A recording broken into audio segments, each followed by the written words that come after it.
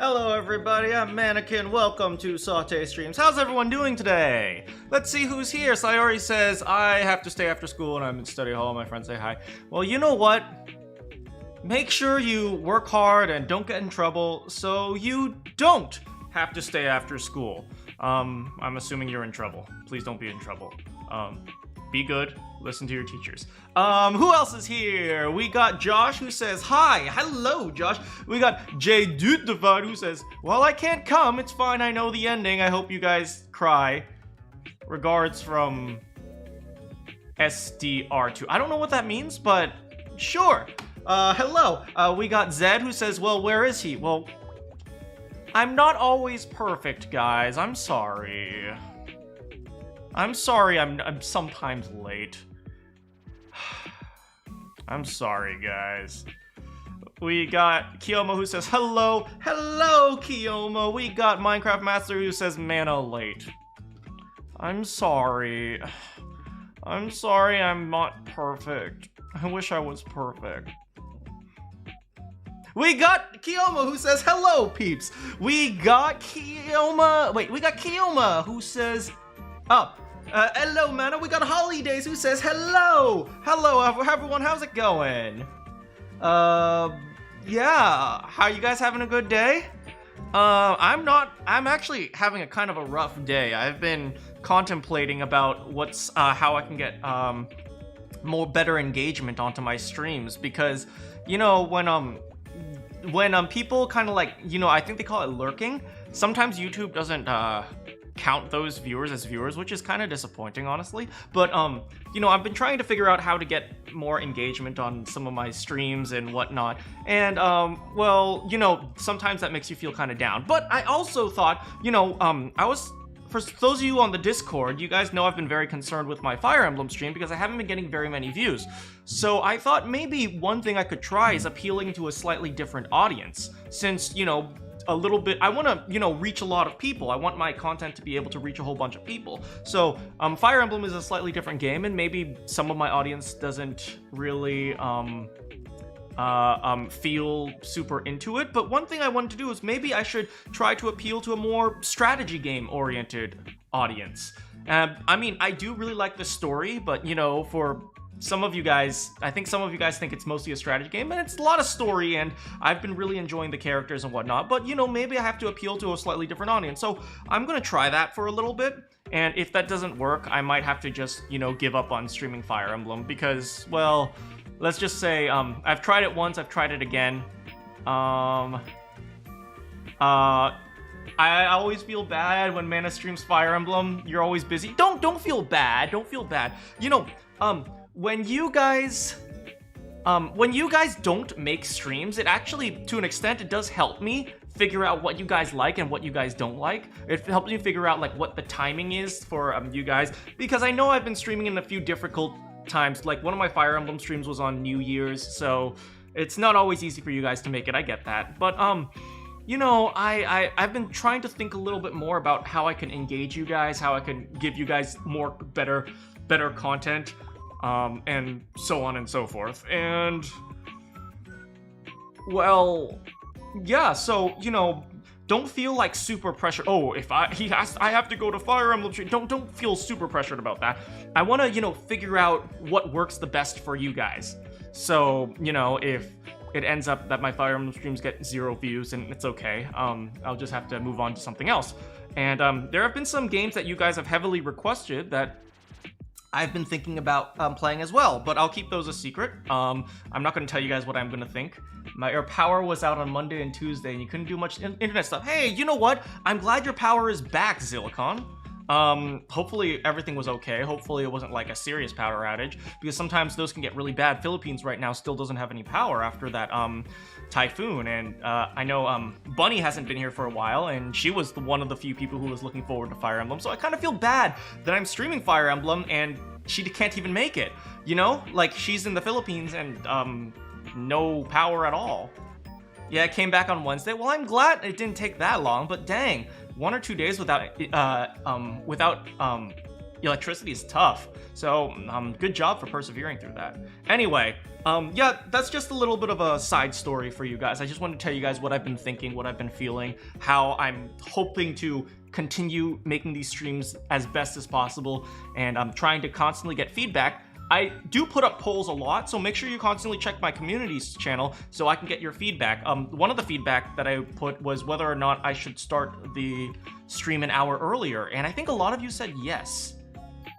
Because I've noticed that a lot of you guys are more active at 3 p.m. for me rather than 4 p.m. So maybe that would be a good time for me to stream an hour earlier.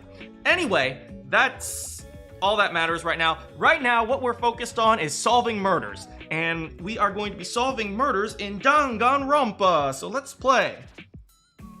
Come on, glasses, glasses! Freaking get back on.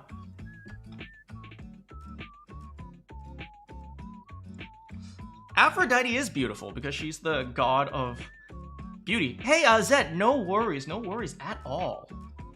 I'm just glad, you know, you guys can make some of the streams. I understand you guys have lives and are busy. You're on mobile, so the community tab doesn't work? Well, you have a Discord, so make sure you, if you can't vote on the community tab, then make sure you write your opinion on Discord. You got a lot of snow.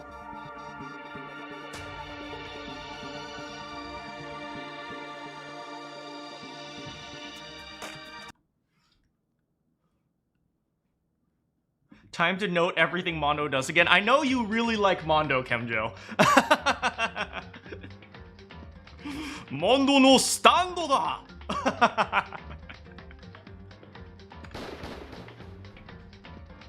Alright, here we go. Can you guys hear? Is it too loud, too soft?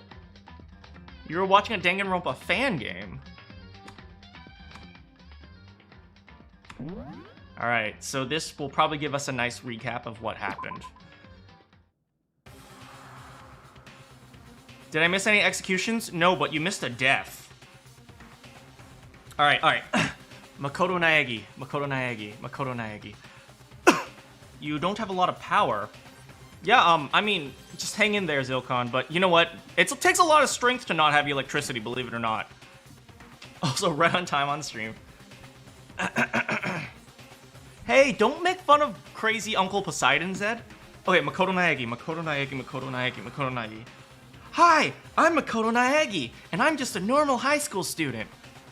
Isn't that right, Leon? It was you, Leon. What? There's no way that could be the case. Okay, I got it. I tried to suppress my screaming, but it was useless. It surged out of me like water from a spring gushing out of the ground. Byakuya, on the other hand. Very strange. Most unusual, don't you think?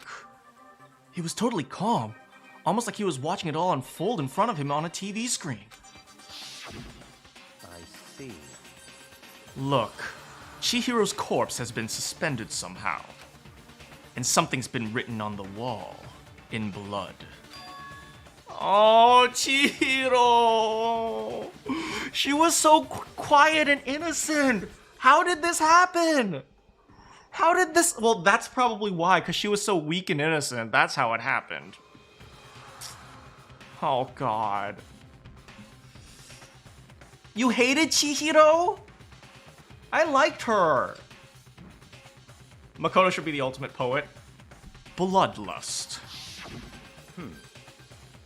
Such a brutal way to kill someone. No, this is beyond brutal. Wouldn't you agree? They killed her. How could it not be brutal? No, that's not my point, he says with a smirk on his face. Freaking Byakuya, can you chill? Like, take that edgelord status and go down by like 5 decibels, okay? That's all I ask. This murder is far too bizarre for an everyday amateur to have committed it. Unlike with Sayaka, this murder was not a crime of passion or necessity. It's almost as if whoever did this did it for fun. You see what I mean, don't you? What? My head was swimming. I was still reeling, too confused to understand what he was trying to say. And before I could even begin to clear my head... What the heck? Hey! I heard screaming! Did somebody... Ah! Chihiro!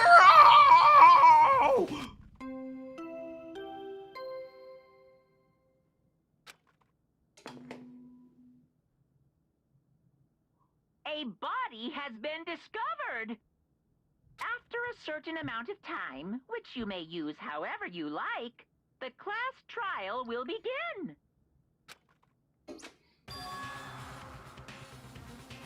What the hell was that? What? Ah, that's right. You were unconscious during Sayaka's, so you don't know about it. Wait, you hated Toko. Oh, I mean, I'm not a big fan of Toko either. It's okay. You remembered a game you really like. It's called... Ah, Your Turn to Die, Kimi ga Shine. I know that game.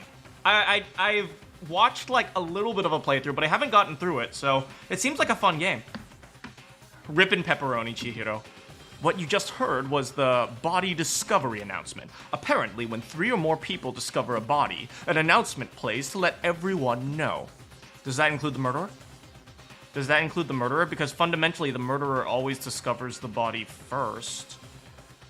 Or maybe that doesn't include the murderer. Wait, that might include the murderer. Okay, this is actually a very important point. This is a very important point, though. Whether or not it may include the murderer is a very important point, because that can actually be used as evidence. Fundamentally, Monokuma is providing us with a certain amount of evidence. I imagine it's so the search for the culprit can proceed fairly for everyone involved. Proceed fairly? The body discovery announcement! Then Chihiro really is... Naturally. Dead, yes. Before you start screaming your head off, go round everyone up. It seems another game has begun. Another life or death game to uncover a killer. Taka bolted out of the locker room. As everyone made their way to the scene, it felt as if no time has passed. It was like my sense of time had just taken wing and flown away. No school tomorrow. Congratulations, but at the same time, make sure you keep up your studies. No slacking off. When I finally came back to myself, everyone had the same look of confusion, fear, and anger. We all just stood there and gathered around Chihiro's body. If someone had to hide a body well enough, how would they figure out the murderer? Well, you have to discover the body first, right? If nobody discovers the body, I don't think you can hold a trial, right? Damn. Oh, Sakura. Damn! I couldn't keep her safe! You know, Sakura looks like a villain, but the way she acts, she seems kind of actually like a good guy. I don't know how to feel about her.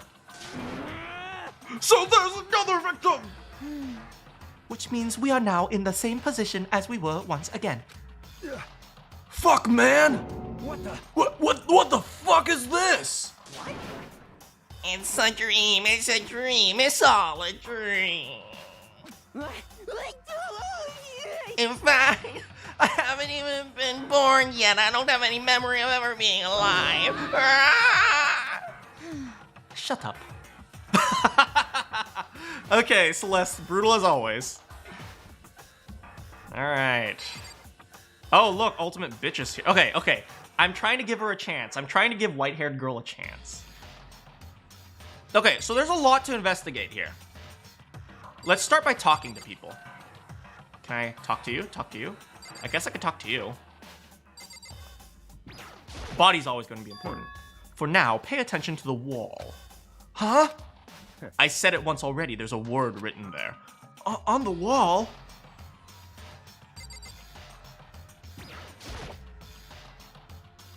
No, there are more important things to worry about right now than a dumb... I think we all realize that there's a word on the wall. Hey, Sayori. I'm so sorry that last stream I couldn't get... it ended up being so late that we couldn't get to Q&A. I'm hoping we could do Q&A this time, though, Sayori. Okay, Byakuya. The word bloodlust is written in On the wall in blood. So... I don't think this is any kind of dying message. I don't think Chihiro liked bloodlust. I don't think this is a dying message. No. I'm about to die. I'd better write the word bloodlust on the wall. Her hands are freaking bound. What did you expect? But you know, that thing about writing bloodlust in blood, doesn't that kind of sound familiar? A murderous fiend who kills again and again using a bizarre and brutal method. I see the picture, I'll check it out later. But I know you have to expect blood splatter, so we'll check it out later. At the scene of each crime, the word bloodlust was written in the victim's own blood. They're like a ghost, suddenly attacking, then slipping away before the police can catch up to them. And what nickname did the internet give this mysterious serial killer? What? Crap, what did we give him? What did we give Genocide Jack? Was it Little Timmy Jimmy or was that Joe Dark? Crap, I forgot! I need to check this right now. I actually have to go onto my stream right now. I need to know what I... Does anyone remember what name I gave Genocide Jack? It wasn't Little Timmy Jimmy, was it? Yeah, Little Timmy Jimmy was for Joe Dark. Okay, let's check this. I'm going all the way to my stream right now. Trigger Happy Havoc. Weeb.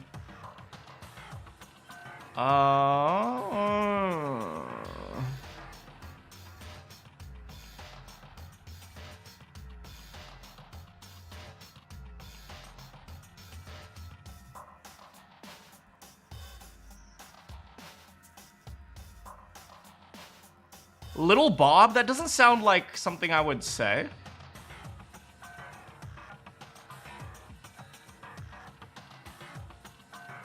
Was it Little Bob?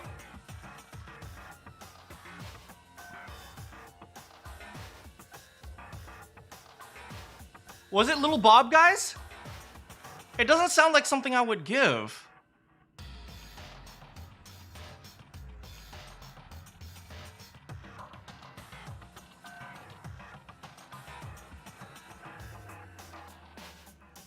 We'll find it, don't worry. I'm going to my stream right now and checking. Here, I think I found it. Okay, the monstrous villain who's... No, that's too catchy. It's gotta sound stupid. Monstrous villain whose bloodlust won and disappears without a trick. And that's about couples like on the internet they started calling him Itty Bitty Bob. Oh, Itty Bitty Bob! Itty Bitty Bob! It was Itty Bitty Bob! Okay.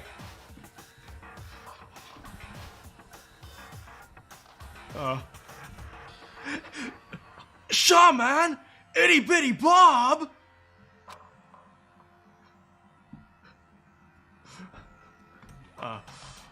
Itty Bitty Bob, the murderous fiend whose grisly attack. I have a feeling I can't keep this up because they're gonna call it Genocide Jack. I don't think I can keep this up because eventually they're just gonna... You were right on the Bob part, that's true. Eventually, I feel like the voice actress would say Genocide Jack, so I don't think it would work. Okay, we're just gonna call him Genocide Jack because I know that the trial is voice acted, right? Okay. If the trial's voice acted and they say Genocide Jack, then it just wouldn't be consistent, so... I only know Itty Bitty Bob. We'll call him Itty Bitty Bob until we can't. You mean Itty Bitty Bob? No, Genocide Jack. Oh, of course. The murderous fiend whose grisly attack were famous all across the country. Sorry, Itty Bitty Bob. The ultimate murderous fiend. The ultimate murderous fiend? The ultimate murderous fiend? Excuse me, Makoto? The ultimate murderous fiend. creating a reputation of abnormal, downright cruel killings. What is this? Then, is this some kind of copycat killer trying to imitate Itty Bitty Bob? Genocide Jack. Oh, a Genocide Jack style? But why would anyone do that? Perhaps it's the work of the real Genocide Jack. Don't you mean Itty Bitty Bob? No, Genocide Jack. The real? Are you saying Itty Bitty Bob? Genocide Jack. Genocide Jack is here in the school. No way! There's no way. But going so far as to write bloodlust at the scene, I am surprised at their stupidity. I can't imagine a worse situation than dealing with a stupid murderer. What is it now? Toko! Hina was pointing towards the entrance to the girls' locker room. Toko was the last to arrive, but she was just standing there. Oh, doesn't she have, didn't she say she doesn't like blood?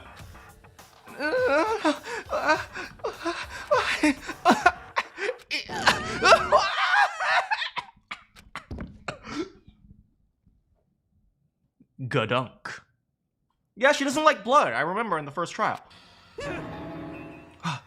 She fainted, man. That doesn't sound good. Toko! Hina rushed over to the collapsed Toko and started trying to shake her awake. She's blood phobic. Yeah, that's the word. Toko, are you okay? Come on, wake up. Oh, that's right. I remember she said how she faints anytime she sees blood. Oh, so she is blood phobic. I imagine she does not want to watch too many horror films then. This, technically isn't a violation of the rules, right? I mean, she technically passed out somewhere besides her room. No, I think it should be okay. The regulations prohibit sleeping, like, on purpose. Does anyone really sleep on purpose? You kind of just fall asleep, right? So since she didn't faint on purpose, it doesn't count. Gotcha. Just a second. Toko, can you hear me? You gotta wake up. As if she heard her, Toko suddenly shot awake. As in, she literally jumped from where she was laying. It was such a strange reaction. I was at a total loss for words. She leapt up straight into the air, changing her stance as she did. In no time flat, she was just standing up. What the hell? I can imagine she just like gets up like straight. Like, you know how in the cartoons they just get up right from their feet and go whoop? Hey, how's it going, Odd Stickman? Ignoring the physical contortions she had to go through, her motions were totally haphazard. Huh? What? Sorry about that. I was just so shocked, you know. It happens. Was I the only one? Toko, are you okay? I'm fine. I'm fine.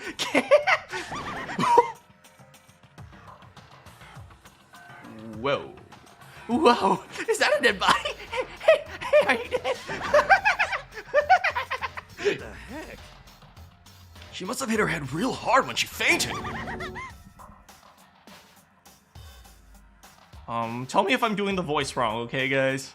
The world has a front and a back, a top ending and a bottom ending, a sea of truth and a web of life. This is quite concerning. I mean, she sounds completely different. No, everything's fine. At least the stutter's gone. That's a good thing, right? I see. It is clear to me that everything is not fine. Your eyes seem strangely vacant. It might be best if we take her back to her room for the time being. So, I don't mind taking her, but could someone help me? If you need help, Not Hifumi. Taka, could you help me? She totally ignored me. Very well. You take care of the girl and the rest of us can begin the investigation right away. I can assume nobody has a problem leaving Sakura and Mondo on guard duty again. Hold on a second. Rushing to an investigation?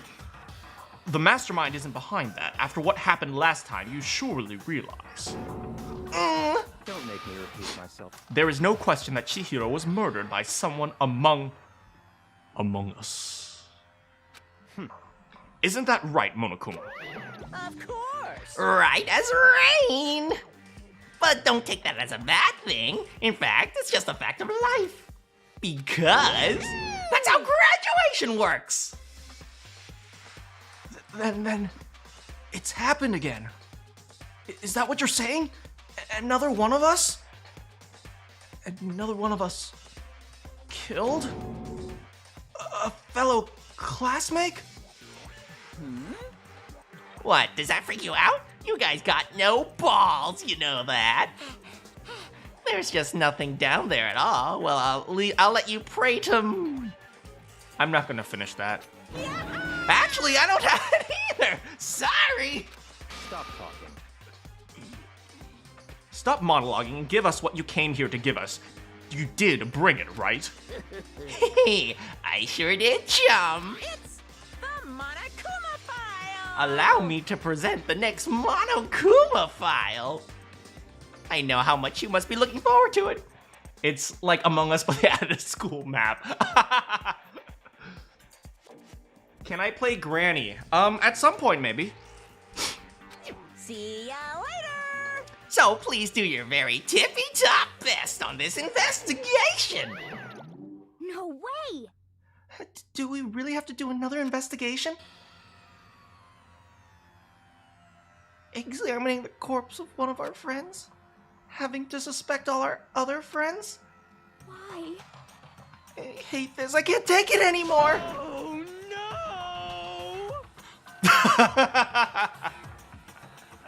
Sure, man.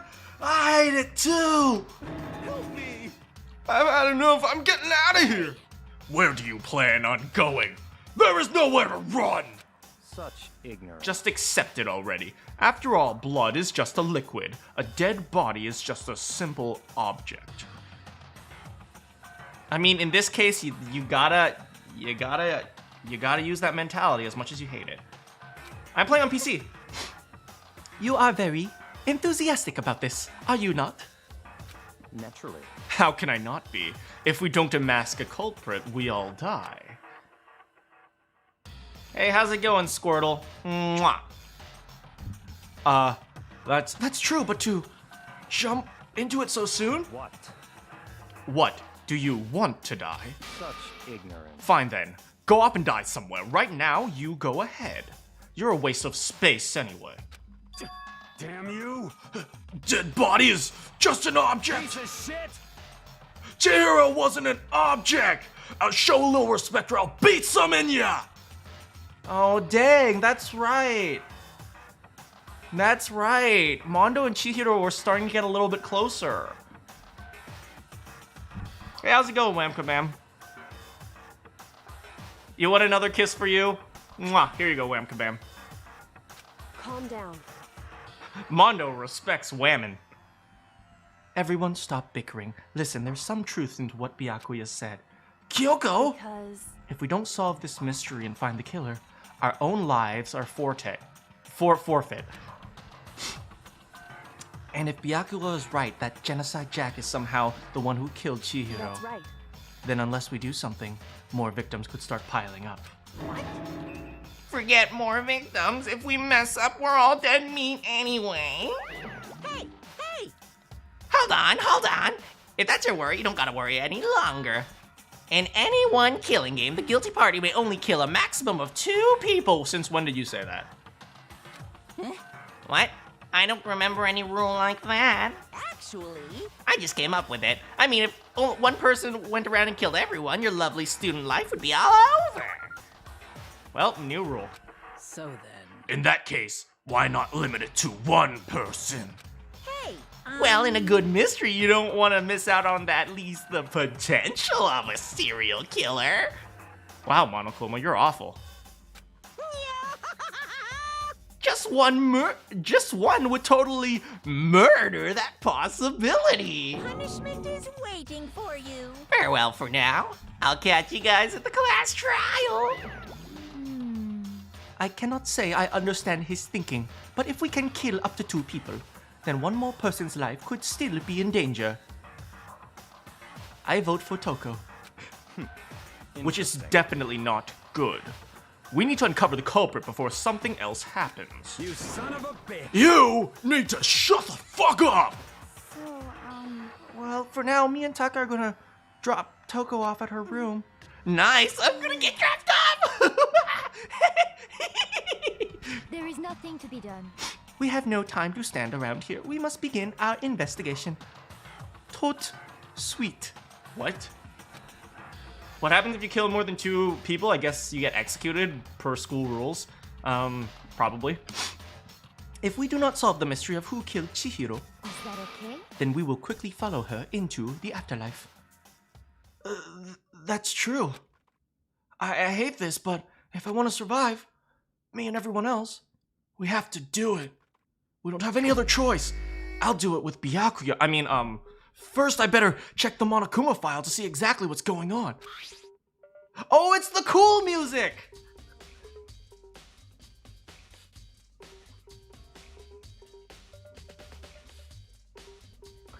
The victim was Chihiro Fujisaki. Time of death is estimated to be around 2 a.m. Body was discovered in the girl's locker room on the 2nd floor of the school. The cause of death was a blow to her head with a blunt object. She was killed instantly. That's all it says. Well, it's not like there's any point in complaining. No matter what, I gotta do what I gotta do. Monokuma file number 2. I guess number 1 was for, what's her name? Sayaka. Do you have a second? Huh? Did you need something from me? Naturally. Of course. Life without purpose is quite dull, you know. So what do you need? I'm gonna let you cooperate with me during my investigation.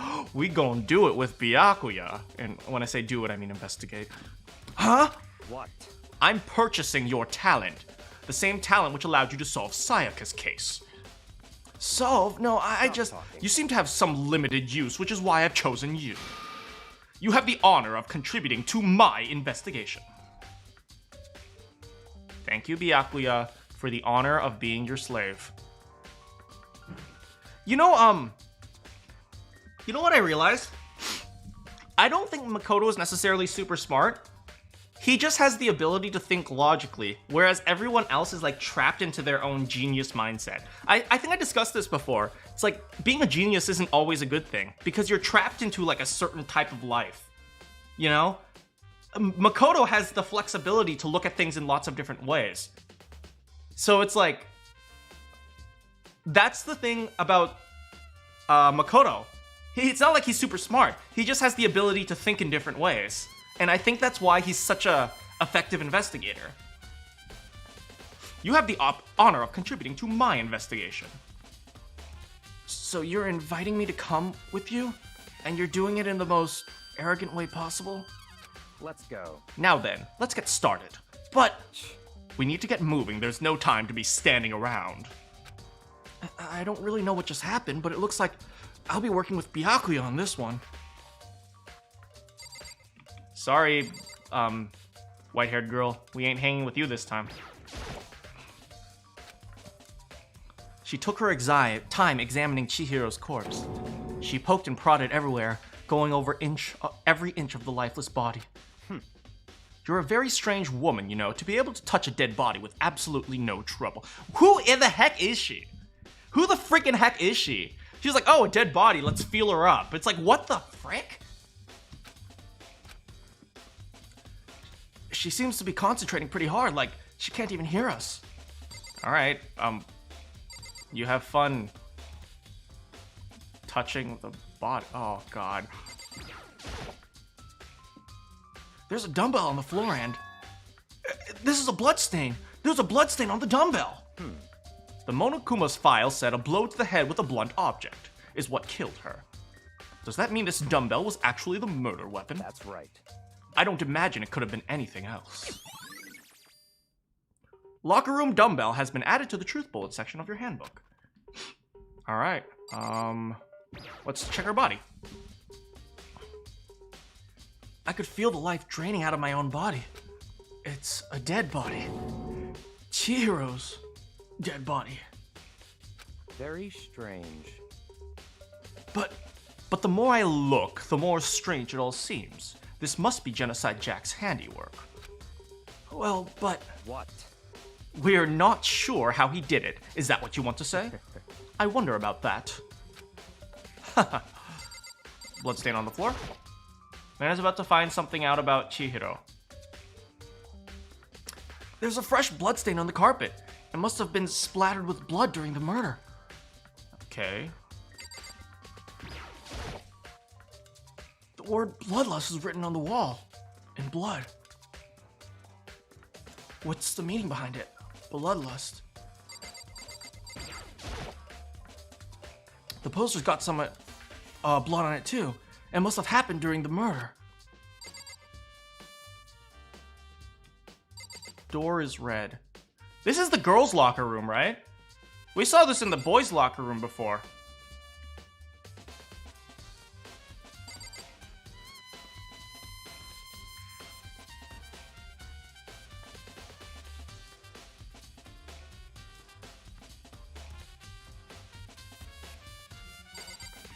Huh. Why? Why? Why? We saw that in the boys' locker room before. It's Yukio.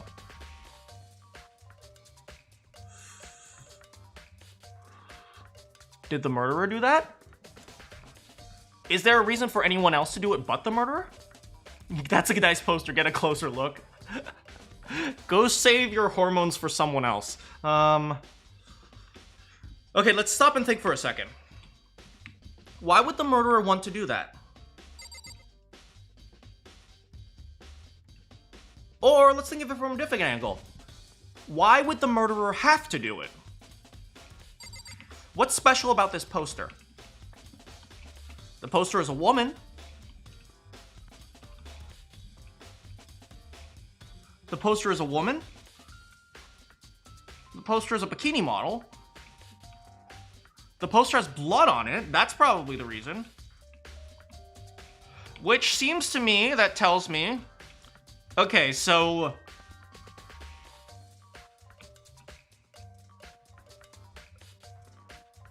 Okay, there's... Which means that we have to talk to two... Oh, yeah, I'm creating a plan for this investigation. Two people we need to talk to are Aoi and... Sakura. And Sakura's right here. Because they use the locker room a lot. I use this locker room all the time. Now it's become the site of Chihiro's death. Why was she killed in the locker room? Actually, if you think about it, she could have been somewhere else, killed somewhere else and then carried here. She was very light, that's true. It wouldn't be hard for someone to carry her, but still. I think she came here on her own, by choice. Why do you say that? She'd been talking a lot lately about how she wanted to get... Very observant. Oh my god, Chihiro's a boy.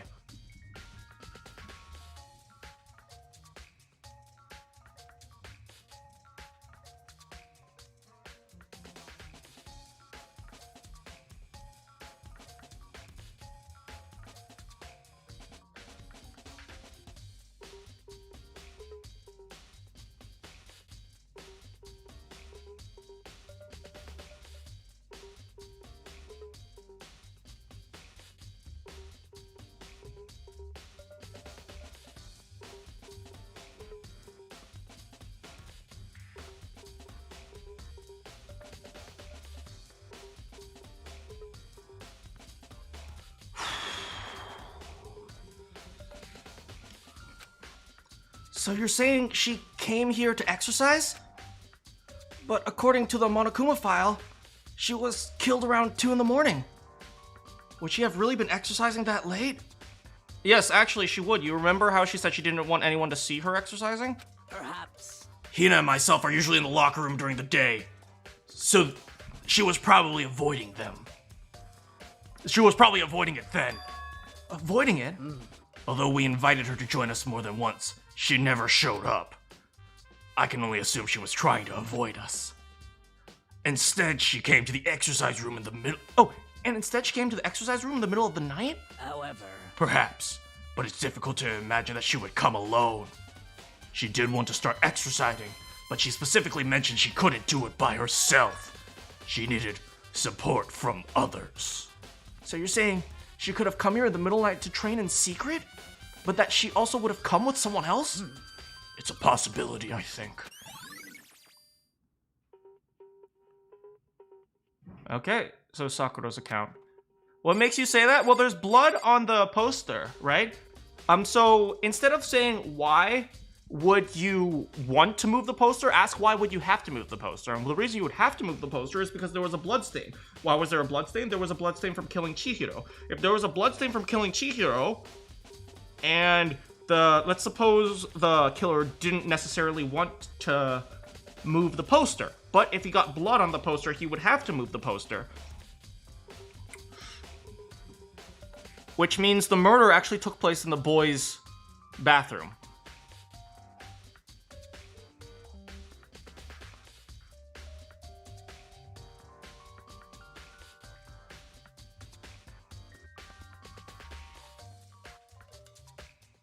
Why is Mondo hiding?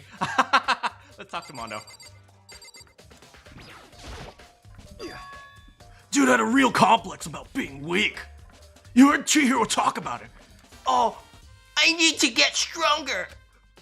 Yeah, I do remember she said something like that more than once. Sure did, which I guess it explains the trip down here. But did she really need to get stronger that badly? You already mentioned it, but she was a girl after all. Most girls aren't that strong. I don't know, man. I haven't really thought much about that stuff. The cause of Chihiro's complex. I can't help but wonder what it might be. Mondo's account has been added to the Truths Bullet section of your handbook. I have to stay quiet. I hate how I know all the spoilers. I'm starting to get it piece by piece. I don't know if that means the culprit is the boy. Right? Because if the culprit was a boy, he'd still need to find a way to get into the girls' locker room. Right?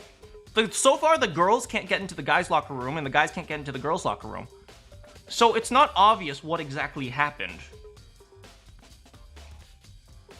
Right? Could Chihiro have been murdered on the guys' locker room side, and then thrown out, and then a girl moved her in here?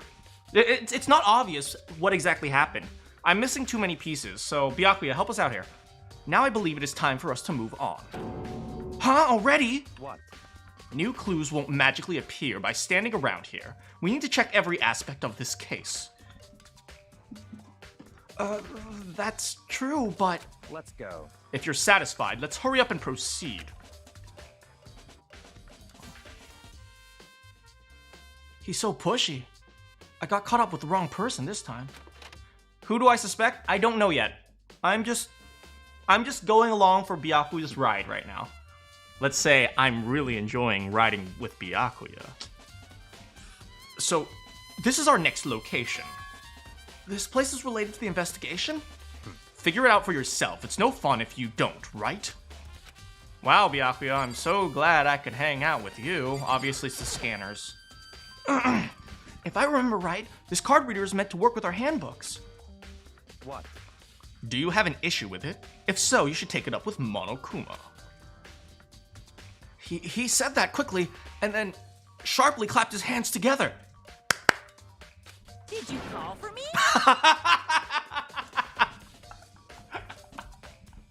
Damn! He's got Monokuma on speed dial. Has he been domesticated? That's right. You heading out, Josh? Thank you so much for stopping by. I hope you can come back for the conclusion. It seems that Makoto has a question for you. You need something? Sure, what's up? Well, it's about this card reader. Yep. Yep, the card readers have been designated to interface with each of your handbooks. Oh, hey, Kaden, how's it going? We're investigating a murder. You can only enter one locker room corresponding to the gender listed on your individual handbook. And it's impossible for two people in a row to go through while the door is unlocked, correct? Unbelievable. Unbelievable. Byakuya is really... Basically, Byakuya's superpower is he's rich. If there was some sort of erotic terrorist on the prowl, the ceiling-mounted Gatling gun would initiate a Swiss cheese slaughter. And the school regulations prohibit anyone from lending someone else their handbook. Of course. Correct. So then, that means only girls can go into the girls' locker room and boys can only go in the boys' locker room? Makoto, get a clue as to what Byakuya is trying to say to you. He's not saying that at all. In fact, he's saying the opposite. In other words, Chihiro's body being found at the girls' locker room means... Hey, Makoto, I can see right through you. See right through me? Did I develop superpowers? Allow me to tell you what you're thinking. Since Chihiro was found in the girls' locker room, the killer must have been able to get there. in other As words- such, the killer must be a girl. Did I get that right? Such ignorance. Good lord, you're simple. For once, I agree with him. But am I wrong? Yes! You should pay closer attention to the regulations. The answer has been right in front of you this entire time. Loaning your EE handbook to another student is strictly prohibited. Only the act of loaning a handbook is prohibited. Borrowing someone else's is perfectly fine. Not exactly how I would phrase it, but I get what he's saying. You can steal it.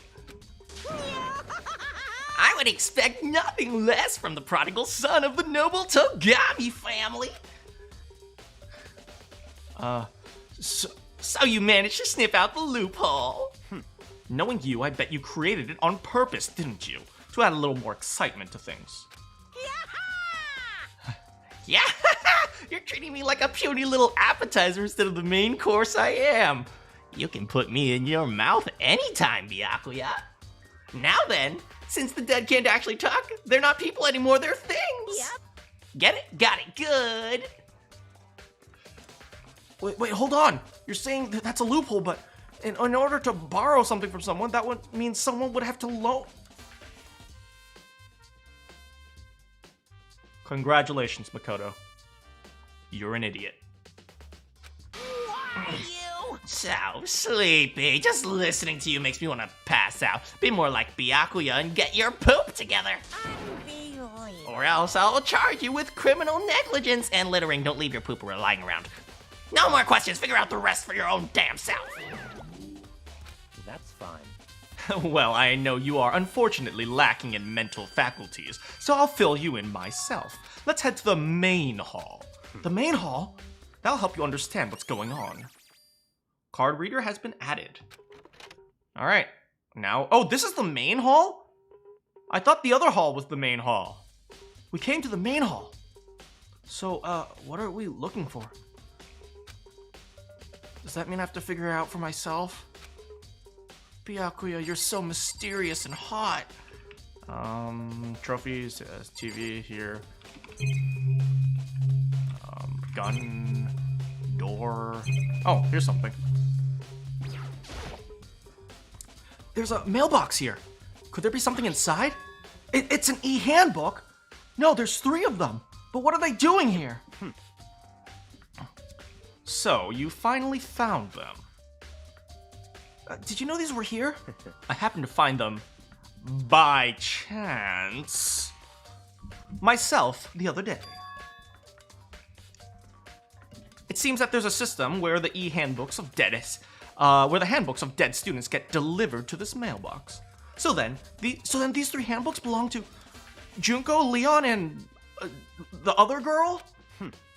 You can go ahead and confirm it yourself. I immediately turned on one of the handbooks, and when I did...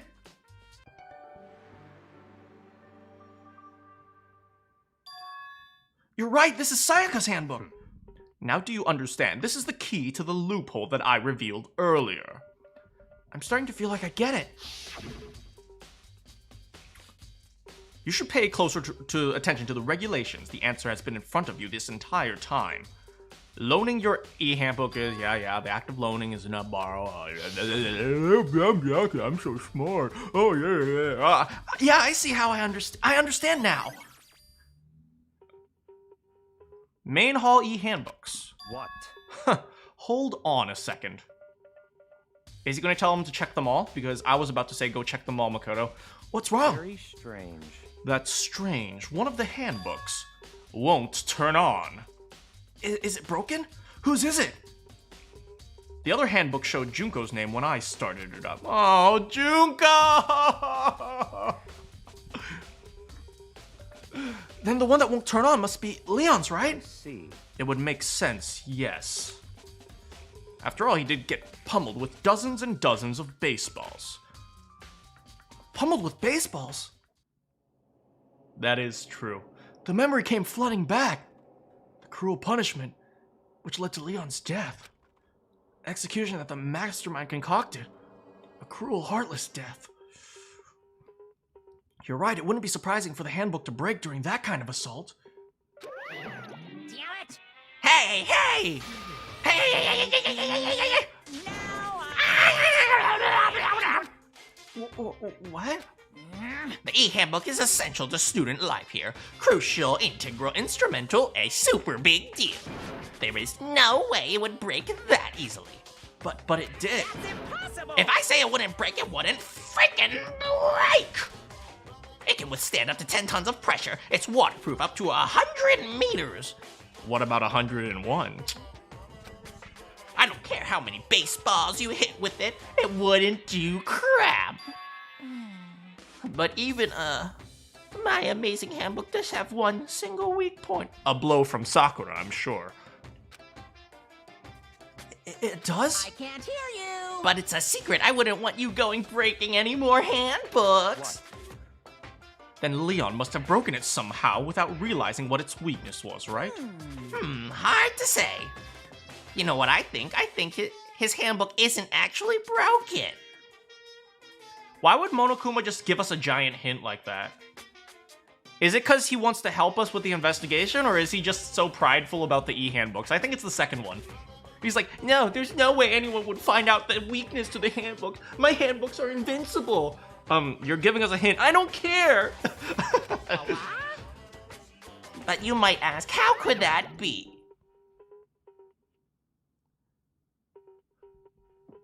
Leaving the question hanging in the air, Monokuma disappeared. Monokuma sometimes gives these kicks.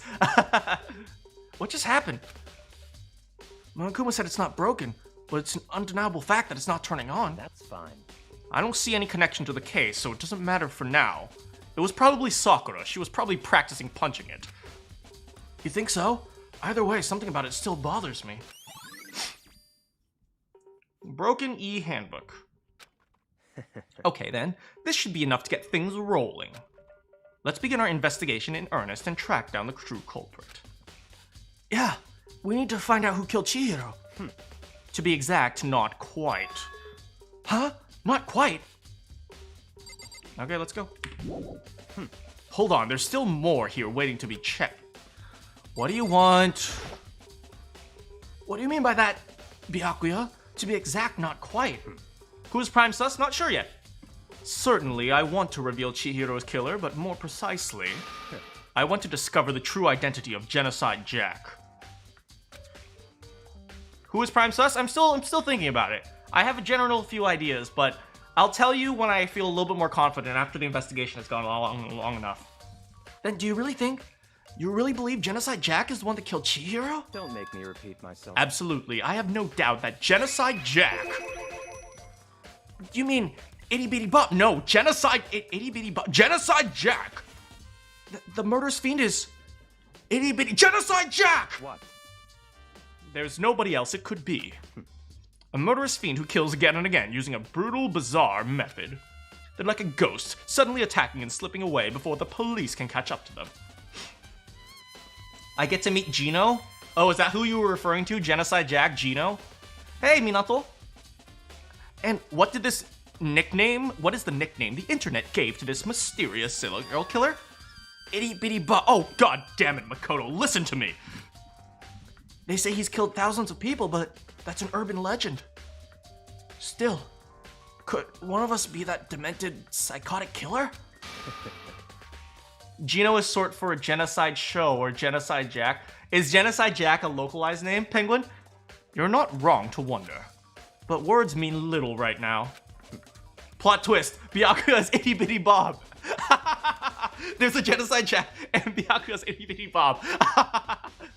I have something that will prove it and I can show you. Can we just go? Can we just leave? What do you want?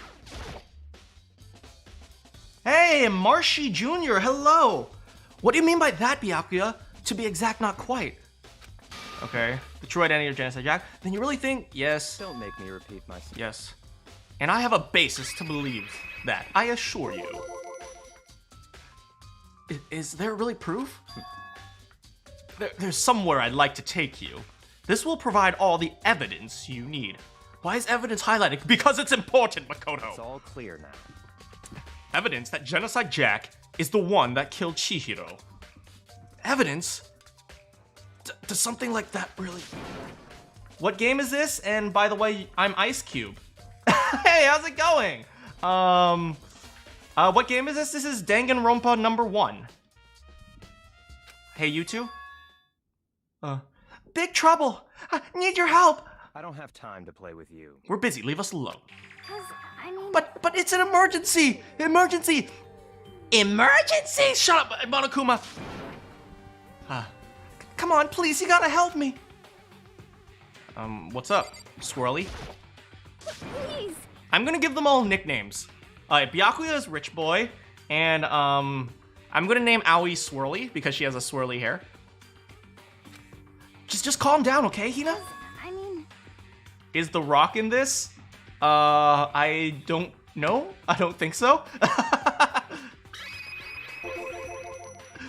An emergency, what happened? Well... Something's wrong with Toko. She's acting super strange. Well, I mean, she was acting pretty strange earlier, right? What should we do, Byakuya? Very strange. Since it is Toko, I must admit, I'm intrigued. She's like a wild animal, fun to toy with. I suppose we could take 1 second to see what's going on, but no more than 3. Are you sure? Don't make me repeat myself. He's sure. I didn't expect that. I thought for sure he'd just say no, and that'd be the end of it. Yeah! Okay. Come on, hurry! Sus, she's sus. She is a little sus. Let's go. Looks like she's headed to the dorms, to Toko's room most likely. I am swoop cool. Thank you so much, Marshy. You're right. Also, welcome to the stream, by the way. No, not Hina, Toko. I don't think she means Hina, I think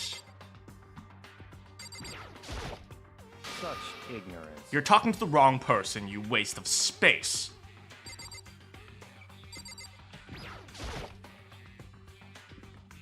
Is Toko inside? Some kind of emergency? Okay, I guess you. You guys are too slow. I think you're just too fast. So what is this emergency? Well, after what happened in the girls' locker room, we left Toko in her room so she could lay down.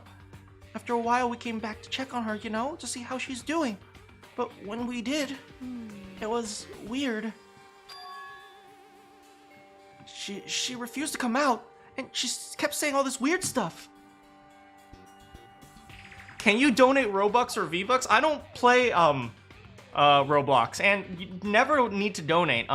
If you ever want to support me, all you need to do is share my streams and like and subscribe. That's all you need to do. It's absolutely free. But thank you so much, Marshy. Yeah, don't ever worry about donating. Just share my streams and subscribe. That's all I could ever ask for. Weird stuff. That's fine. We should try talking to her ourselves. Yeah, good idea. That's what I just tried to do. May as well give it a shot. The door swung open, slowly and silently. Uh-oh. Holy crap! It's a girl with glasses! I've never seen one before! An aura of negativity flowed out from behind the door, almost like she's a normal high school girl. What? Nothing. It's just that Hina was really worried about you, holding yourself up in your room. Leave me alone. Yeah, sure thing. but could you open up just for a second? Won't allow it. Huh? Won't let Genocide Jack have control. You can't be serious. You cannot. You cannot be serious. Oh my, you cannot. You cannot. Oh my god.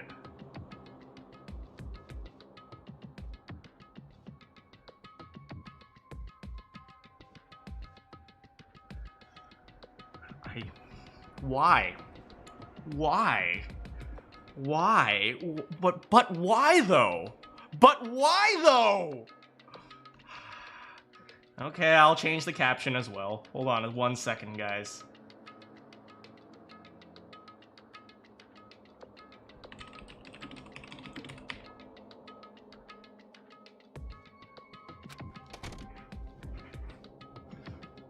And just like that, she slammed the door in my face. What was that?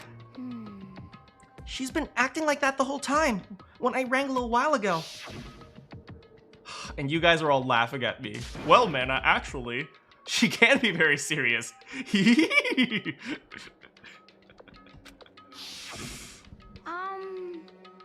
It doesn't make any sense, right? I was afraid to leave her alone, so I tried to bust down her door. What? But it felt like something was holding it shut on the other side. I couldn't even budge. Toko was scared enough to even bar her door? Does she think the same thing as Byakuya? No, Makoto. Oh my god. How stupid can you be? Does she really think serial killer Genocide Jack murdered Chihiro? Is that why No, that's not what she thinks! Is that why Toko's scared? Whatever it is, I'm really worried about her. Isn't there someone who might be able to persuade her? Scooby-Dooby like. Okay, Byakuya, you're the FBI. Hey, Byakuya, you think you could ask her? To come out of her room, I mean? That's fine. Sure, whatever. You're gonna talk to her? Byakuya, wow, you can be nice when you want to. Byakuya stood in front of her door, not making a sound, and pressed the doorbell. After a few moments... What do you want? Just leave me alone. You're all so annoying. Black. It's Byakuya. I'm sorry, I couldn't keep our promise. What's the game rated? I think it's an T game, or is it an M game? I don't know. But don't worry, never again. I won't let Genocide Jack have control ever again. Do we have a classic dissociative or bipolar personality disorder serial killer here? Oh my goodness. And with that, the door slammed shut. I wish I had as much hope in him as you do. Even Byakuya couldn't pull it off. There's nothing else we can do. Get back to the investigation. Hold on! Byakuya, what was Toko talking about just now? Something about a promise? What? Huh. Oh, I have no idea. Another one of her delusions, I'm sure. But... Stop talking. If I say I don't know, that means I don't know. Just let Hina, this stupid wild animal, take care of the other wild animal. Okay, yeah, I'll stay here and keep an eye on her. Makoto, I can be a really wild animal if you want. Let's go. Well then, let's go. Without waiting for a reply, Byakuya sped away. I hurried to catch up. I tried talking to him several times as we walked. But he didn't even look back, let alone say anything. He just kept on walking towards his destination. Finally, his feet brought us to a stop in a certain room. There it is. The library. Come on, let's go in. She's another serial killer with did. What do you want? Is the evidence that proves it was Genocide Jack really in the library? Don't make me repeat myself. Don't make me say it again. If I remember, on the other side of this door is the archive, right? Hurry up and go inside. Oh, here? Let's go. It'll all make sense what's here inside. Of course, because you've been preventing us from getting in here since the beginning.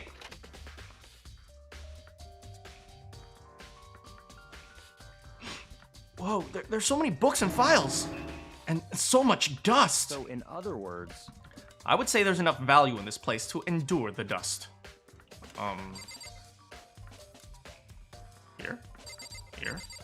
Here. The shelf is stuffed with tight files. He's gonna kill me? There's no way he would kill me right now. Everyone knows we're hanging out together. Without thinking about it, I picked one up at random. Ah, you have a sharp eye indeed to select that file. Huh? that's right. That's a report on the presidential assassination. The original is kept at the National Library. It won't be declassified for another 30 years. Are you sure you want to look at it now? There's no telling whose crosshairs you might wind up in for peeking at it. Without making a sound, I returned the file to the shelf.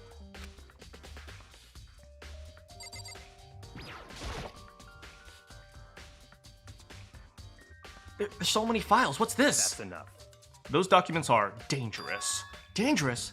They detail the people who control the world from behind the scenes. Dangerous truth for a commoner. You mean like the members of the Diet or something? No, I mean the ones with real power. The Illuminati controlling everything from the shadow. Oh god, I said their name out loud. Oh my god, hi. If you're ready to be disappeared for it, take a look. There are some very interesting people there. You're kidding, right? Am I? I'll just let it go for now. There's a ton of thick files stuffed into the bookshelf. If you're thinking of looking through any of them, let me give you a little warning. Those are filled with graphic, disturbing photos from all kinds of crime scenes. It's the kind of thing any normal person wouldn't ever want to look at, so be careful. Huh? What do you mean? All those files, there are investigation reports related to different cold cases. These are internal documents for police eyes only. They're not anything you'd expect to leak. You like my Byakuya voice? Thank you. I like the Byakuya voice too. It's a little bit like Edgeworth, but Edgeworth has a little bit stronger of an accent. You didn't miss anything. We're investigating the library. Anything else? Lamp? It's the lamp! The lamp did it! It's a desk lamp. Oh yeah, it's the same one I saw Byakuya using earlier before. What? Byakuya's their favorite character? You mean the ultimate rich prick? Do you have a problem with that lamp? It was here before, then I moved it over there. It's too dark over there, so I thought I'd put it to good use. But more importantly, money. There's a wooden box. It's empty. Although, judging by the smudges and the dust, it looks like there was something inside. I wonder what it was. There was an extension cord plugged there. It proved to be very useful when it was in the library. An extension cord? So, are you finally beginning to understand the true splendor of this library? The entire reason I was interested in this library is because of this room right here.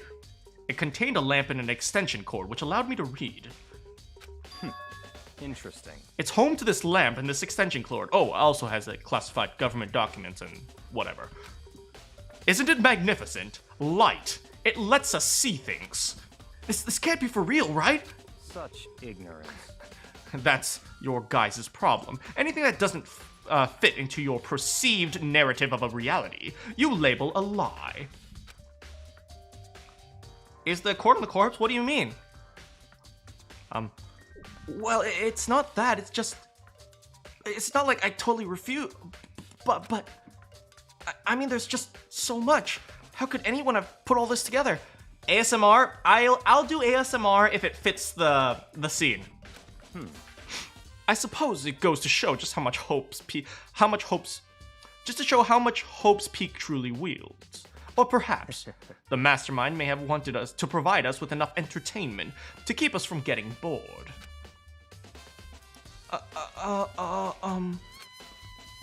It's no use. I can't keep up with all this. It's just too unreal. What's wrong? You still can't believe it? What about you? How can you believe it so easily? Things like that are usually impossible. What do you mean usually? Usually, normal, ordinary, simple. Those things don't exist anywhere in the real world. If you don't understand what they actually represent, you don't have any understanding of the nature of anything. You don't pull your punches, do you?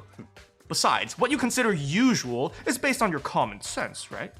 Based on But what makes you think your own common sense applies to me at all? The documents gathered here are genuine. I have reviewed them multiple times. There is no doubt. Hold on a second. You've read these documents more than once? But this has to be like top secret confidential stuff. So why? My family has a reading room just like this at our home. Ours is bigger, of course, and not nearly as dusty. You see, I'm rich. Of course you do. I bet you like Sniper Wolf. I mean, I'm okay with her. I don't like go out of my way to watch her videos, but I've seen her around. She doesn't seem terrible. Huh? Am I your favorite subscriber? Well, you just joined, but everyone is my favorite subscriber here. The members of the Togami family have access to any variety of government-related documents. That includes foreign powers as well as domestic. How is that possible? So in other words, I already told you there's a secret council that controls the world from the shadow. My family is a member of that council. And I have with me the bloodline that will allow me to one day bend your world to my will. But to become such a ruler, I must know all levels of this world backwards and forwards. So whenever I have time, I like to review whatever documents and materials that interest me. Which is why I can proclaim without a doubt, the materials gathered here are the real thing. This is beyond believing or not believing. Byakuya is actually starting to scare me more than the actual mastermind.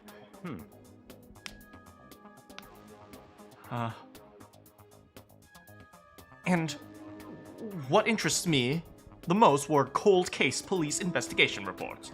Reading through those reports was always a little hobby of mine.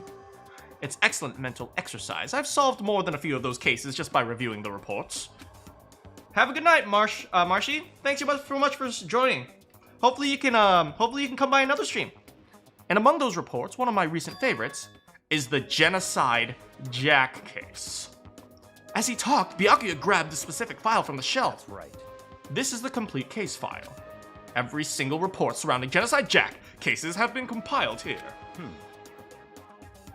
Because there are so many, allow me to quickly summarize the main points.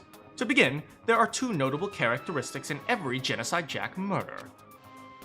The first characteristic is that every crime scene, the word bloodlust is written in the own victim's blood.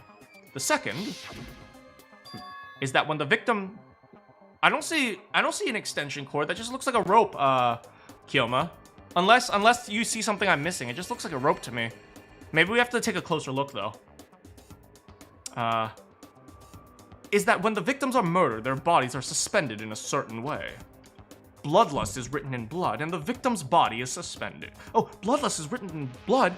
The victim's body is suspended? It's exactly the same thing as what happened to Chihiro. Save your surprise. The best part is yet to come. For the second characteristic, where the victims are suspended, the only ones who know that particular fact were the members of the police or higher up. By all accounts, nobody in the media ever found out. Let me get this straight. There have been a million bazillion cases involving Genocide Jack, and every single time they've been crucified, and not a single person in the media knew about it. Dang. Fake news, am I right? Huh? In other words, nobody on the news, or should I say, fake news, nobody online, nobody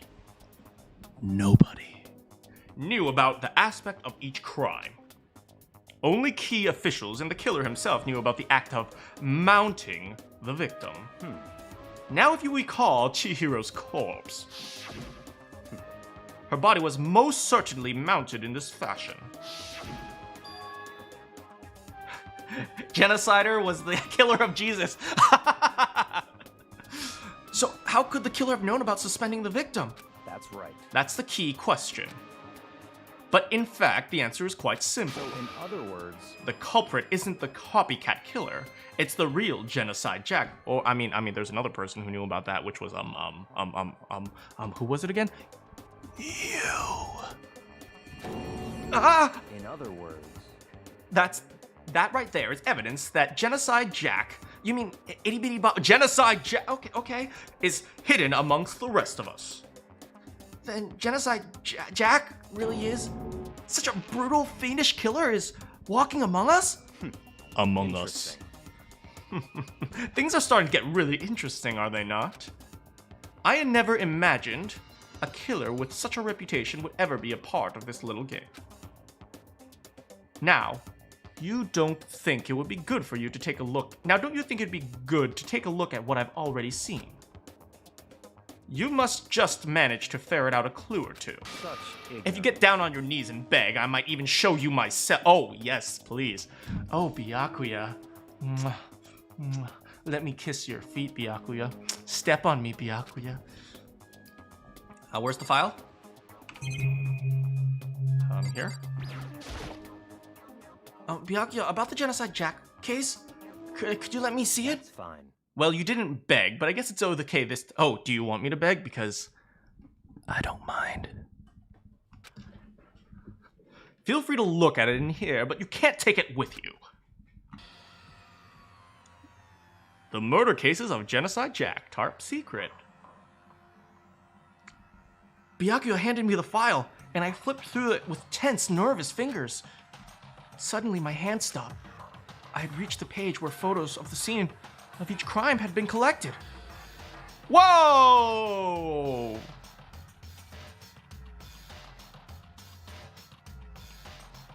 But the scissors, though. Ken Harada, office worker 32. The murder took place in the parking lot of the victim's apartment complex. The victim suffered multiple stab wounds across the body, believed to inflicted by the same scissors that were later used to attach the victim to the wall. It's not exactly suspended in the same fashion, is it? Right? Same thing, right? Multiple stab wounds across his body, believed to be inflicted. So, the MO of murder is off, the MO of hanging is off. They drank a lot of Pepto-Bismol, that's for sure. Oh, the MO of killing is off, it's stabbed with scissors. The MO of hanging is off. Stabbed with scissors. Which is, well, stabbed with scissors. The scissors in murder were used, so if you see right here, it says the scissors used in the murder were apparently custom made. Okay, so it's not even any type of scissors, it's like specific scissors.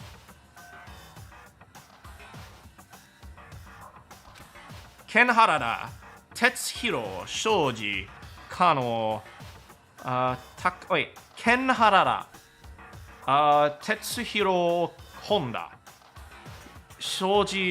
Shojigaku, Kanno Issei, Takeshi Yoshida, Komatsuna Taro, Takefumi Gono, Uchida Naohisa, Takeshi Masamune, Yuto Yumejima.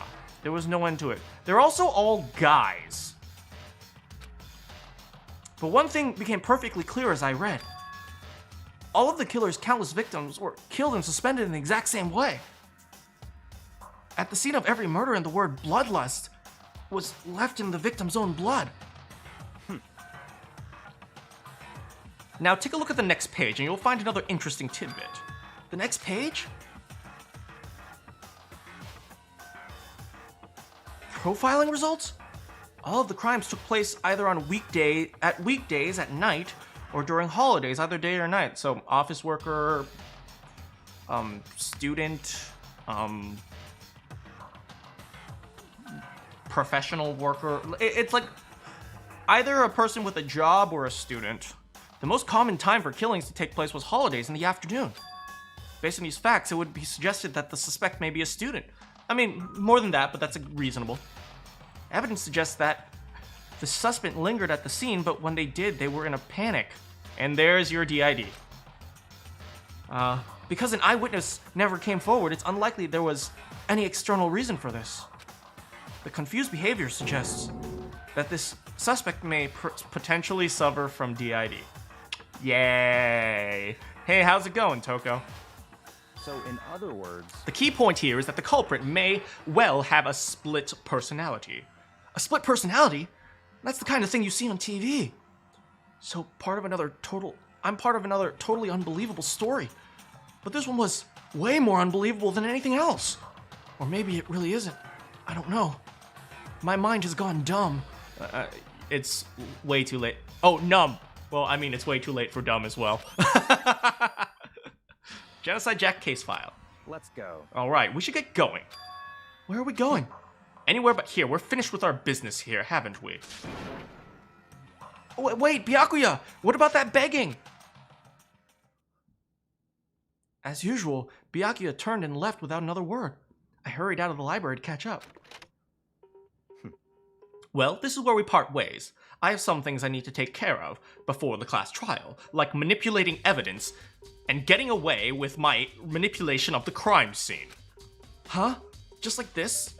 All of a sudden? I don't have time to play with Come you. on, enough of your annoying misapprehensions. I'm obviously trying to blame this on Toko, when really it was I who manipulated the crime scene. Did you really think we'd be together the whole time? Take responsibility and do it for yourself. Move on your investigation forward on your own. Goodbye. Well, goodbye. And just like that, he was gone. Just as quickly as he asked me to join, he'd cut me off. In the end, I felt like I was just some plaything getting tossed around. At the same time, I uncovered something really important clues thanks to him. Little Timmy Jimmy. Genocide Jack! I'm so sorry. Genocide Jack. Is he the one that killed Chihiro? And that murderous fiend? Is probably Toko? But who is it? I have to find that out no matter what. And to do that, there's somewhere I have to go to investigate one more time. I have to go back to the crime scene, the girls' locker room. I should check the boys' locker room too. And the others might have come up with some info that I might find useful while I'm at it. Oh, it wasn't Little Timmy, Itty Bitty Bob. I need to find out everything I can. Okay, looks like we're finally done getting pushed around with Byakuya. With that, I'm going to take a quick bathroom break. We're going to continue our investigation, and then we're going to have a bit of a class trial.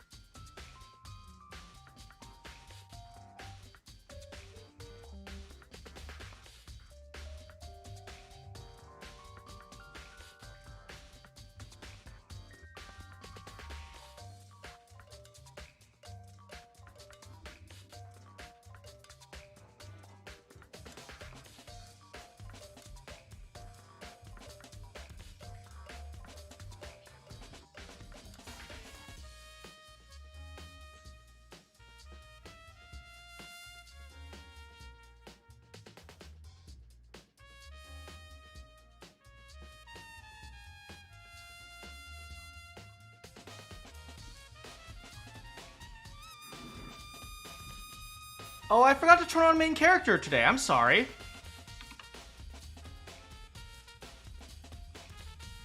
I'll turn it on right now.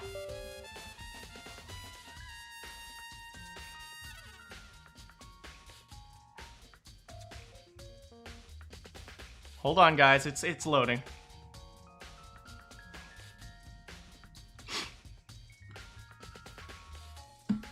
Thanks for trying to flush my toilet, Josh. Alright, it should flush now. Alright, here we go, guys. I'm back.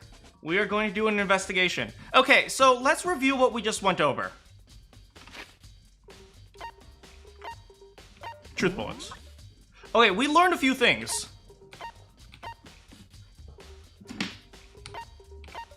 Okay, we learned a few things.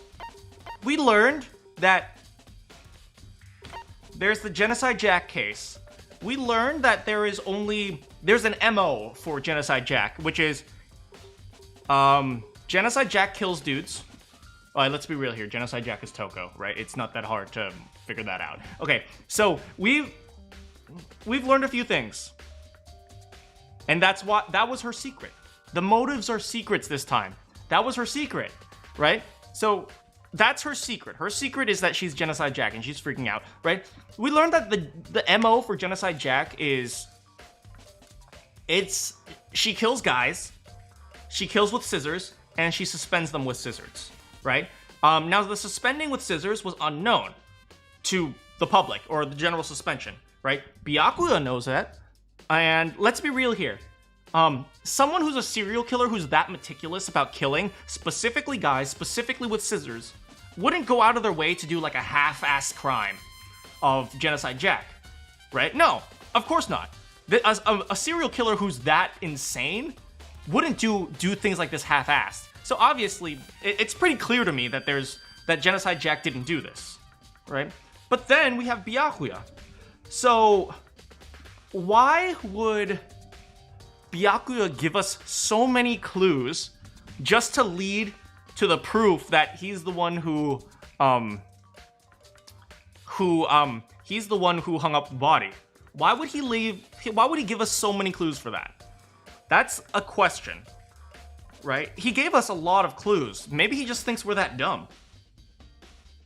I don't know, but we'll have to see.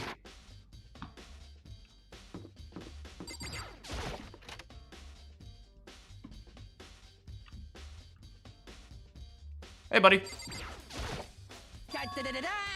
Ding ding ding, Hifumi has discovered evidence revealing the identity of the culprit. I feel as if... Another stat increase for me. Evidence, what did you find? I cannot reveal that just yet. I'm sure of it. But I guarantee you that what I found will steal the killer's breath from his lungs. Are you sure about that? Oh yeah, Miss Ludenberg said she witnessed something worthwhile too. Really? What did she say? Well, She refused to tell me. It's like when a girl bullies the boy she likes, right? The warehouse by the dorms. She was there, but at the same time not...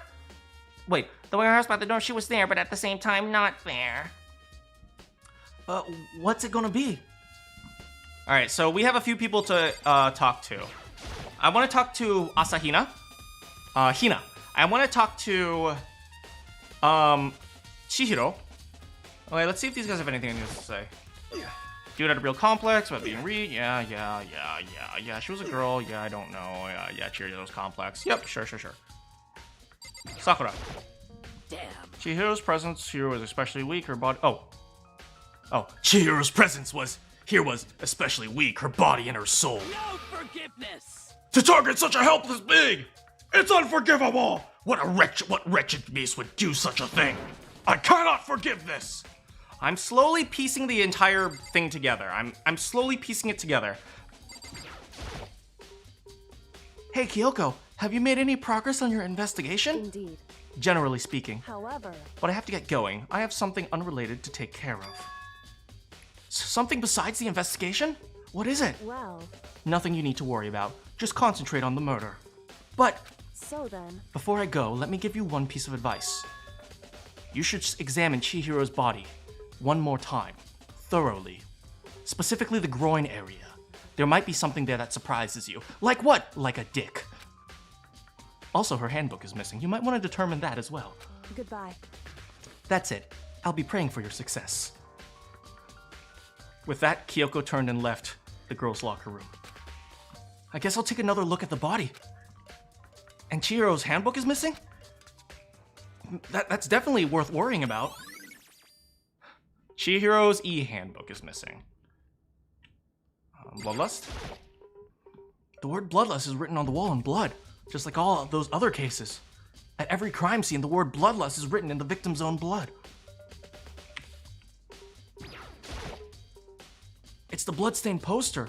The blood is the most noteworthy part, but this big-breasted swimsuit model is pretty noticeable too. A girl's locker room doesn't even seem to be the kind of place you put this thing.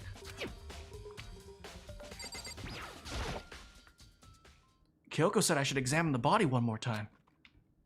I know she said thoroughly, but I do have my limits. She also said the crotch part. Why would I want to investigate a girl's crotch? I really hope my neighbors aren't watching me, because this would be so awkward if they hear what I'm saying right now. Well, let's see. The hands are bound with what looks like some kind of rope. The rope was used to... Hey! Kyoma, you're right! It does kind of look like an extension cord. The rope was used to prop her up in some sort of crucifixion position, huh? Yeah, Kyoma, you're right, it is! It is an extension cord. Wait, so then, this isn't a rope at all. The more I think about it, the more that's not the only thing that concerns me. Chihiro's fatal injury was a blow to the head. Someone struck her in the head in order to kill her. Because they would have no context. That's right. There's the issue of being suspended and the fatal blow. At first, I didn't see any reason to think about either of them. Really? You didn't see any reason to think about the fact that she was suspended? Really? Really? Come on, that's not normal even for a normal murder. What does this all mean? Status of the dead body. Well, the one thing most likely to tie these mysteries all together is the true nature of the rope that was used to suspend Chihiro. And to figure that out, there's a certain place I need to revisit and look over again. Okay, so is anyone pretending like Byakuya isn't the one that hung up the body? Come on, let's be real here. Is anyone pretending like Byakuya isn't the one that hung up the body? Plus, it might help to look at the Genocide Jack case one more time. Also the dumbbell. There's a big blood stain. The dumbbell has to be the murder. Oh, I already read that. The door leads out to the pool. Oh, that's it?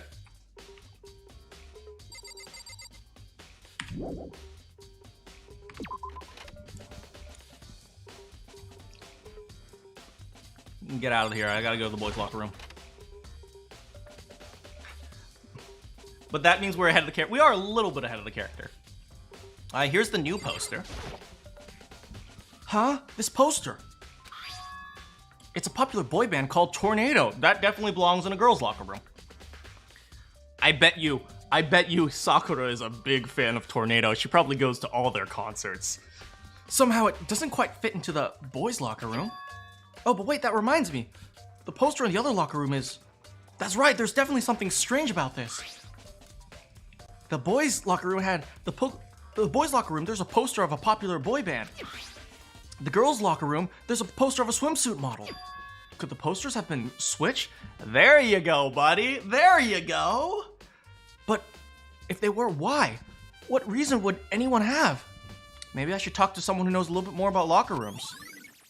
Probably Sakura. Can I move? There we go. Oh, there's a stain here. There's a strange stain on the carpet. What is it? Oh, the boys' carpet stain. Let's go talk to Sakura, guys. Wait, that's the pool. Check out the boys' records, man. 0000000. Dang. Wait. If you guys look really carefully at the girls' records and the boys' records, it actually says 000000 bookmark edit 00. They actually did it. They actually left this at like default text or something.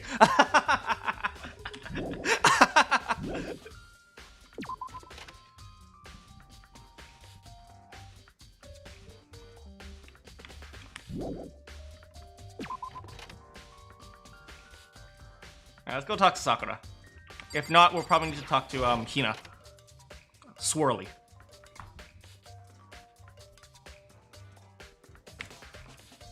What up, Sakura?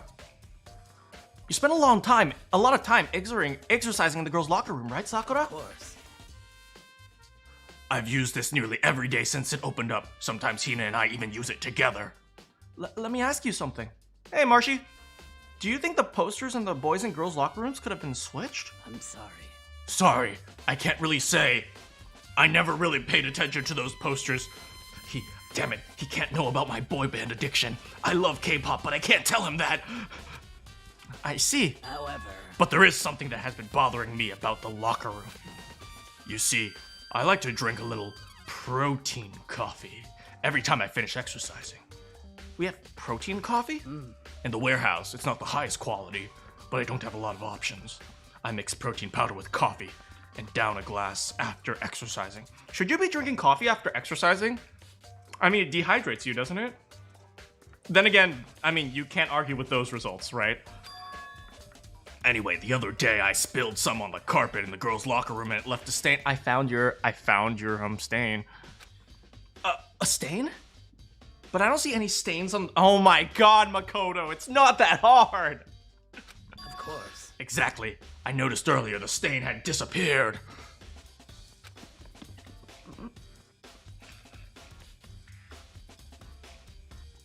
I can only assume someone came along and cleaned it up. But still, isn't it unusually clean? As if there was never a stain here to begin with. Disappearing stain has been added to the truth bullets. Let's leave. Okay, we have to find. I want to talk to Asahina. Can you play FNAF? I have played FNAF. You should check my previous videos. All right, let's look for Aoi. Asahina. Boys' locker room, girls' locker room. You. Where's the big jug? Right here. Oh, there she is.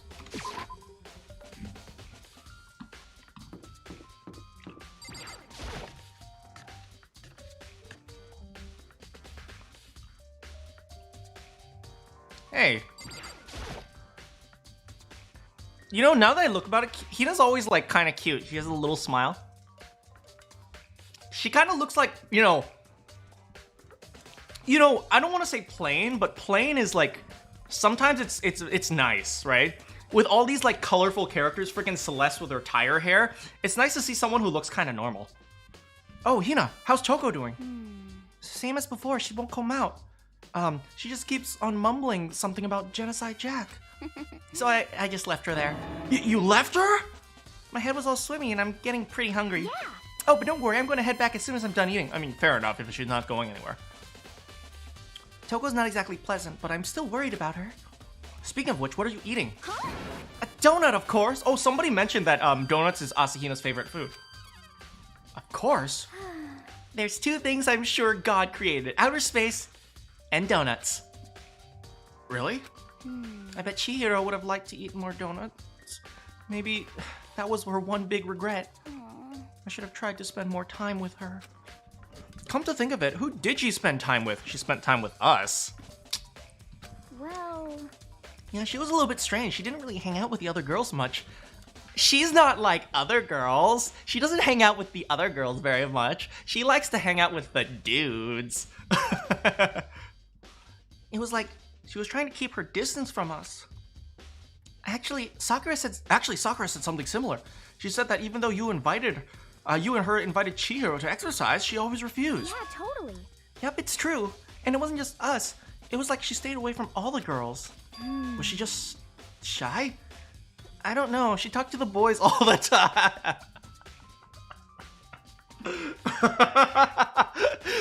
Dang, the way Hina's putting it, it makes Chihiro sound like a skank or something. Well, she talked to the boys all the time, so like, that's like, oh my god. Isn't it kind of weird to be shy around your own sex, but totally fine with the opposite? Oh, wait, maybe. Oh, maybe she was used to guys spoiling her. The law says you can't judge a book by its cover, right? You think so? I never really saw her as that kind of girl. Makoto, you gotta be on your toes. There are a lot of girls that don't look like that kind of girl. No, but seriously, girls and guys, there are a lot of people who are players that you would never expect.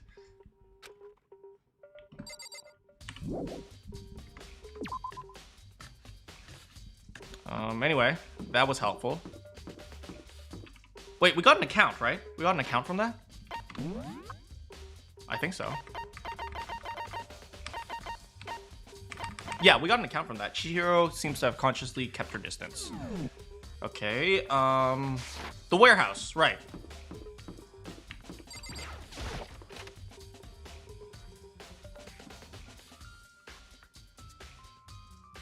Hello.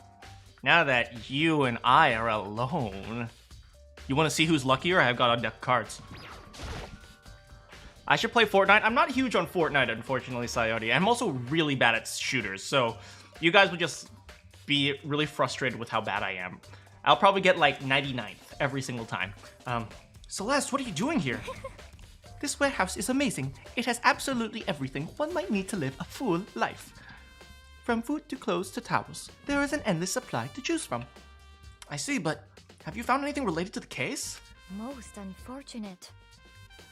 I knew you were going to ask me that. I thought about it.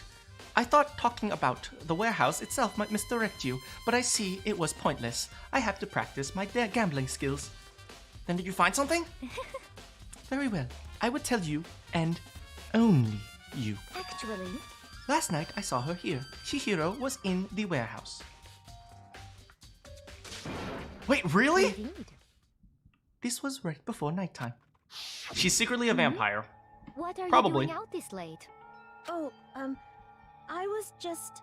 Are you planning to go exercise, perhaps? What? How did you know? Because I can see a blue track jacket sticking out of that duffel bag you're carrying. Do you want to explain to me why you were here, Celeste? You're right. Thanks. Well, I'd better get going. I'm kind of in a hurry. Why were you there? She stuffed the jacket into her bag in a hurry. It was almost as if she was trying to hide it. And like that, she was gone. Yes, indeed. I assumed she was merely stocking up to go exercise in the morning, but it would appear she ignored the nighttime rule and headed directly to the girls' locker room. If she hadn't broken our rule, none of us would have ever happened. You get what you deserve, I suppose. Maybe she was playing cards against herself. Was she winning or losing? Apparently, she went to the girls' locker room late at night in order to exercise without anyone knowing. I have to say, that's kind of harsh. Celeste, you get what you deserve? Dang. You don't have to be like that. But the strange thing is, there was no trace of the track jacket or the duffel bag Celeste said she saw Chihiro carrying, which would mean the killer would have gotten rid of it somehow. Celeste's account. Is that it? Surprisingly, it was a tie. Now let's see if we have anything else we need to investigate. The warehouse, we got that. Our girl, we got that. Looks like the trash room's not particularly useful. Okay, Taka. I'm going to talk to you guys later.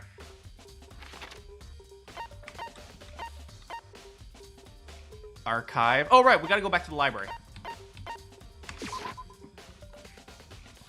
Here we go. Bing, bing, bing.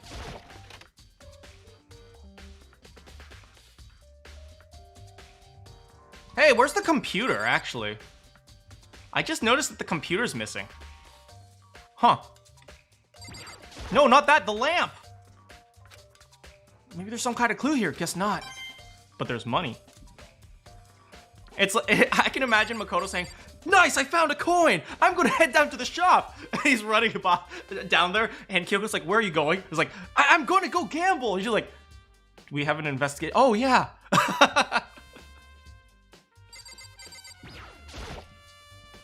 There's a thick layer of dust atop the desk. Maybe there's some kind of clue here. But there's more money! I want to click on the lamp! Huh? The lamp won't turn on.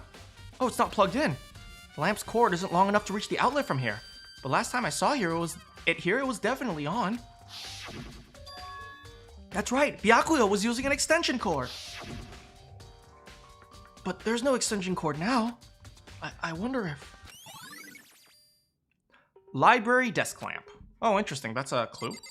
I think that's it. There's probably... outlet, maybe? No, nothing on the outlet. Shelf is packed tight, and maybe there's a clue here, guess not. If they had a computer, they could just use they could just omegle someone for help. Kyoko has the computer. She's like, Yahoo Answers. I found an extension cord on my murdered friend. Can you help me figure out who the murderer is?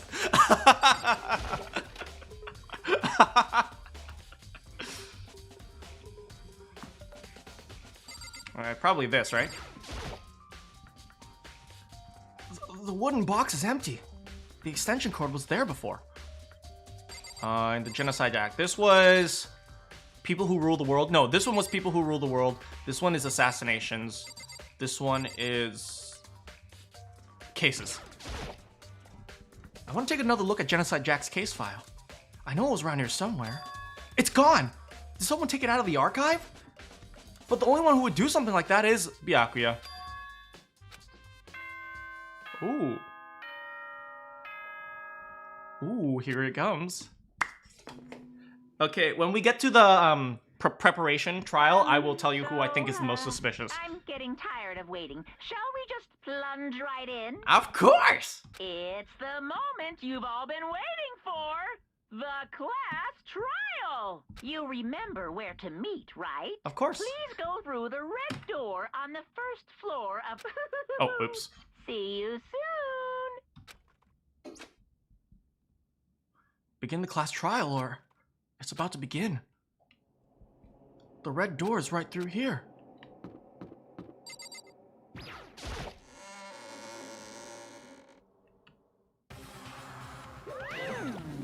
Ahem, so is everyone ready to what? Am I blind or are we missing someone? Yo. Yeah, Toko's not here. And Toko is? You really don't remember? I'm kidding. I'm just kidding. How could I forget that little nut job? She's a crucial part of the trial this time. What are you gonna do? Okie dokie. I'll just go ahead and drag her, kicking and screaming. One moment, please. And just like he said a few minutes later, he reappeared dragging Toko behind him. I told him I didn't want to go, but he forced me. I can't believe you would drag a girl around. Terrible. You're terrible. Whew. Now that everyone's here, right? Okay, hustle down to the elevator and get this show on the road. I'll see you guys down there. Let's go. So, shall we get going? It's time to find out who killed Chihiro. Oh, Byakuya. Chihiro. Chihiro Fujisaki? She was so gentle, so calm and meek. No one had problems with her. Someone made the choice to kill a girl like that? And that murderer is one of us. Someone standing right here. All right, let's just skip this and go right for it. We have no choice. We have to do this. True. Yes. Thanks for that interlude, Kyoko. We have to do this. Yes. I gave a small nod in reply. With one last breath, I started walking towards the elevator on shaky legs. With each step forward, I could feel my heart starting to race faster and faster. As soon as everyone was on, the elevator began to descend. I couldn't get a handle on my emotions. I couldn't stop speculating.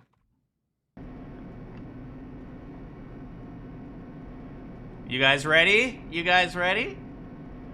The steel box sank with heavy clunking sounds deeper and deeper into the ground. As we went deeper, the uneasiness began, and my heart grew bigger and bigger. The elevator was unaffected, however, and continued to descend without hesitation, until we finally... It came to a sudden stop. Dun dun dun! What do you think? I redecorated so it's fresh and exciting. Don't waste our time with stupid questions. Let's get this over with. Very Good, good. You're all raring to go. Gotta say, I don't hate it. Not at all. well. Okay then, let's get this show on the road. Chills, kills. Everyone, please find your assigned seats.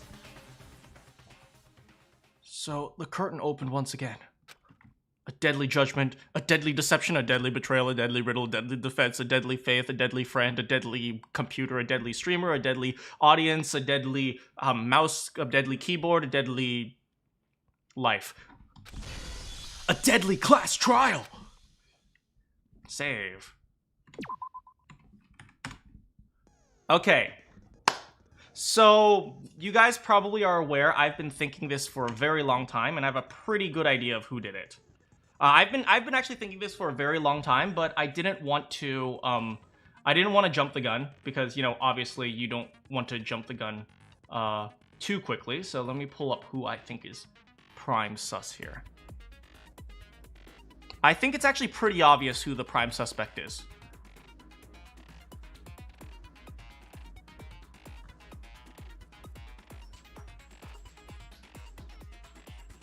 Hey Ortiz, how's it going? It's actually, I think it's pretty clear who the prime suspect is, but maybe you guys wouldn't agree with me. And the prime suspect is... Mondo. In fact, I have no doubt. Let's go over why. No, let's set some skills.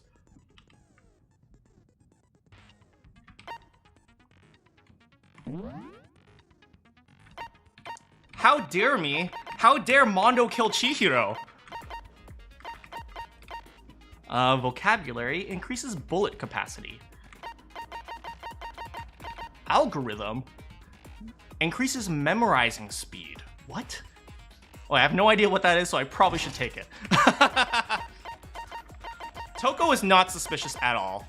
The most suspicious is Mondo, definitely. It's like 100% Mondo. Increases bullet capacity? What the heck does that mean? Bullet time battle.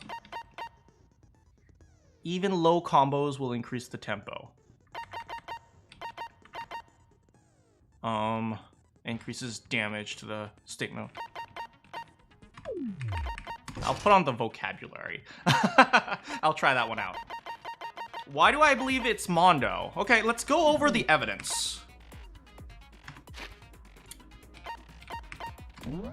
Okay, so first of all, there's a few things I've said in the past. I've said that Byakuya is the one who hung up the body. And I'm almost certain of that. I am almost 100% certain of that. But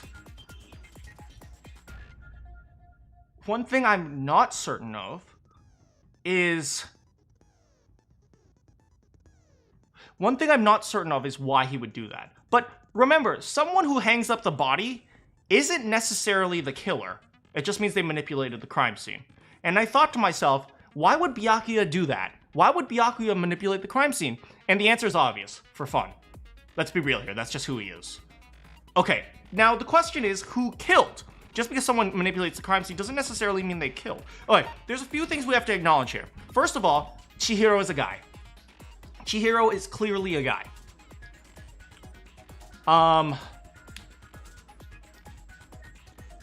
Second of all, we have to ask ourselves, why Chihiro, if Chihiro was killed in the boys' locker room. Second of all, Chihiro was killed in the boys' locker room.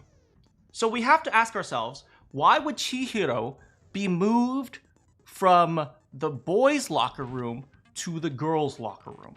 Right, because that takes a lot of effort. right? That takes a huge amount of effort to move something from the boys' locker room to the girls' locker room. Because it isn't just like the killer moved the body. The killer moved the entire scene. He moved the rug. He probably moved the weightlifting machine. He moved the poster. He literally moved everything from one scene to the other. And that takes a lot of effort. So we have to ask ourselves, why would somebody put in that much effort? Why don't you just leave the body in the boys' locker room? Or even better, just dump him in the pool. Right? You can just dump him in the pool, right? But for some reason, they had to go through all the effort just to move the scene from boys' locker room to the girls' locker room. Now, there are a few theories I have as to why. But the strongest theory I have,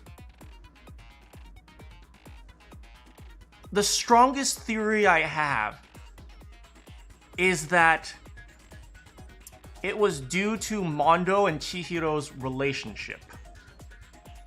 Right? There are a few things we had to acknowledge beforehand. Chihiro was becoming slowly close to Mondo. Right? And Mondo said something pretty interesting.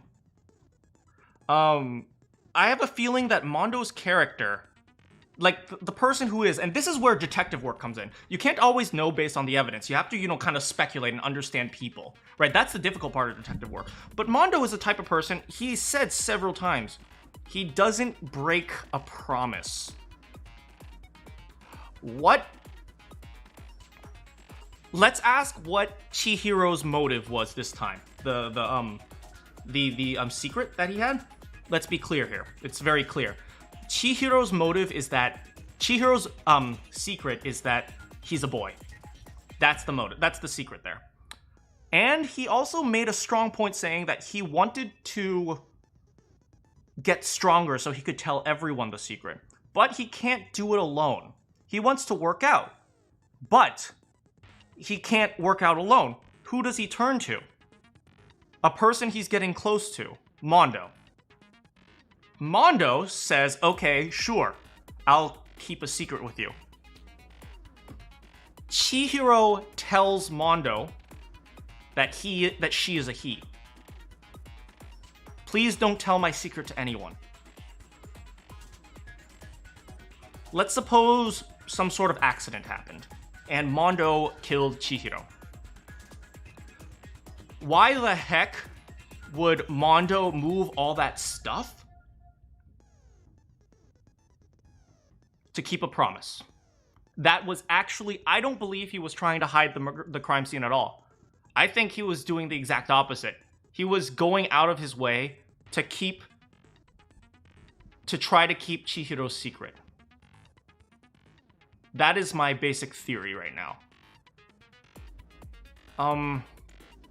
And there's one more thing that is a little bit suspicious to me. That I'm not sure you guys picked up on. Mondo called Chihiro a dude during the investigation.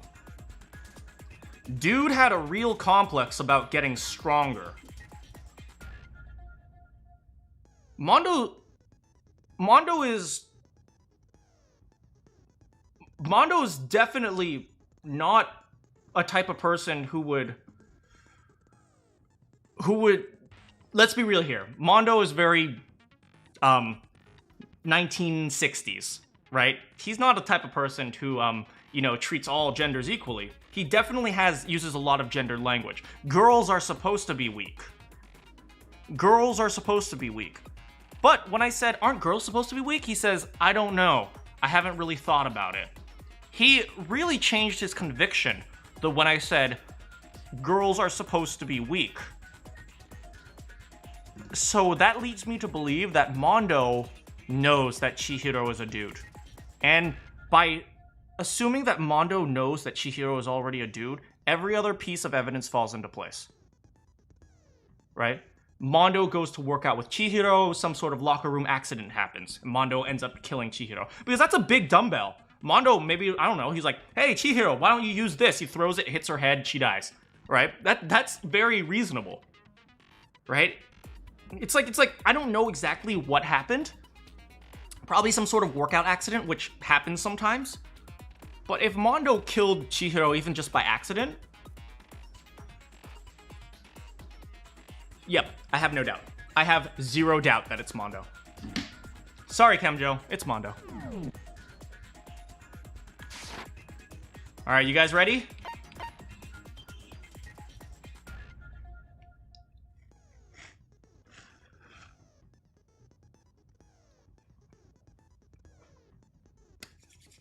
Here we go.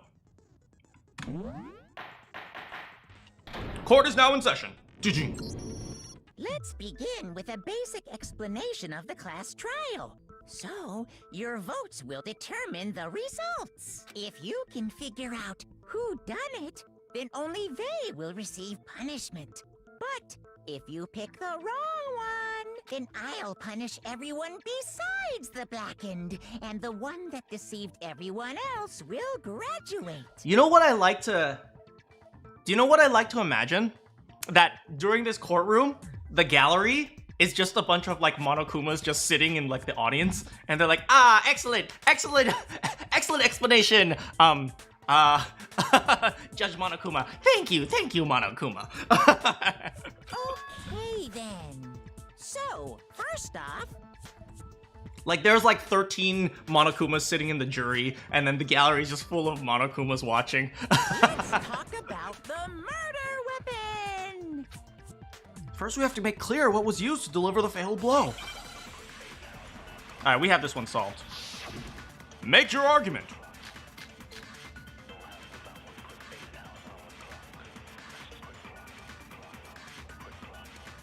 Chihiro's fatal injury. It appears it was a head wound. Correct. According to the Monokuma file, the killer used a blunt instrument. But what Yes? kind of blunt instrument could it have been? I probably clicked that bet one. it was an iron pipe. Really? Interesting. I missed! That certainly would make for a powerful weapon. Poor Chihiro.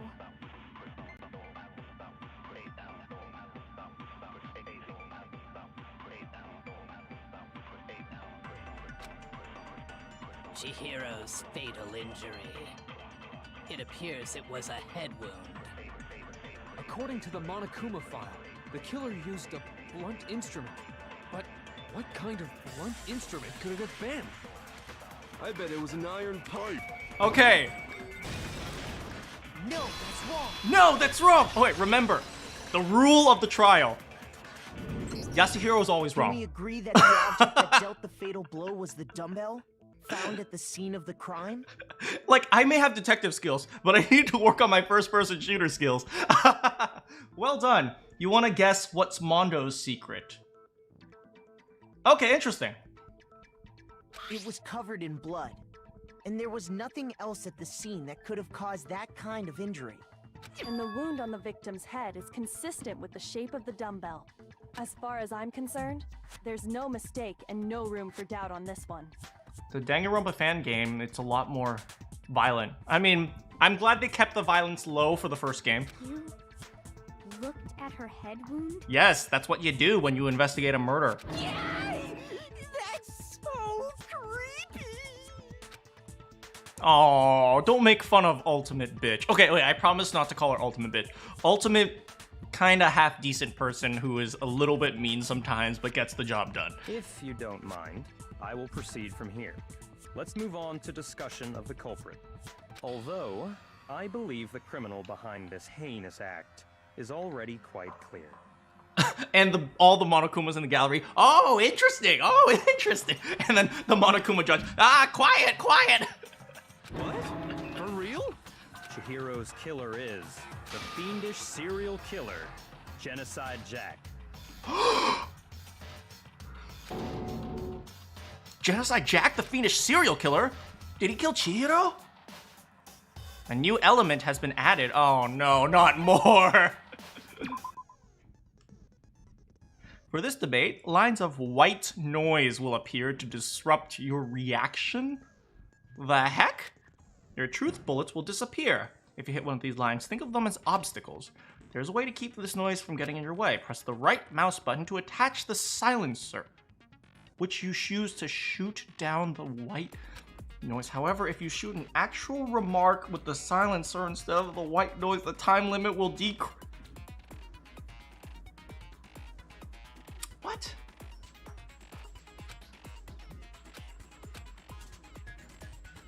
But if my action difficulty is set to gentle, it's set to mean! What am I supposed to do? Good luck and have fun!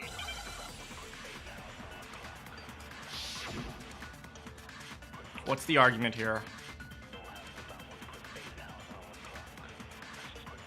It's probably Genocide Jack case file. The culprit is Genocide Jack. Seriously? Case closed, as far as I'm concerned.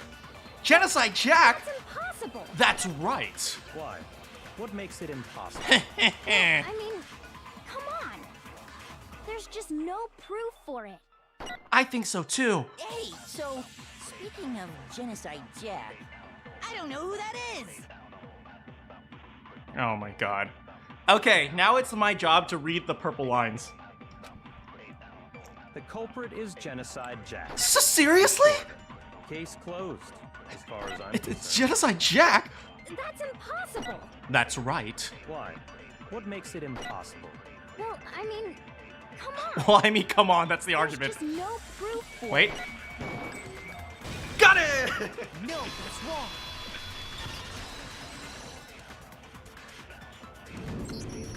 I might know one reason he could be involved. It's a she, Makoto. What? I found this file while I was looking around the archive in the library. I guess it's some kind of confidential file the police put together about the Genocide Jack case. What? That's kind of weird as shit, isn't it? What was something like that doing in the library? Oh my god!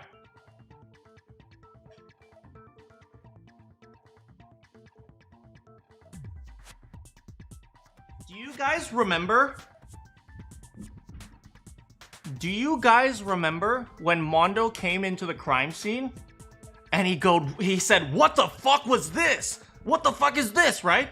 He wasn't reacting to Chihiro's dead body. He was reacting to the rearrangement of the crime scene, which was Byakuya's doing. Oh, it all makes sense. It all makes sense. It makes so much sense.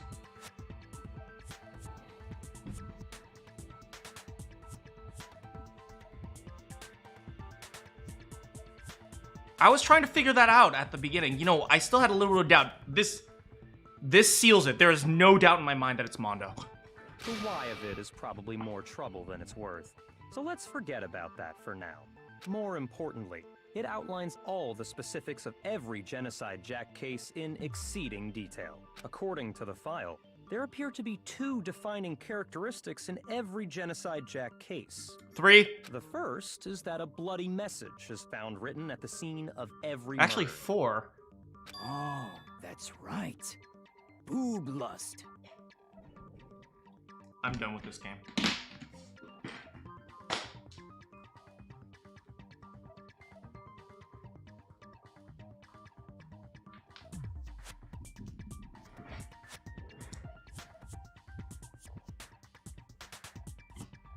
Can somebody kill Hifumi already? No. It's actually bloodlust. But more important is the other characteristic, and it's something that has never been made public. Never made public? What the hell is it? The scissors and the fact that Genocide Jack only kills guys. Why don't you tell them, Makoto? Why don't you tell them, Byakuya?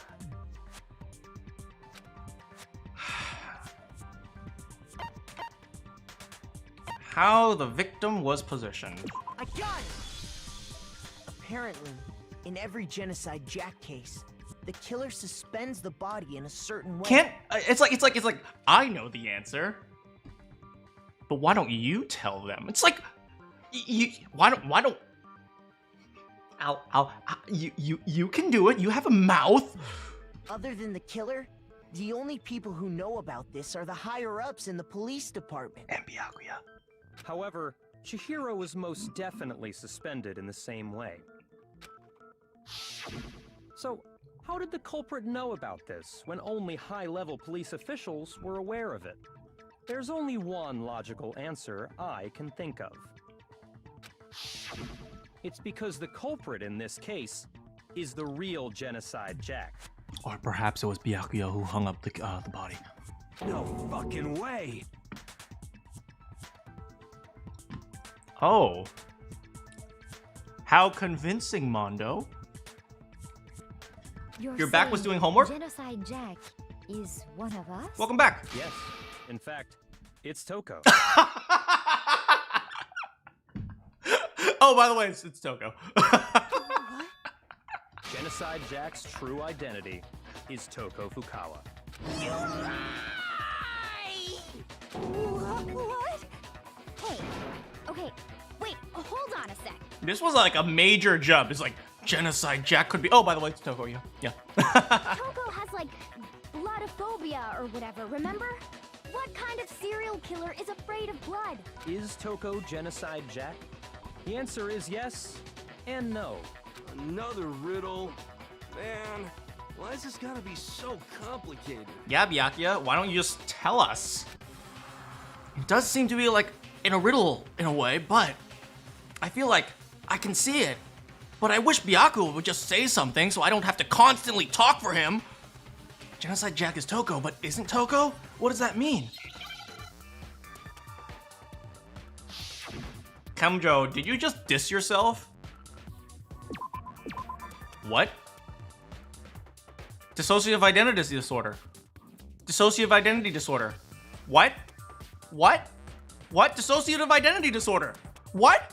What? What? What? I don't know the answer. S? S, baby? T? T? S? They're giving me a lot of S's. Okay, S. S.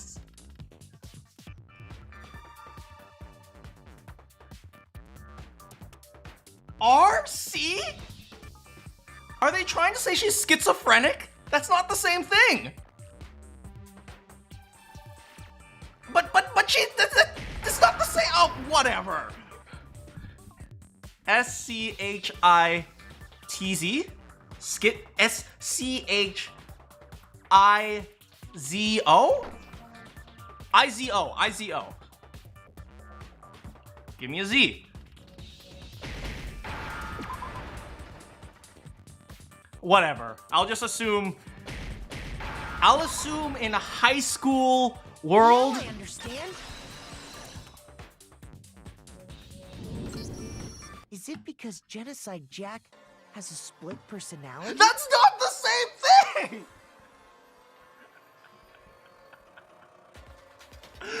Okay, I'm gonna assume in high school world, in Makoto's mind, all mental disabilities or disorders are exactly identical.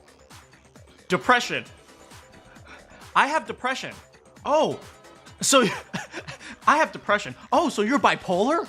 No, I just have depression. Oh, so you're mentally insane? No, I just have depression. Oh, so you're a murderer? No, I just have depression. Huh? I think I read that somewhere in the file too. They thought that the suspect might have, what did they call it? Dissociative identity disorder. Yes! Thank you! Oh, okay.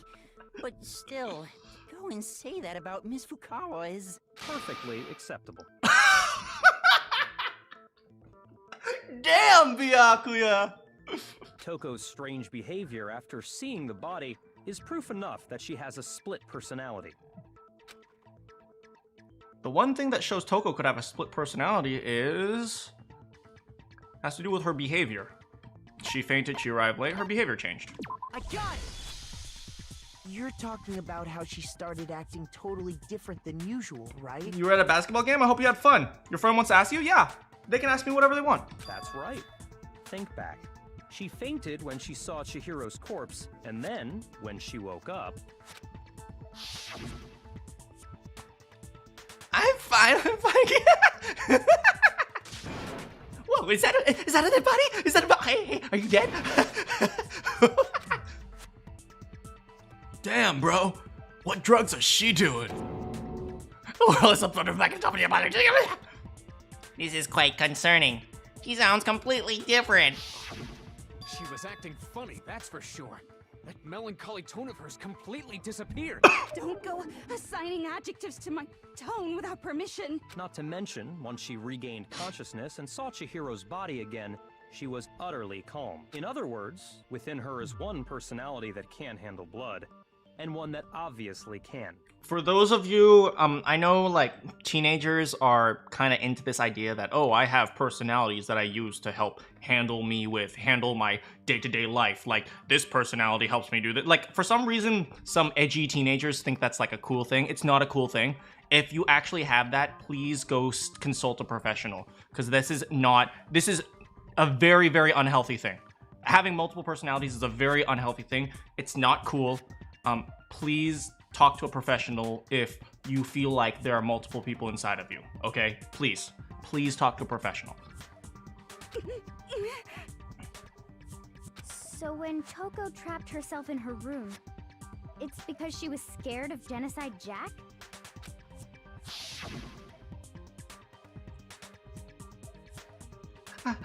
I won't let Genocide Jack have control.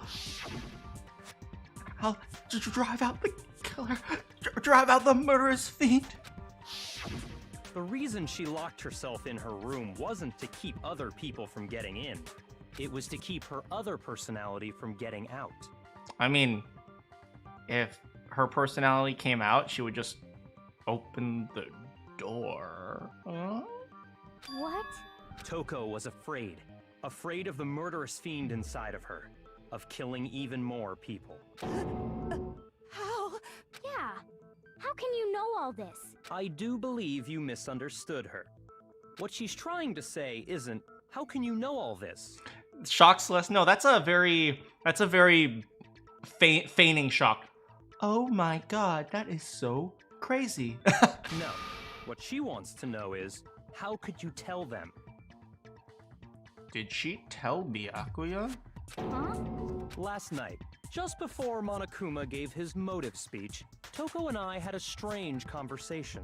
She told me a most interesting story. She said a murderous fiend lived within her, and she was afraid it could appear and attack at any time. Toko, oh my frick. Of all the people you tell Byakuya. Girl, you need to question your choice in men. And that trepidation is what's caused her to have such a bleak attitude. Isn't that right, Toko? This is all a lie. Right, Toko? You said you wouldn't tell anyone. Toko? Oh my god, I get it. Bad boys are hot. But seriously? What? You promised! I can't believe you lied! You have only yourself to blame. You came to me with your tragic little story. I didn't ask you to. This is the real world, not some romantic fantasy fairy tale. Says the guy who controls the world in secret from the shadows. Besides, you broke your promise first. You said that as long as you were here, no matter what, you wouldn't let Genocide Jack kill anyone. But in spite of that promise...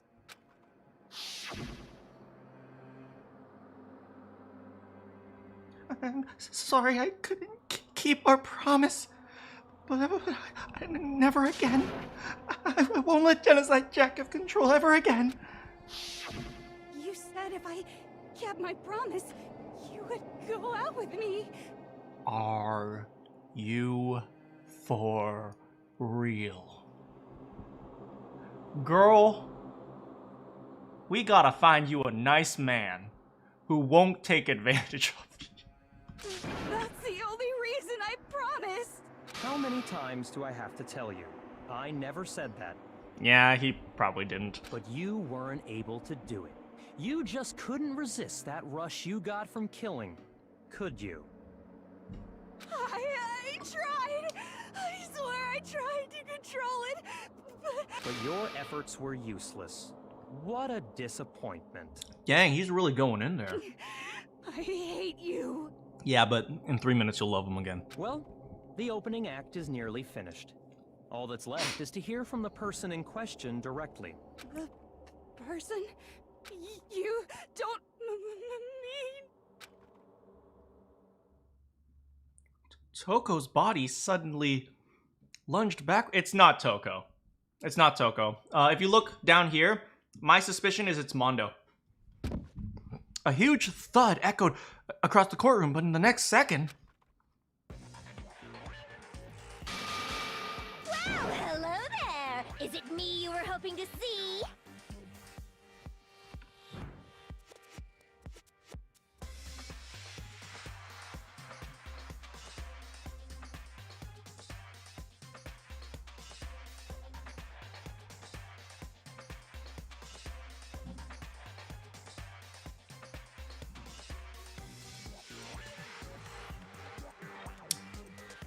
No. No, it's not. What the heck? So you figured it out, huh? Well, whatever. What are you gonna do? I'm the ultimate murderous fiend, Genocide Jack! Or better yet, let's go with Genocide Jill! Oh, I see, I called it. She's an ultimate. I called it. What the fuck is this? Toko, what happened to you? Not Toko. That's a loser name. And what happened is a textbook split personality. I loved how she just acknowledges, yep, this is something you see on TV. So what if one of them happens to be a serial killer? You should turn a blind eye to one's faults. Oh my god.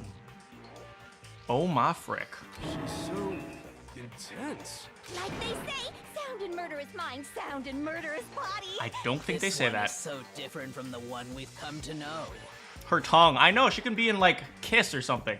Yes, well, the world is composed of a front and a back, you know. Just like how every inning has a top and a bottom, or how in the depths of every truth lives a little lie. Behind every dark and gloomy soul lives another that shines as bright as the sun! No, I don't think they say that. This is the murderous fiend Genocide Jack? This is beyond insane! Miss Jack, Jill, can I ask you a question? What's up? Some of us think you might be the mastermind behind our entire situation. What are your thoughts on that? Well, I'll tell you. I am the mastermind of all masterminds! Just kidding! Then it's not true? Of course it's not true! How dare you try to link me to that creepazoid? Huh. Okay, Monokuma. And another thing, the police and government and society in the outside world are totally powerless. I mean, they just let this idiotic, bloodthirsty maniac go buck wild all over town. I mean, he's not wrong. Sure, I'm a bloodthirsty maniac, but life is pain, right? To live is to hurt other people. That is a horrible way to interpret that philosophy. It's a necessary evil if you want to survive. The act of living itself causes pain for everyone. You have some very bad theology, Jill. Just kidding again! This should be enough to convince you. This murderous fiend is responsible for Chihiro's death. So is she going to defend herself or what? There's clearly a motive, so there should be no doubt. No, okay,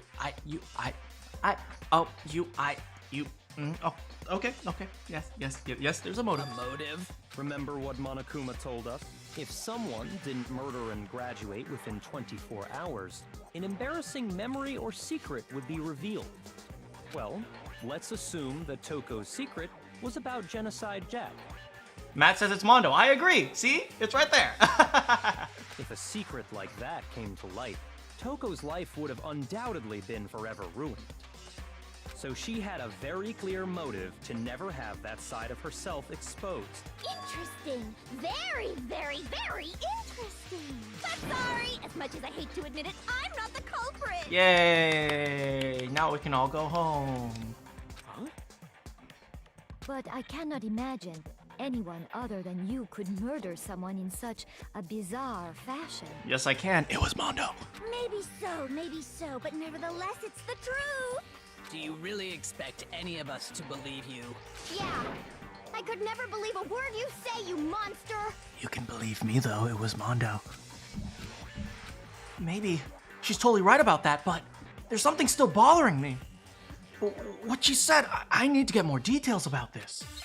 So we're going to have a very calm and gentle discussion with a serial killer. Hi there, how's it going?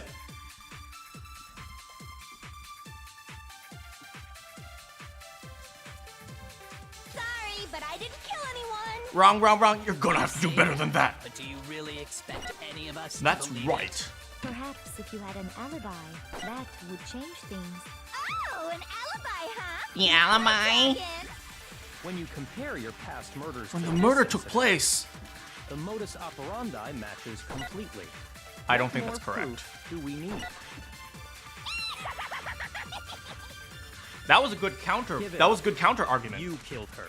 Laughing is an excellent counter argument. Remember, if you're ever in debate club and you're having difficulty countering an argument that your opponent makes, just go and they'll be like, oh, you're right. Sorry, but I didn't kill anyone! You say that, but do you really expect any of us to believe it? Perhaps if you had an alibi, that would change things. Oh, an alibi, huh? Now we're talking! When you compare your past murders to this All right. the modus operandi matches completely. Woo! No, it's wrong. That is wrong. Imagine a bullet-time battle in real Methods life. of murder really exactly the same? I'm not so sure about that. I think there's a slight difference between the Genocide Jack cases and this one. Huh? How's it any different? Two differences. Uh-oh, you don't know? Well then, human garbage, let me tell you! What, you're not gonna say, hey Makoto, why don't you tell them? I murder with passion and conviction. Oh no, she is gonna do that. I consider myself a professional, and I have a very particular way of doing things. Imagine you go to a fancy Italian restaurant. They're very picky about the noodles, the sauce, everything. But what happened to Chihiro? It'd be like if that same Italian restaurant started using ragu or Chef Boyardee. Hey, I liked Chef Boyardee when I was a kid. This is no creation of mine. Let me rephrase that in a way that maybe makes more sense. So she essentially said in a roundabout way, why don't you tell them, Makoto Naegi? There are two clear differences between the Genocide Jack cases and this one. Am I the only one who knows how to think in this courtroom? Let's see. One clear difference is the style of the victim's fatal injury. I got it! For one, the cause of death is different. And Kyoko's over there like, I know all this already, but I'm just gonna stand here and watch him do it. In the Genocide Jack murders, all the victims were killed the same way. According to the case file, they were all apparently killed with a pair of scissors. But Chihiro died from a blow to the head, right? Ah, yes. That is remarkably different from the other murders. Could she even pick up a dumbbell like that? I can't imagine she could. Wouldn't it be strange for someone who kills the same way without fail to suddenly change their method? And there's more. One more conflicting detail. That's right. In my recipe of murder, if the bloody message is the tortellini, Oh my god, stop it with this Italian restaurant. then the arrangement of the body would be the pesto Oh my sauce. frick. Please stop comparing killing people to cooking. Am I agreeing with Yasuhiro? I'm stupid. So, How's it going, Puff? are you saying the other difference has to do with how the body was arranged? The second difference is when she was suspended, how the body was posed, what was used to suspend her. I got it! Do you remember what the killer used to suspend her? They used some kind of rope to hang her up by her wrists. What is your point? Well, in all the previous Genocide Jack cases, something else was used to suspend them. Ansuman? Specifically, pairs of razor-sharp scissors. Poke, poke, poke, poke. guess what? I used my own specially designed scissors for the murders and the arrangement. Like I said, I'm a professional, so naturally I'm very picky about the tools I use. Wait, was there no DNA evidence? Was there not even a single strand of hair left behind any crime scene? Are the police that incompetent, or like what? And you know what else? Big Mac said there's 2 differences, but he's wrong. Big Mac? Are you referring to me? I like that.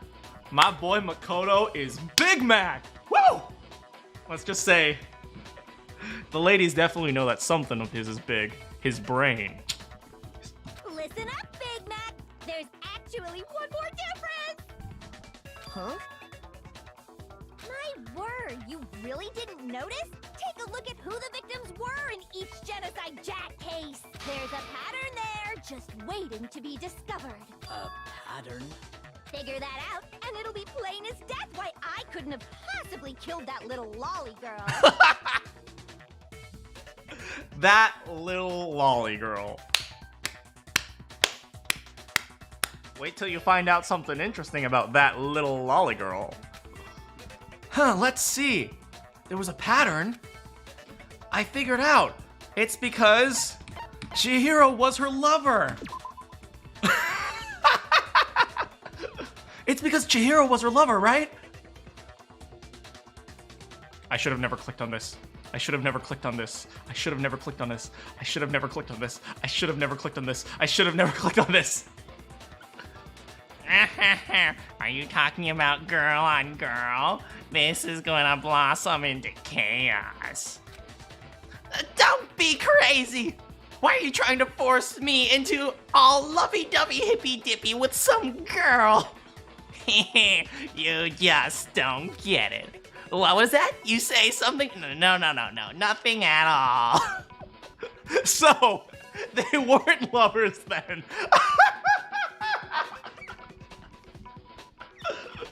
Shoot. Looks like I embarrassed myself in front of everyone.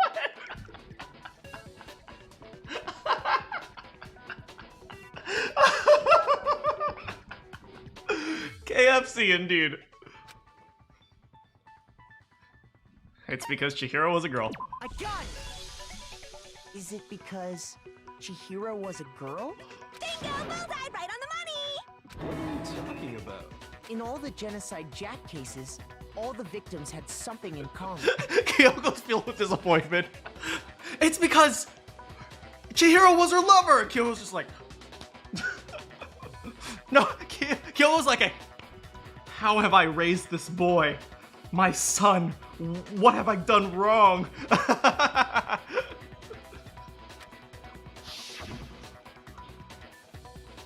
Ken Harara Ketsuhiro Honda Sojigaku Kano Ise blah blah blah blah Taro Uchira no Naohia Take Mazama blah blah blah blah. They were all guys? That's right! The people I kill with such passion and conviction are all adorable little men! Wait till you find out something about Chihiro. I can't believe I said it! I'm so embarrassed! The hell is wrong with you? Yeah, Mondo would be kind of upset about that. I have a feeling that this was unintentional. This was an unintentional murder. Like some accident happened, and Mondo probably just feels awful about it. Really, like look at he's all saying like things like I don't know. Like remember when Byakuya said something like oh the dead body's just an object, and then Mondo was like Chihiro is not just an object. It's like Mondo actually cares, man. It's almost heartbreaking to see him go down as the murderer. I can't help it! I'm just a full-throttle boy-on-boy fangirl, and the movie side of me just hates it. Oh, trust me, I'm pretty sure she likes it. But now I'm on the fast track to becoming a full-fledged fan madam! So since Chihiro was a girl and not an adorable little man, you wouldn't kill her?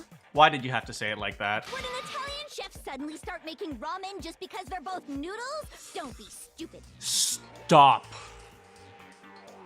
I want to eat dinner soon. You're making me lose my appetite. I have too much passion and conviction to cross that line. That's the absolute reality of the one and only. We get it.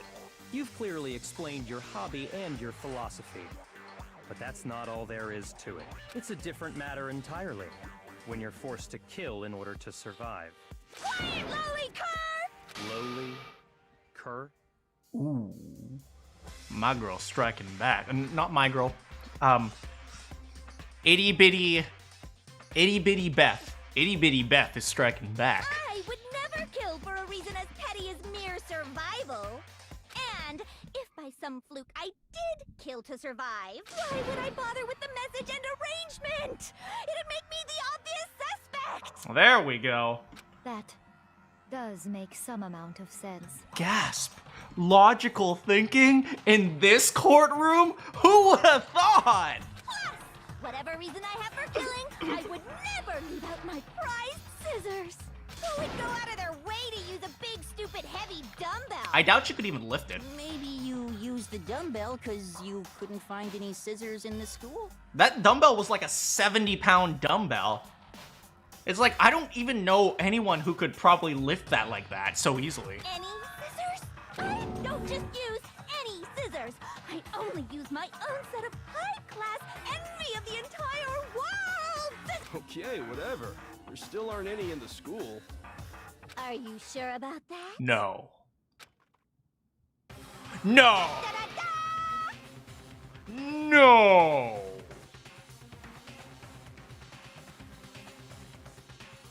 Oh boy.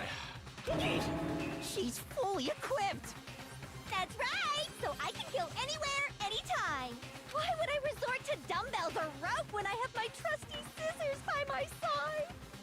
I'm just saying, this is a bad development for Big Mac. Go ahead, tell me I'm wrong. You can't, can you? Gutter dogs, all of you. Sakura or any boy could lift a dumbbell. Do you think Makoto could lift that dumbbell? No way. Not to mention, I have no clue how to tie a good knot. So rope's totally out of the question anyway. I have no idea what's going on anymore. Could such a heinous villain really be innocent? Well, she's innocent in this specific case. So, yeah, unfortunately, accept it, buddy. But the body really was suspended, right? And nobody but the police knew about that. Yeah. That's why we figured it had to be the real deal and not some copycat killer or But Byakuya could have hanged it up. What? Sorry, what was that? Actually, hold on. There is one person who could have copied Genocide Jack case. Sayaka! She's back from the dead!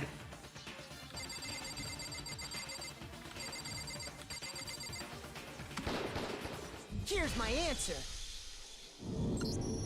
Yeah? Byakuya, it's possible you could have found out, isn't it? Byakuya's such a jerk. You'd have no problem gaining access to classified government documents or internal police records. Oh my god. Byakuya's such a jerk. He's like, let me manipulate this crime scene. Why? Because I can. What a freaking blah. Plus, you've already looked through the Genocide Jack file before this all happened, hadn't you? Whatever. Are you saying Mr. Togami did it? Well, he hung the body. Then the reason he pushed the theory of Genocide Jack being the killer so hard was because he wanted to pin the crime on her. So, he rearranged the scene to disguise it and make it look like I put my stamp on it. The adorable glasses man was behind it all. Oh, I'm on fire! Now we don't only have to worry about Hifumi, we gotta worry about this girl. Oh my god, nah. Sorry. I just threw up in my mouth a little. Well, Byakuya, what's your response? I see. So now the suspicion falls on me. Then I must ask, when would you say I began acting suspicious? Surely you must have an answer. Looking back and thinking about it now, the way you were acting right before we discovered the body was a little strange. Hey, I'm Byakuya and I want to check out the girls' locker room. And the locker rooms. They're suspicious. Very suspicious, wouldn't you indeed? Wouldn't you agree? Huh? Suspicious? It seems no one searched the locker rooms. Let's start with the girls' locker room. I definitely didn't run here just so I can look inside the girls' locker room or anything. You wanted to go to the girls' locker room right away, right? But since you're a guy... I should have naturally thought of the boys' locker room first. Is that what you want to say? Like I'm telling you guys, Byakuya is a perv! It's not that hard to see it! The victim was Chihiro, a girl. Hence why I said we should check the girls' locker room. Oh my god, Byakuya, you can't be this dumb. Nothing strange about that, I'd say. On the contrary, there's something very strange. Okay then, what's so strange about it? Go ahead, share with the rest of the class. Very sus for Ostrich Man, indeed. There's a clear contradiction in what Byakuya just said. I should play I Wanna Be the Guy. I heard that's a really hard game. I mean, maybe for a long stream. I need to make it clear to everyone. A new element, please, no! Next, we're gonna add something called Truth Flashback. If you aim at a weak spot and hold down the left mouse button, then you'll memorize a weak point. The memorized phrase can only be shot once as a single truth bullet. If you shoot or change the truth bullet, it will disappear from your truth cylinder. However, you can use this flashback feature as many times as you want. If you don't seem to have an answer or to a lie or contradiction in your loaded truth bullet, it might be wise to memorize a different weak spot and use that to make your case. When it's the best time to flashback, well, you'll have to use your keen wits. Huh? In this case, though, I will say that if you don't use flashback, you won't be refuting anything. So I have to use flashback. Well, good luck and have fun. What? Make my argument. Monokuma file number 2. Okay, so it's obviously not Monokuma file number 2. So, you said Byakuya was acting kind of weird before we found the body. Before we found the body. He was acting weird. How? If you're presented with the opportunity to check out Oh my god. room, I was joking, Hifumi! I was joking! No, it's not! The victim was Chihiro, who Correct. was a girl. So Hey, Meep. Of course, I would suggest we check the girls' locker room first. There was no time for pointless distractions. What's so strange about that? I wish you'd taken me with Oh you. my frick, Hifumi. Oh my frick. Please stop. Stop. There's a difference between joking and actually going all the way. Oh my, stupid Hifumi. I don't understand what I'm supposed to do here. Hearing Byakuya's comment about Chihiro being a girl, I need to make it clear. Okay, so I'm supposed to hold it down. He was acting kind of weird before we found the body. But he was acting weird. Okay. What am I supposed to do? Presented with the opportunity to check out the girls' locker room. Okay, I have to hold down the mouse. Take it.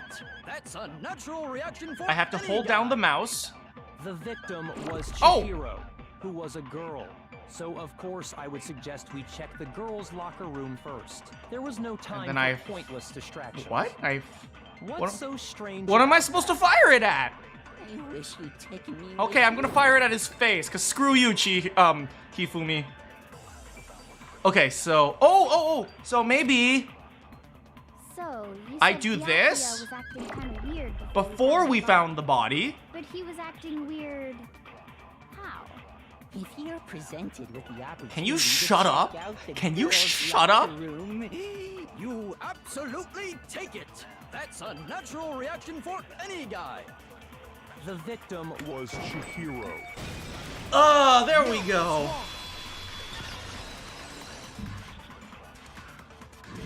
That's a weird I'll element. tell you what's so strange about that, because up until we actually discovered the body, we couldn't have known who the victim was. So your claim that you went to the girls' locker room first because Chihiro was the victim doesn't hold up.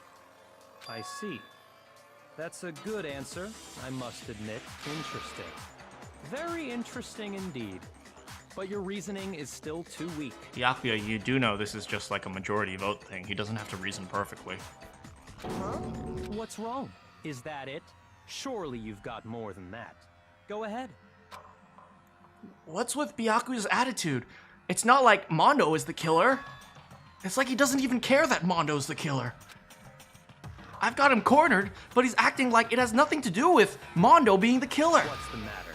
You're not finished already, are you? There must be more to it. There is. I think. There is more to it. Think about it. Or you can just tell us. We just talked about the differences between this case and past Genocide Jack incidents. The proof you're looking for is hidden in there. Oh? Proof that I'm the culprit, you mean? Byakuya, please, please, please just shut up for 5 seconds so we can talk. She's like, Huh,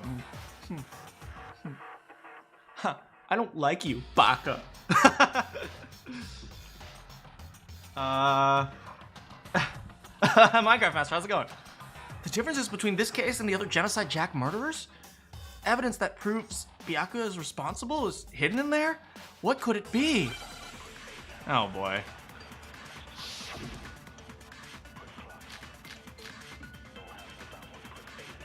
Library desk lamps, less the count.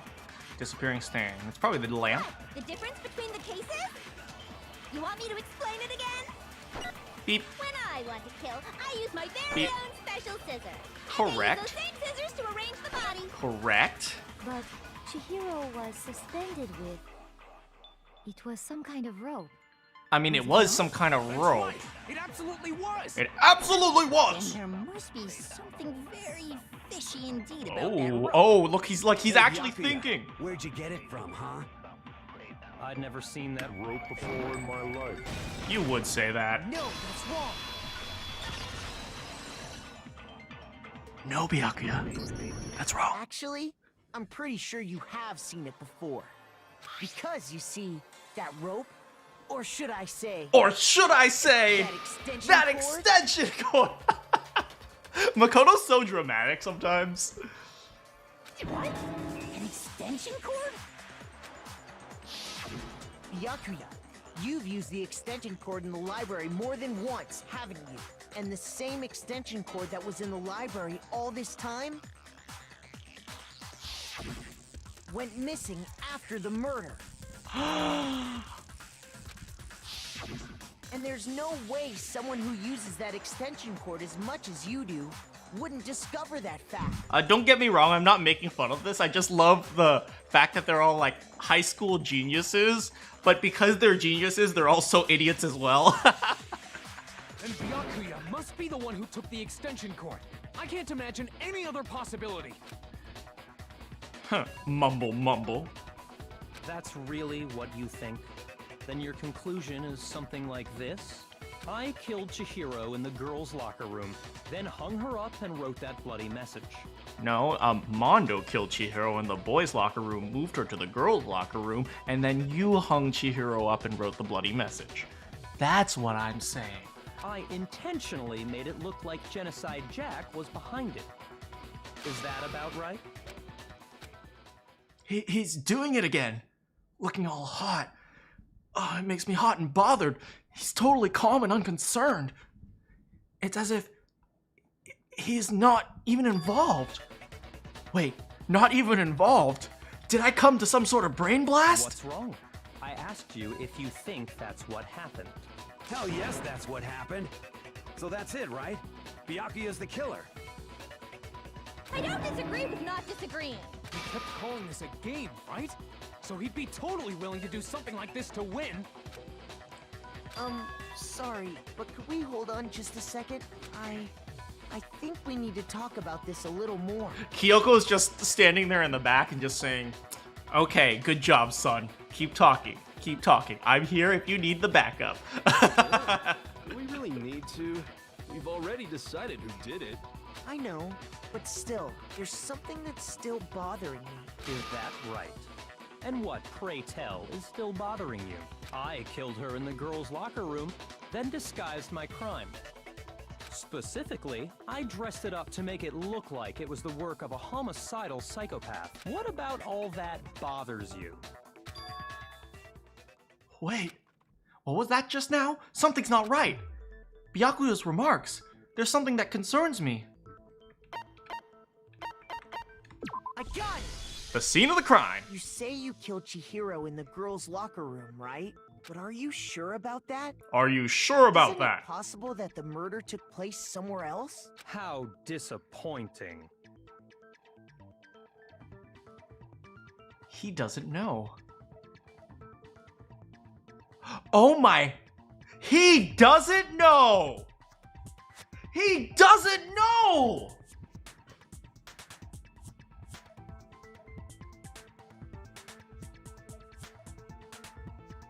What kind of question is that? Even in the world of disappointments, this is a true letdown. He doesn't know that Chihiro's a dude! She was found dead in the girls' locker room. There is absolutely no question about that. How could the scene of the crime have been anywhere else? Byakuya, if you were a little bit more perverted, you would have realized why it could be somewhere else. Well, I think it's entirely possible that she was killed somewhere else. Makoto and has... buried there later. Makoto has the perverted levels of a normal high school boy, which is why he figured it out. Along with the rest of the murder scene. The rest of the murder scene? That was awfully specific. Please tell me you have a reason for saying all of that. I believe I do. You see, I look at swimsuit models. Yep, don't kill me, said Manakyn. Hey, Byakuya, did you just take off? Wait, did I just take you off guard? When the story suddenly moved to the crime scene, Byakuya, who had been so confident, maybe Byakuya never realized that the actual scene could have been somewhere else. Don't just move on without permission! What do you mean she was killed somewhere else? Come on, Makoto. If there's any chance the murder took place somewhere else, let's see the proof. Evidence that shows the murder took place somewhere else. I just need to focus on the things that got switched. I got it! I got it! The proof that she was killed somewhere else is the poster that's hanging in each locker room. Bye, Byakuya. Your proof is some posters? The poster in the girls' locker room was a picture of a big-boobed supermodel. But don't you think that's kind of strange?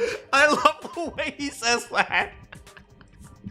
A picture of a big-boobed supermodel. He says it with such conviction. Why would the girls' locker room have a poster like that? I bet those massive jugs of hers were totally fake! You don't have to interject. Meanwhile, the boys' locker room had a poster of the super popular boy band Tornado. Oh my god, they're so hot. I have every one of them. What was that, Sakura? Nothing. Nothing. I only go there to work out. Again, that doesn't really seem to belong in a boys' locker room. So you're saying that maybe the posters were switched? And there's one other thing I noticed about the locker rooms. You know what I'm talking about, right, Sakura? What do you mean? I don't watch boy band. You're referring to my protein coffee, aren't you? Protein coffee? While I was in the girls' locker room earlier, I spilled some protein coffee on the carpet. But I noticed that after the murder, the stain had been totally scrubbed away. Scrub, scrub, scrub. No, it's not that the stain was scrubbed away. It was moved. But Sakura probably didn't notice because she was too busy looking at Tornado, the boy band. I got it! The stain on the girls' locker room carpet wasn't scrubbed away. In fact, I found it on the boys' locker room carpet. By the way, it's canon. It's canon. Sakura is really big on K-pop and J-pop. It's canon. It's officially canon. That's definitely the stain from my protein coffee. I like the headcanon of Sakura being a Tornado fangirl. Then, does that mean that the carpets were switched too? But why would anyone do that? To move the murder scene from one locker room to the other. It's certainly plausible. What? In other words, in order to completely swap the scene of the crime, the bloodstained poster and carpet were moved along with the dead body. Kiyoma, it's not headcanon, it's real canon. By doing this, the killer was able to change the entire room where the murder took place. I can certainly follow your reasoning, but why would the culprit bother doing that? Makoto, big brain. Makoto, big brain. Huh? Why would they go through all that trouble of switching the scene of the crime? Ooh. Actually, an even bigger question. If the murder did take place in the boys' locker room, then how did Chihiro get in the boys' locker room in the first place? Well, there's one person who knows the answer to that. She's the one who was probing and prodding Chihiro. To get into the locker rooms, you have to swipe your e-handbook across the card reader device. But Chihiro's handbook should have only allowed her access to the girls' locker room. She had no way to get into the boys' locker room to begin with. Who the heck puts coffee in protein shake? I do. I do. It's a very convenient way to drink coffee and protein at the same time. No, she did have a way. I highly doubt that.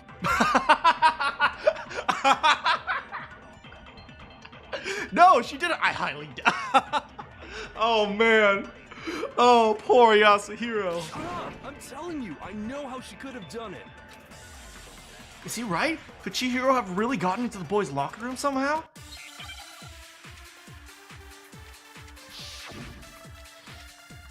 Okay, why is Yasuhiro wrong this time? 2 locker room posters. Is it really possible? Could Chihiro really have gotten into the boys' locker room somehow? You have to go. Thanks for stopping by, Stickman. She must have hacked her e-handbook. Oh, no! She was the ultimate programmer, after all. See you later, Stickman. Thanks so much. No, I don't think that's it. She used the thing that was in the main hall. Huh? What thing? I was trying to use the silencer. I'm talking about Leon's handbook, of course. Well, rip Yasuhiro for the second time. Or for like, it's like the 100th time for Yasuhiro. No, I don't think Chihiro used Leon's handbook. Poor hero, he's too dumb. Why not? Because Leon's handbook was broken. Oh. Well, then, yeah, I guess that'd be pretty impossible, huh? He gives up so I fast. struck silent by how quickly you gave up. Oh man, rip him a new one, Sakura. Plus, isn't there a regulation against using someone else's handbook? Actually, the rule states that loaning your handbook is prohibited. It says nothing about borrowing. Wow, look at Byakuya actually helping. In other words, you could borrow a dead person's handbook all you want, and you'd be safe. Yup, yup, yup. Hit the nail square on the noggin. Ding, ding, ding. Of course, if it were broken, that wouldn't make any sense anyway. So then, she must have hacked hers, like I said. She used her ultimate programmer skills and... Cue Monokuma! You can't fix an e-handbook. The instant you open one up, a security buzzer starts blaring. Thank you, Monokuma! And all the Monokumas in the gallery. Ow, very good, very good. So, if she didn't use Leon's handbook, and she didn't modify her own handbook... Maybe Mr. Naegi's initial assumption is just wrong? Kyoko, you gonna step in and point out that there might be something dangling between, Chihiro's legs? It seems like there's no way she could have got into the boys' locker room. So I guess... Okay then, I vote for Byakuya. Stop, Taka. Let the actual smart girl talk. There's a huge snowstorm coming? I hope you don't lose power. I hope everything works out for you. Yeah, stay inside, stay safe, stay warm.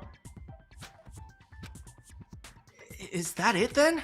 Chihiro was curled in the girls' locker room? Byakuya was the one who did it? I don't know what else I can... Hold on a second. Hey, look. The one who knows the answer decides to actually talk, right? She's sitting there and like, how do you solve this math question? And Makoto's helping everyone solve the math question until Makoto can't do it anymore. And then the teacher steps in and he's like, well, that was pretty good, Makoto, but let me help you out here. I agree with you, though. I think you're on the right track. What the? You finally decide to open your mouth and that's what you've got to say? There's no way she could get in the boys' locker room, right? Oh my god. I don't think Mondo is arguing for his own protection. I think Mondo is arguing because he's trying to keep it the secret. I think that's it. I think Mondo is really desperately trying to keep Chihiro's secret.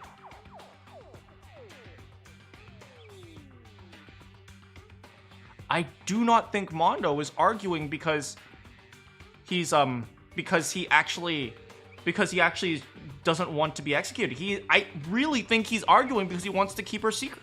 His secret. Why are you so sure she couldn't get in? There's still one other way she could have gained access. I'm telling you, it was an accident. It was absolutely an accident. What? What are you talking about? What other way is there? Well, to explain that, why don't we take a little break from the trial? I'd like you all to come see something. Are we allowed to do that? Wait. Just what do you think you're doing? Are we allowed to do that? Don't worry. This'll make the whole trial more exciting. I'm sure that thought must please you. Huh? It'll make things more exciting? Well, all right then. I declare an official class trial recess. Huh. Dang, it's pretty easy to manipulate Monokuma, huh? For real? Now then, what is it you want to show us? It better not be boring or I'll be very unhappy. Oh, I have no doubt it'll meet your lofty expectations. So, shall we go?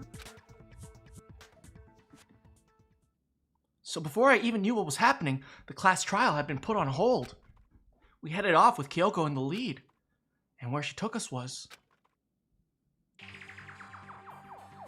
Oh no. Who's gonna do it? The girls' locker room?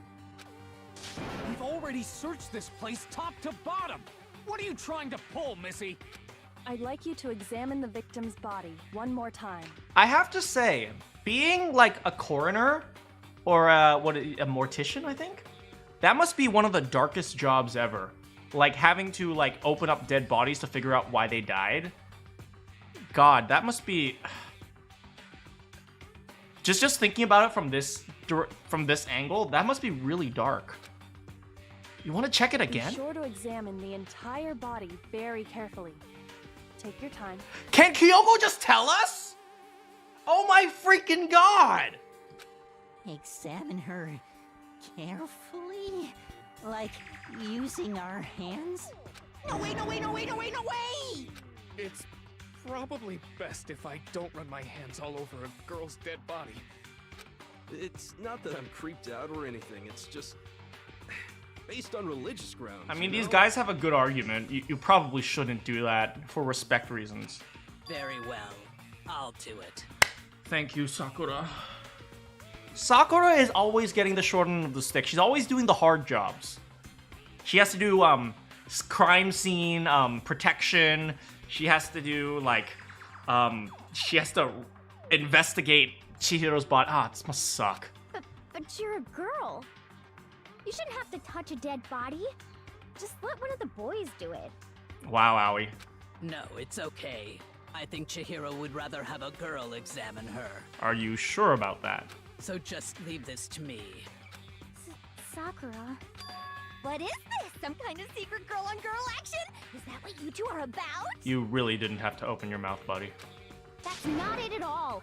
Stop screwing around. Okay, here I go. Oh boy. I'm sorry, Chihiro. Please excuse the intrusion. Oh boy. Putting her hands together in a brief prayer, at least she is respectful, Sakura then began to quietly examine her body. Be sure to check her entire body, and I believe we will solve this particular mystery. Kyoko is going back down the likability train, right? Kyoko could have just told them the answer, but no! Let's run our hands all over the body! Like, what the hell, Kyoko? Kyoko, you're back down to ultimate bitch, okay? Her entire body? I know you say that, but... What? This is... What is this... Well, that was a reaction. What is it? Not possible. It's not possible. Oh, it's possible. Sakura's eyes were staring wildly at Chihiro's lifeless form. Her massive frame trembled. Don't worry, Sakura. I put my arms around her. It's okay, I'm here for you. This girl is what? Is a boy. Ah, I see. So she was actually a he. Interesting. Thank you for confirming this fact. He's so calm about this. What? You're joking, right? I wouldn't joke about this. Then it's really true? Well, Chihiro was a guy? It was a good attempt, Mondo. Oh, what? You guys didn't know? Heck, I knew that right off the bat. But the e-handbook! It's sorted, wait. It's sorted by gender! The guys are the first half and the girls are the second half! Why would you do that? Why would you do that? Why didn't you put her name literally right here? If it was right here, it'd be so good! Chihiro Fujisaki was totally a guy.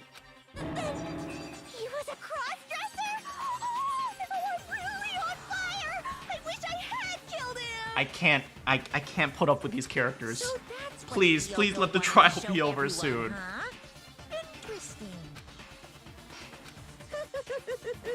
Yes, that certainly does make things much more exciting. Thank you, Monokuma. Now let's ride this wave of excitement back to the courtroom and get back to the trial. Thank you. Ahem.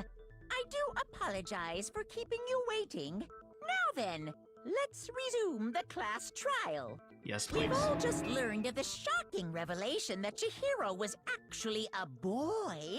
Let's pick up from there. Yes, well, I don't know his reason for hiding it, but the fact is, Chihiro was not a girl, but a boy. I wonder how his family feels about that. To think that Chihiro was actually a guy. I thought it never crossed my And mind. because the victim was male, he would have had no problem gaining access to the boys' locker room. Assuming his handbook did, in fact, list his gender as male, then yes, that would be true. Look at that one sweat drop on Byakuya. She's like, oh crap, I didn't know this. I'm smart. I promise I'm smart. Of course his handbook said he was a boy. He dressed like a girl, but he was a boy through and through. So then, there should be no issue with Makoto's initial assertion. Aw, Kyoko's defending us, but she did it in the most snarky way possible. Kyoko, you're back at the bottom. The victim was killed in the boys' locker room, and was then later moved to the girls' locker room. And the killer could have easily used Sayaka or Junko's handbook to get into the girls' locker room. So Chihiro really was killed in the boys' locker room? I still don't understand the motive for moving the body, but yes, that does seem plausible. Well, I must admit, I did find it rather odd. I'm not stupid, I promise. I'm actually smart. I knew he felt a little off. There was a certain incongruity to his female body. Oh my god, Byakuya was checking Chihiro out. Byakuya? Excuse me? This is the most titillating situation! You can shut up. So now everything has been connected. All the mysteries have finally become clear. I'm gonna take one more quick bathroom break and we will solve this mystery.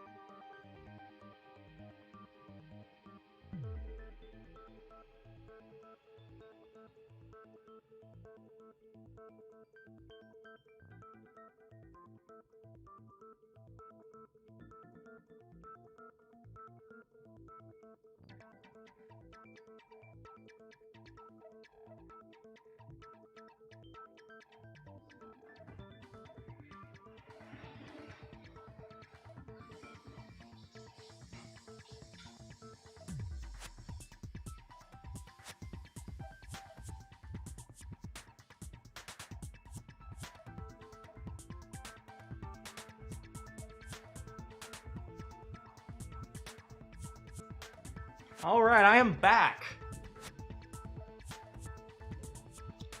Hello.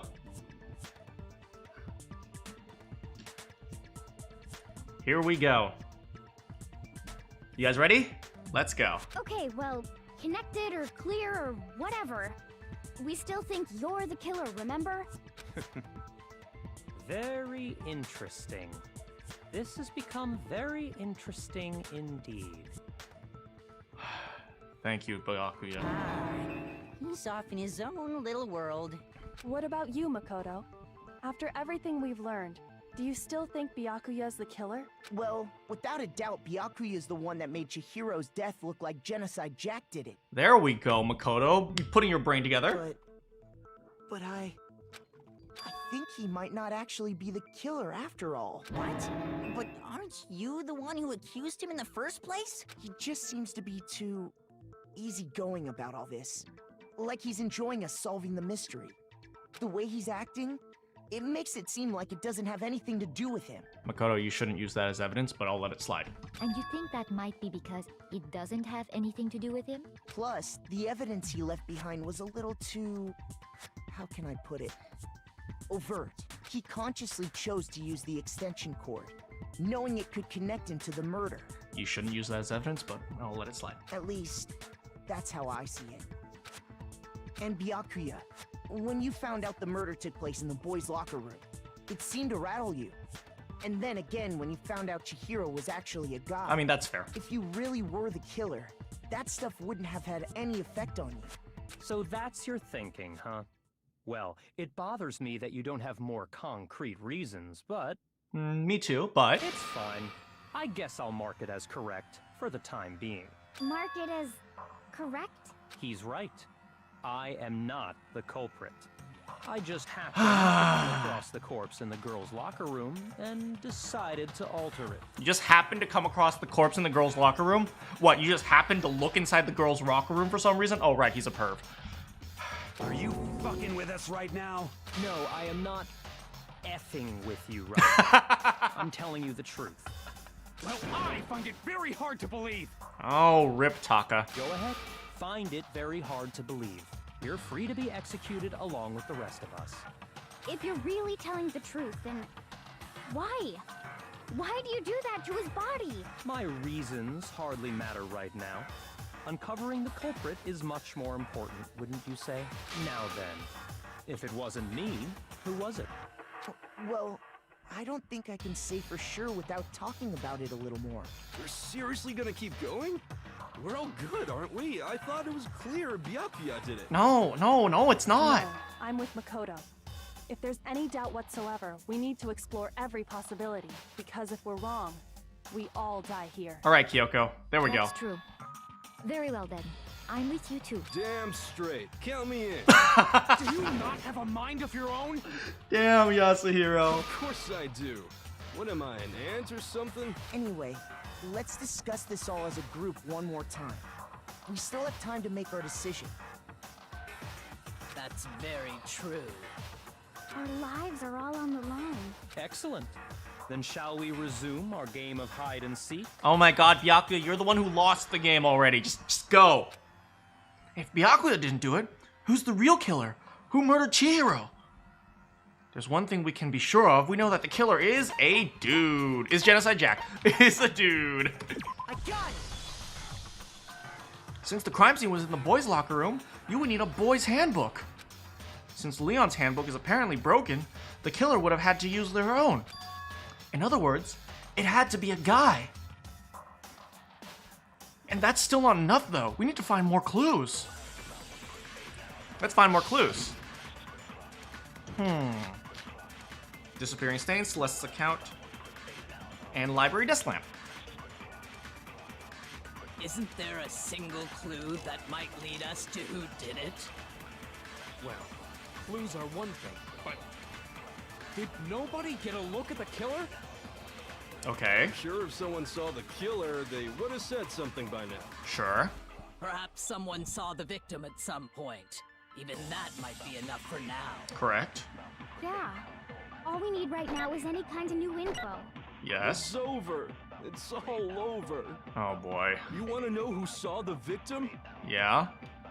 The killer. And only the killer. No, Celeste saw.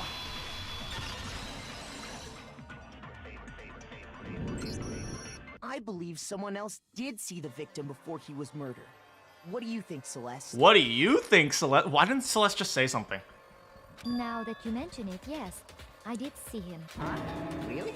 Oh, but I suppose only Makoto knows about this. I like how she says my name, Makoto. The rest of you had no idea, did you? That is why you're all making such ugly noises. What's wrong with this girl? Whatever, just hurry up and tell us. See you later, Kamjo. It was last night, right before nighttime. I saw Chihiro in the dormitory where I saw him stuffing a track jacket into a duffel bag. Okay. And then, I assume, he headed off to exercise. Correct. A track jacket and a duffel bag? But we didn't find anything like that at the murder scene. It seems likely that the culprit destroyed them to get rid of any evidence. That's reasonable. And that is when he said something that struck me as rather odd. He said he was going to meet someone. Right? Well, I'd better get going. I'm kind of in a hurry. Chihiro told me he was in a hurry, but why would he be in a hurry? Only if someone were waiting for him. Celeste, not bad. But who was waiting for him but Mondo? So, Mr. Fujisaki was on his way to meet with someone, and then they were going to work out together? Correct. But Hina and I had invited him to exercise with us plenty of times, and he always declined. Because he's not a girl. Probably because he was afraid you'd find out the secret he was hiding, right? Which means that conversely, he must have trusted whoever he was meeting with very much. Ooh, trusted and then that person kills ya. Oof. Enough so that he was willing to risk his secret being revealed. What a marvelous friendship! Can you shut up? The point is, whoever he met up with is the culprit, right? So we just gotta figure out who it was. But knowing what we know, I can't even guess. No. You already have what you need to make the connection. Do we? Huh? You know who the killer is. Seriously? Who is it?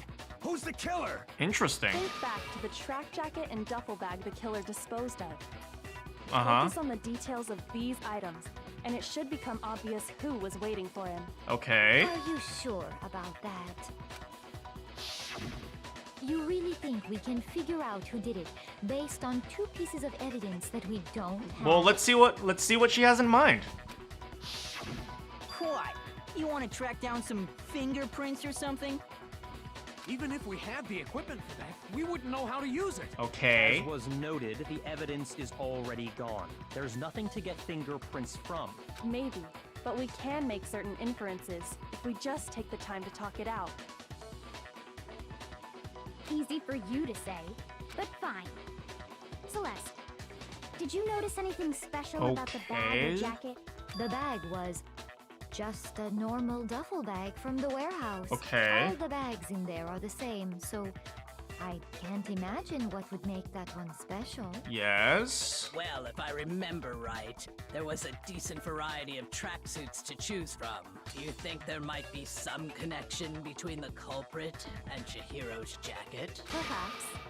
Let's explore that and talk a bit more about the jacket. Oh my god, Kyoko, you sneaky little girl. She has no idea what she's talking about. She's bluffing. She's just trying to get someone to say something.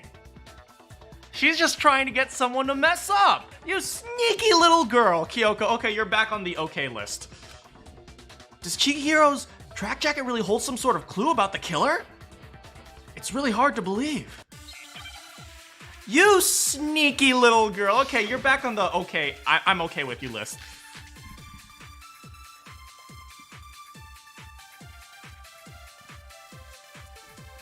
First of all, we know where Chihiro was headed. He was on his way to go exercise. Yes.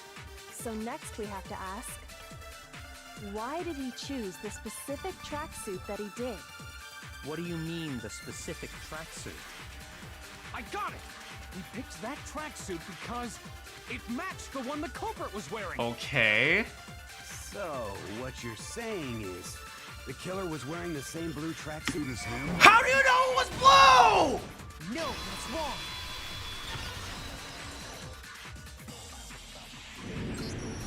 Hold on a second, Mondo. What did you just say? Huh? What'd I say? When Celeste testified a few minutes ago, she said... I saw him stuffing a track jacket into the duffel bag. Then, I assume he headed off to exercise. She never said anything about the jacket's color. Ooh!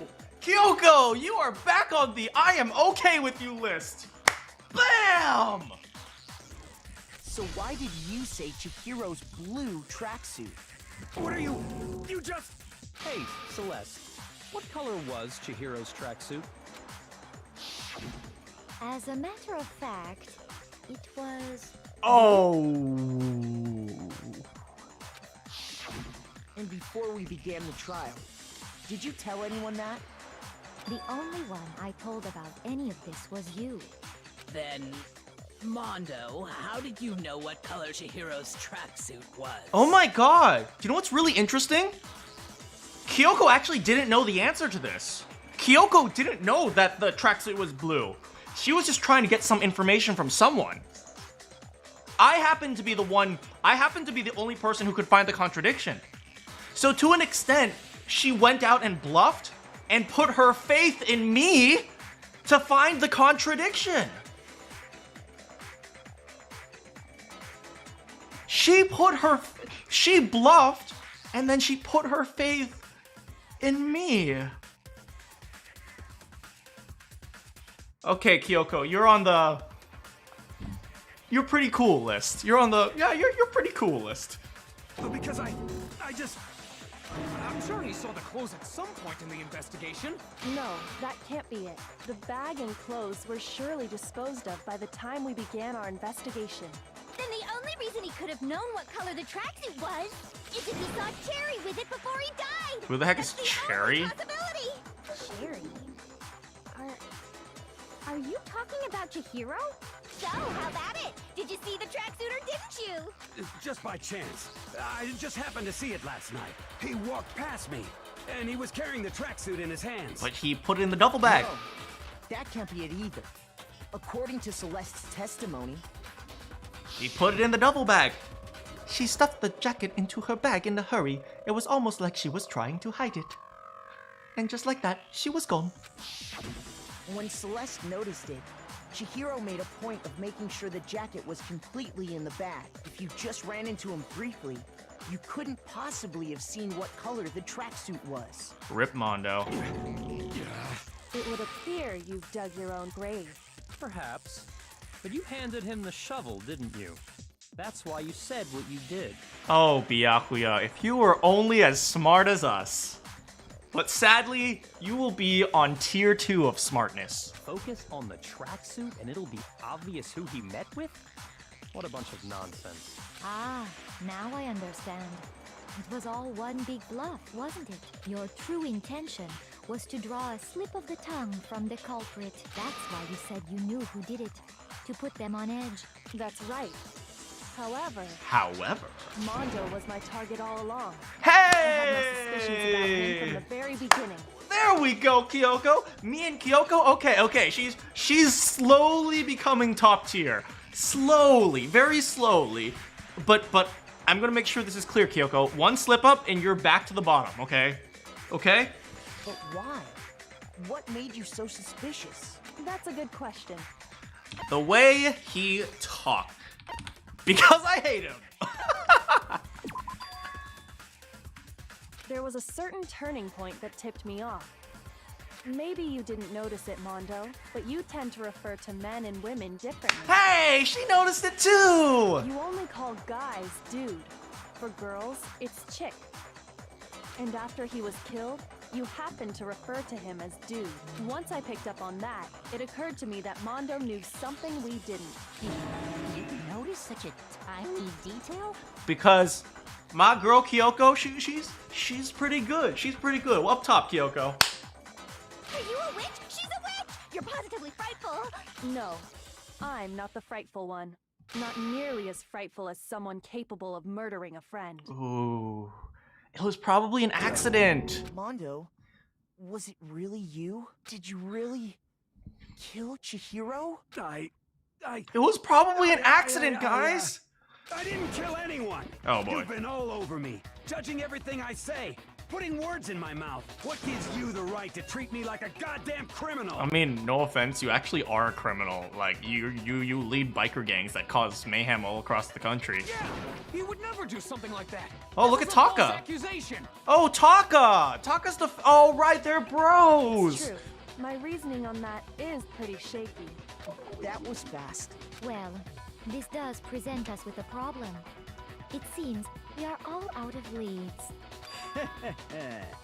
My time has nearly come. Oh boy. That's what my little ghost friend is telling me.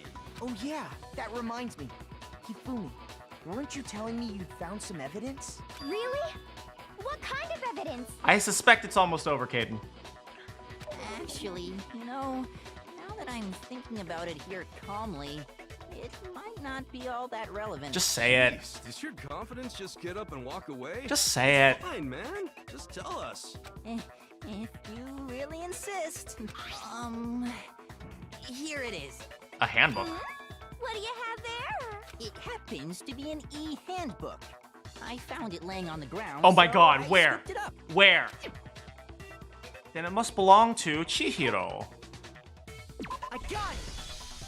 Where did you find it? Chihiro's handbook was missing from the scene of the crime, right?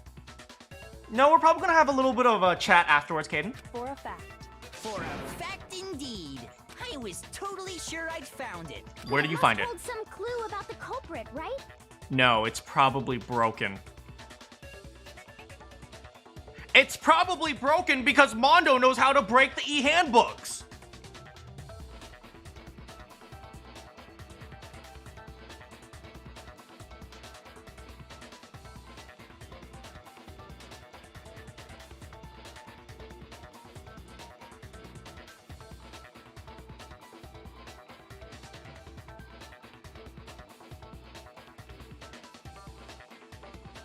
Because you break them with heat!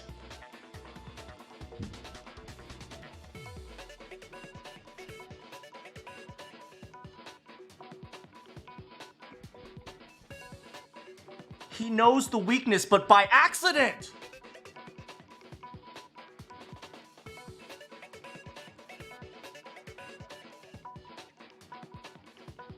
Which means...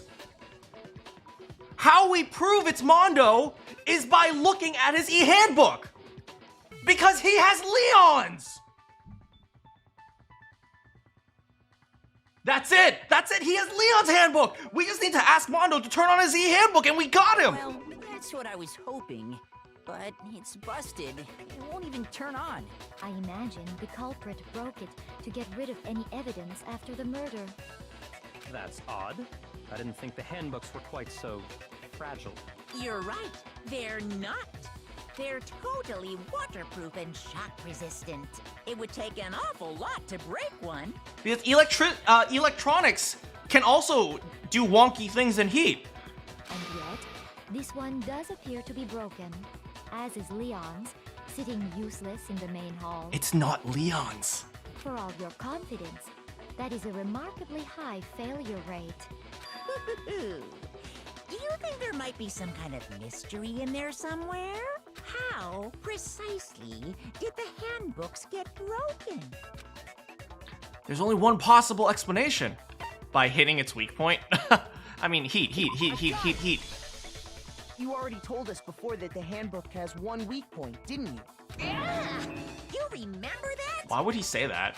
Sure, maybe I let that slip, but I never told anyone what the weak point actually was. But if the handbook is supposed to never break, and two of them broke in quick succession, Then we can only assume that someone's figured out its weakness. That's We know right. what the weakness is, right, Monokuma?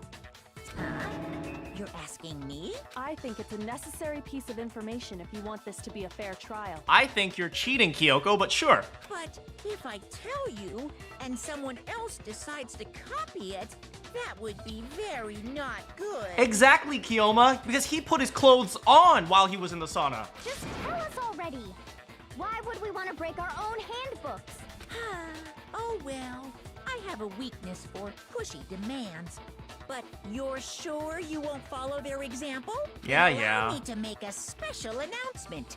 The weak point of my cutting-edge e-handbook is... Heat. When it's exposed to high temperatures for too long, it will suffer a meltdown. There it is. Woo! I flippin' knew it! He found it in the sauna. You knew it? Yeah, because I found the handbook laying on the floor of the sauna. There it is! Man, we have just signed your death warrant. The temperature in the sauna can reach over 200 degrees. Strange how you don't get burnt, huh? It's because as your sweat evaporates, it creates a cooling layer of air around your skin. If the hot air of the sauna were somehow pushed directly onto your skin, you'd definitely get fried. Well, I'm never going into a sauna again. That layer of air would get blown away. That's why you may feel a burning when you move around. Well, I'm never going into a sauna again. Maybe a hot tub, fine, but not a sauna. So when you're in a sauna, make sure to keep nice and still. To be honest, saunas scare me. Interesting. I learned one new fact today. That is a mere trifling speck of knowledge. Anyway, if you found the victim's handbook in the sauna, then the killer must have been purposely trying to raise its temperature in order to break it. Meaning the culprit somehow knew its weakness. Well. But how'd they find out? Monokuma said he didn't tell anyone, right? Well. Indeed. Quite the mystery. What if they found out by accident? What do you mean by accident? What if the killer took their own handbook into the sauna, not knowing its weakness, and it broke? They'd realize it was broken, of course. And it wouldn't be hard to figure out why. Taka is realizing. And once they had Chihiro's handbook, they knew they had an easy way to dispose of it. I won't say it's not possible, but who would have done something like that? Uh-oh, Taka's freaking out. He's like, oh no, not my bro! I don't know of anyone who took their handbook into the sauna. I might know someone who did. Whoa, seriously? I think the one who may have taken their handbook into the sauna was... Oh no, poor Taka! His bro is about to get executed! It could have been only one person. Well, rest in peace. Here's my answer. Mondo, your handbook got broken in the sauna, didn't it? What? Why? Why do you keep accusing him? Mondo and Taka had an endurance contest in the sauna not too long ago, remember? Well, rip. And for the contest, Mondo just so happened to keep his school uniform on. Oh boy. But little did he realize, he'd also left his handbook in one of his uniform pockets. And when it was all over, Mondo discovered that taking your handbook into the sauna could easily destroy it. Well, Mondo, I think it's over. No, wait, hold on. You've got it all wrong. He would never. I don't accept this. Show me the proof. The actual solid proof. Care to turn on your handbook? I don't want to believe it either, but I found something that proves it beyond the shadow of a doubt. Okay. Looks like this is the last one. Card reader genocide. Broken handbook. Let's test Makoto's assertion. If what he says is correct, then Mondo, you broke your own handbook. Correct. In other words, if Mondo's handbook is actually broken, then that proves that what Makoto said is right. Well, my goddamn handbook works just fine. Okay. See? Look! Makoto was wrong after all! Mondo wouldn't hurt a fly!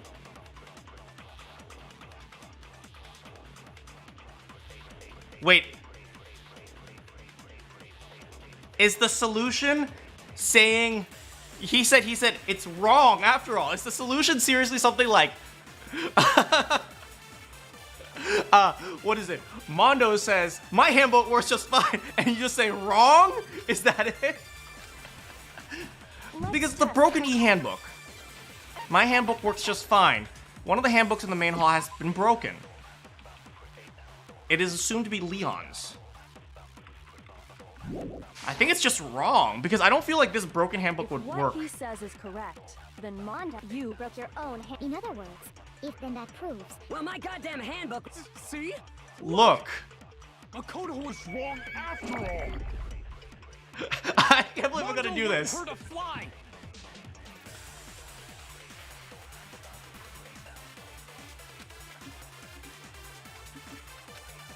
Okay. Let's test Makoto's assertion. Wrong! If what he says is correct, then Mondo, you broke your own handbook.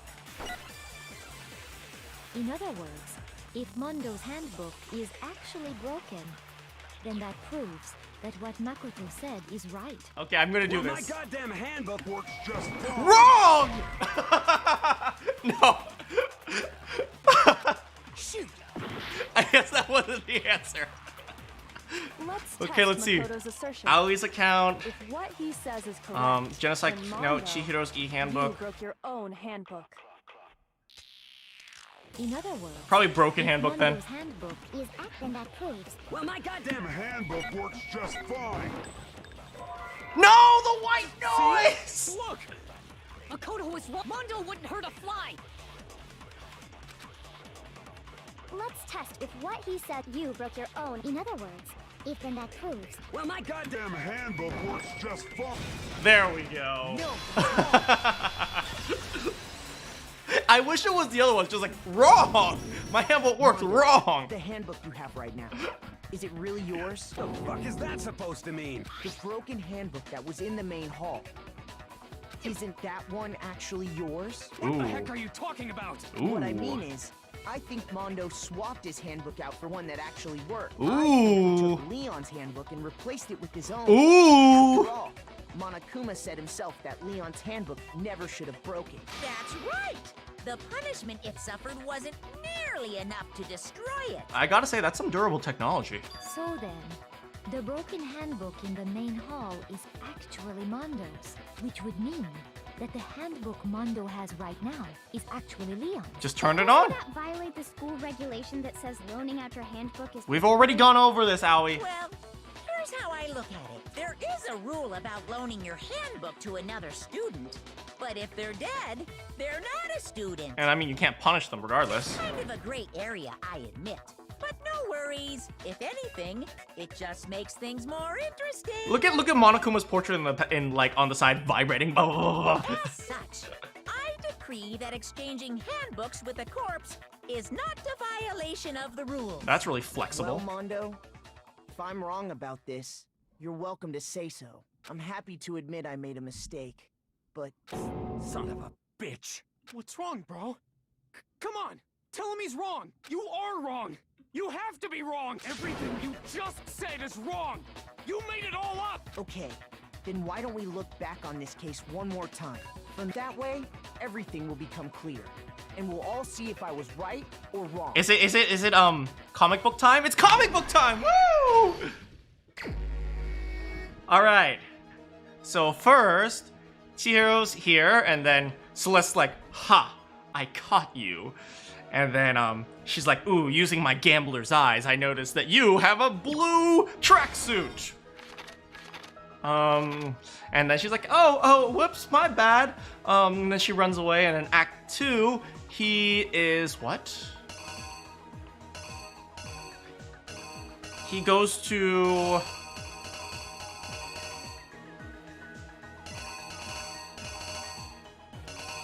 the boys' locker room. Oh, no. He scans his handbook to go into the boys' locker room. And then this is Mondo. Mondo's like, "Hey, what's up?"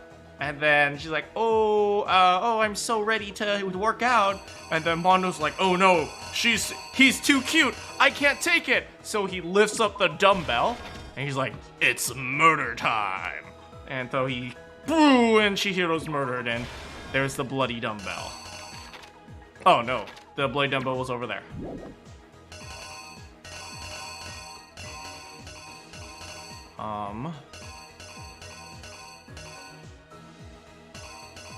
Wait, what? Oh, and then there's splatter. There's splatter on the poster and splatter on the carpet. And then he puts down the dumbbell and she's like, I was like, Chihiro is dead. And he's like, what did I just do? And then he goes over here, he rolls this up, and then he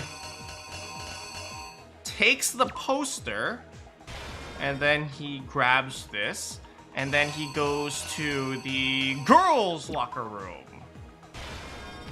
Wait. So this one's, I don't think is right.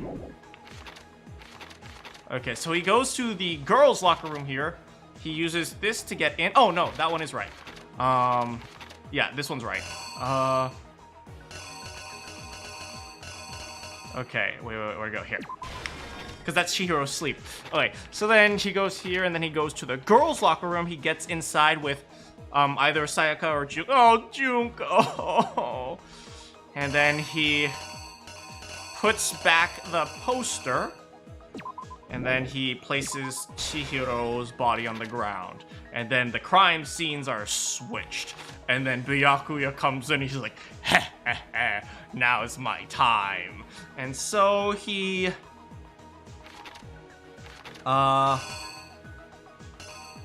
brings the cord with him. He writes bloodlust. And then he hangs up the Chihiro's body. And then Mondo, he's like, I have to get rid of this evidence. So he goes to the sauna, and then the thing goes buzz, buzz, buzz, buzz, buzz, and a ball. No. I think that is good. Here we go. Here's exactly what happened. First, let's take a look back to before the incident. Last night, Celeste saw Chihiro in the warehouse, correct? Correct. At the time, she was apparently stuffing something into a duffel bag. Also correct. Oh, oops, my fault. That something was a blue tracksuit. You can confirm this, right, Celeste? Indeed I can, Makoto. With bag in hand, Chihiro headed out, even though it was officially nighttime.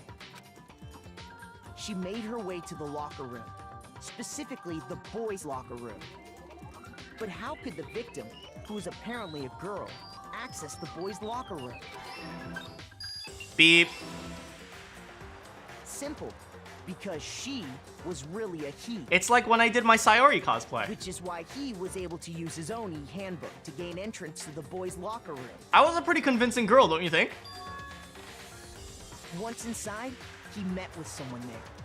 And the person he met was the one who killed him. It's time to It lift. seems likely that the killer grabbed the nearby dumbbell, approached the unsuspecting Chihiro. You like the comics? Yeah, I like the comics too, Matt and Kiyoma. Do you even lift, bro? Splat, splat. And that's where the bloodstains on the poster and carpeting in the boys' locker room came from. Drop. Ba-dum, ba-dum. It was likely in the heat of the moment. The body was arranged, but the murder itself felt unplanned. Yeah, it seems like an accident or something. Roll, roll, roll. Shriek! Which is why the killer hurried to try and hide the act. First, pulling up the bloodstained carpet. Then, removing the bloody poster.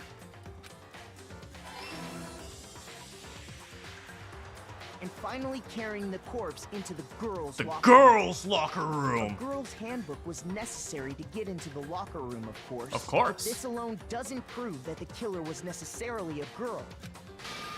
Because he got Sayaka's. Sayaka and Junko's handbooks had been placed in the main hall. Using one of those, a boy could get into the girls' locker room without much problem. And that's exactly how the killer did it. With the carpet and the poster they brought with them, they got to work. They changed the layout of the boys' and girls' locker room in what you might call a crime scene switch. No, my tornado poster! That could have been the end of things, but no. But no. Byakuya discovered the body and decided to intervene in the situation, making things even more complicated. So, after stumbling on the crime scene, he went and grabbed the extension cord from the library, and then he got to work. He used the cord to string up Chihiro's lifeless This body. is just awful. What Byakuya did is just horrible.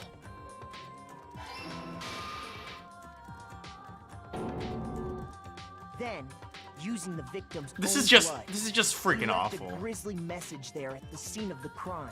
He wanted to create the illusion that Genocide Jack was responsible for the slaughter. And around the same time that Byakuya You was agree? putting Yeah. together this facade, the killer, having already disposed of Chihiro's bag and other belongings, arrived at the sauna. There, they planned to destroy the last piece of evidence, Chihiro's handbook. I also like, by the way, I also like how they animated the comic book. It's not just a comic book, they're like little animations that go along with it. And just as the killer expected, the steamy sauna was enough to ruin the electronic gadget. Somehow, the killer knew that the handbook couldn't stand up to the heat of the sauna. And the reason they knew that is because the sauna had already wrecked their own handbook. And that's how it all played out. Oh my god, his face. Isn't that right, Mondo Orada? Isn't that right, Leon? I mean, Mondo. Oh man. No, this can't be right. Where's your evidence? Yeah, where's your evidence? You need evidence. You need proof. Without any proof, you can't pin any of this on him. Evidence that Mondo is the killer. That already revealed itself earlier in this trial. All I have to do is check one item of his and everything will be clear. A new element, bullet time battle. That's DDR, right? Let's talk a little bit more about fever time and nigga time. During a bullet time battle, if you press space, fever time and the tempo will be forced to max. Even if you push buttons at random, you won't miss, so you can press blah, blah, blah, blah, blah, as long as you want to destroy the verbal assault. But this only lasts until your focus gauge runs out, so make the best use of it possible. Of course, this won't be fair if only you got that, so we've also prepared something called nigga time that your opponent can use. If your opponent activates nigga time, during the bullet time battle, your tempo marker will disappear, making it quite a bit tougher to hit his buttons in rhythm. If you were to activate fever time at this point, no, never mind, I'm sure nothing would happen. What? Unsurprisingly, your action difficulty will be set to gentle, your opponent will not use nigga time. Well then, good luck and have fun! Alright, from what I understood, press space. Okay, here we go. Show me some evidence. You're wrong. I won't listen. I refute you. False. Show me some evidence. I won't listen. This is so weird. How is this? I refuse to vote. Show me some evidence. You're wrong. I won't listen. I refute you. False. Show me some evidence. I won't listen. How long does nigga time last? I refuse to vote. I refute you. False. You're corrupt. Show me some evidence. Broken E handbook. Show me some evidence. This should prove it. Boom! And it's over. If my thinking so far is right, Mondo must have replaced his broken handbook with Leon. There you go, Makoto! In which case, we can just check each of our handbooks right now. Once we do that, we'll... We don't gotta do that. He's gonna confess. Huh? Yeah. Yeah, I did it. I killed him. Oh, Mondo. Oh, Mondo.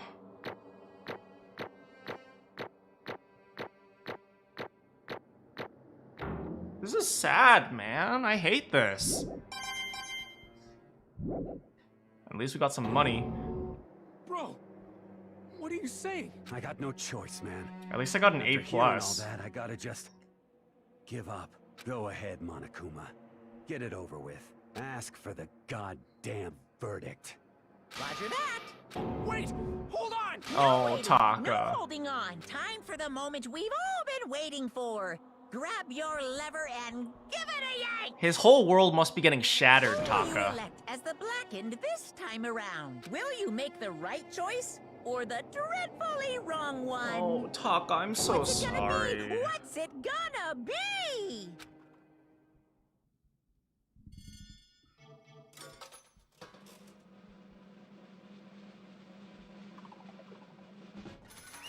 Oh, Mondo, why? It was probably an accident or something. Hope it's not as bad as Leon's. I'm sure it'll be just as bad. What? Uh-oh, this time you got it right again. Yes, so, it is so. The Blackened who killed Chihiro Fujisaki is Mondo Owada. Oh. Unbelievable. In case you're wondering, the vote was not unanimous. Kiyotaka chose the wrong answer. I wonder who he voted for. You're treading very close to the danger zone, Mr. Ishimaru. You need to be more careful. I refuse to believe it! There is no way he would kill someone. He's a professional thug. Sorry. What is this? Why are you apologizing? Why? You don't need to apologize, bro. Why did you do it? Now then. Well, it looks like Mondo's taken a vow of silence, so allow me to explain on his behalf. Actually... So the story of this murder this time is a sad story of two men. But for anyone who doesn't really want to hear it, you can just press the control key to fast forward. I want to hear it. Anyway, there was once a young boy. His name was Chihiro Fujisaki. He had an extreme inferiority complex regarding his own lack of strength. I've had that too, by the way. I've had that too, and to an extent, I still have that. That's one of the reasons why I'm afraid of going to gyms. But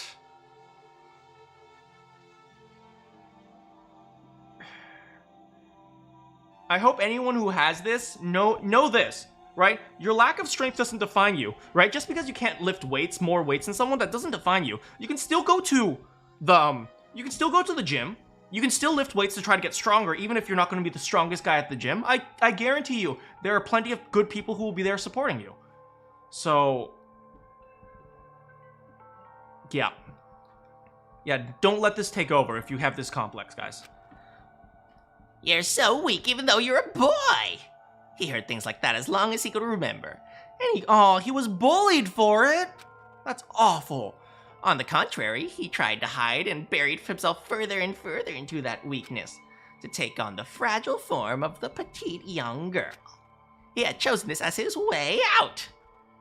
No, nobody will be able to say anything like, even though you're a boy.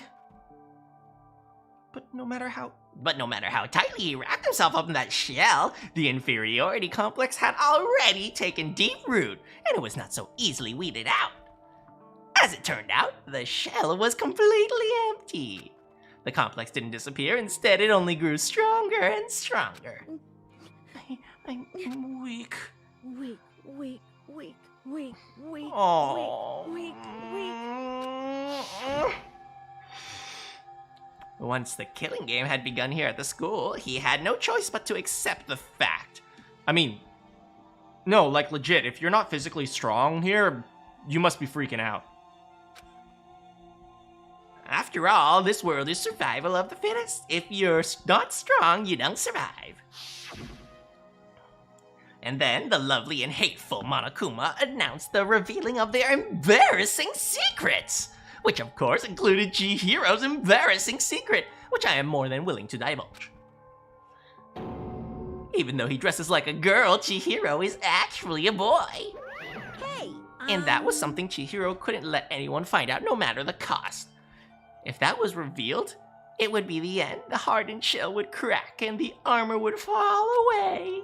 Without a doubt, those around him would torture him more than ever before. Everyone figured Being thrust into such a dilemma must have sent him into a spiraling despair. And yet... I'm sorry. I don't really want to talk about it right now. But I don't want to leave things the way they are, so maybe I can talk about it later. After I try my best to become strong. Oh, he really tried. You're not physically strong, I'm mentally? Well, I mean, it's good to be both, right? If you're not physically strong, you can still, go running every once in a while, get your endurance up. Annoyingly, he used the threat of discovery to motivate himself and became stronger. that's right. Now's my chance. I want to change. I'm gonna get stronger and accept who I am. Strong enough that someone says, even though you're a boy, I'll be okay. I'll get better. With that thought into the front of his mind, he resolved to take immediate action. Honestly, if he went to Sakura or Asahina with that, I'm sure they'd probably be just fine as well. And so... you tried advertising my channel by slightly loud. Oh, thank you so much, Kemjo. Any amount of support is just so meaningful to me, so thank you. Oh man, Kemjo, thank you so much.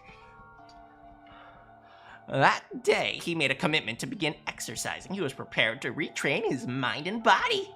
But sadly, that would be the first and only chance he'd get at it. Hey,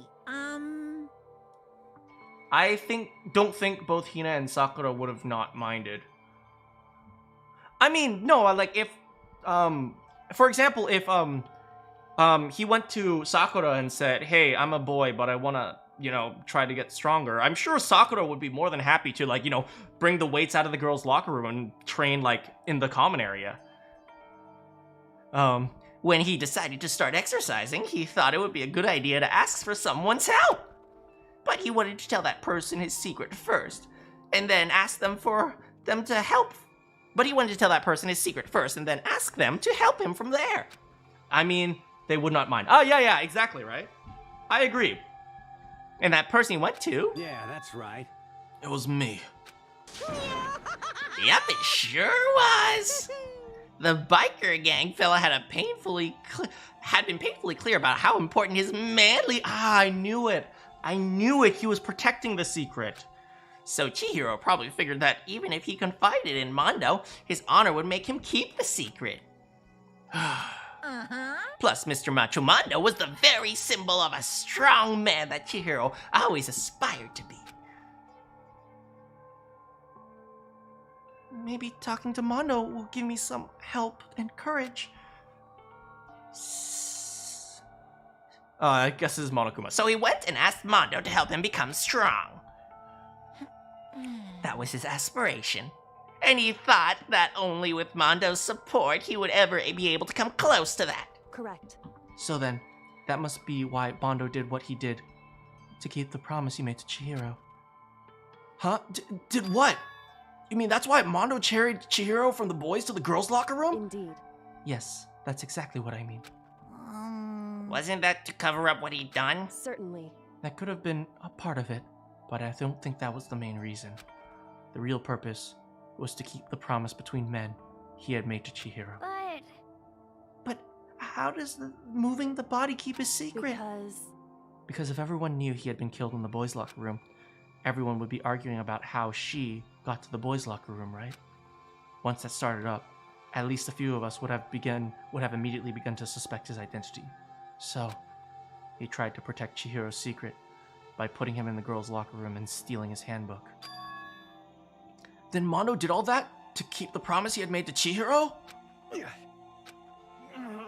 Why would he do that? The more I hear you talk, the more I don't understand. You guys trusted each other. Why did you? Because no matter what, I didn't want anyone to know. I knew it. So that's what triggered it after all. The possibility of having your embarrassing memories and secrets exposed. What is this? That's impossible! Nothing could have been that bad! Something you didn't want anyone to know even if it meant killing! You're wrong! It's impossible! Don't make me repeat myself. How many times must I repeat myself? To judge others by your own standards is the height of folly. Even if you can't comprehend it, he obviously can. That's all there is to it. While we're on the subject, why don't I tell you? The embarrassing memory, that secret he didn't want anyone to know. Hey, You know what Mondo did? Probably something with his brother. He killed his own brother.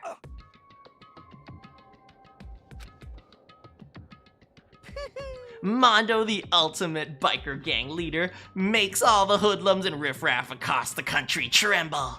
But the only reason he had a chance to join a gang in the first place was because of a certain someone.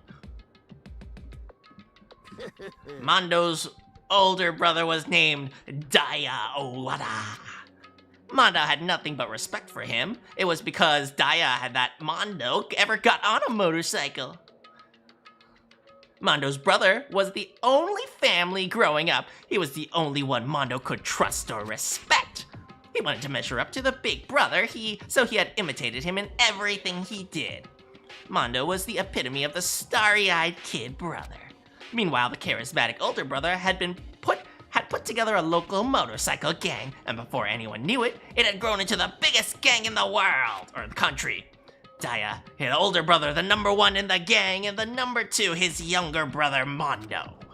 In the beginning, everything was peaches and gravy. But when Mondo started to think about how he would one day have to take over the gang from his brother's greatness, his reputation, began to gnaw on Mondo's very soul. The kid's gonna take over for Daya, huh? Daya created this hand gang with his bare hands. Mondo's just along for the ride. Can someone like that really be our leader? All they'll do is make the gang look bad. Almost every day, Mondo heard the gossip and whispers of the other gang members, which is why... I gotta get stronger. Stronger than Daya. Just one time. No matter what, I gotta win. Fuck with me. I don't care what it takes. I gotta come out on top. And the night of the Amazing Brothers retirement ceremony, Mondo challenged him to a street race. But during the race, a tragedy struck Crazy Diamond. The kid brother pushed ahead with reckless abandon, eager for victory, and dashed onto oncoming traffic. Oh, no. But suddenly, no, don't tell me, do not. Oh, no.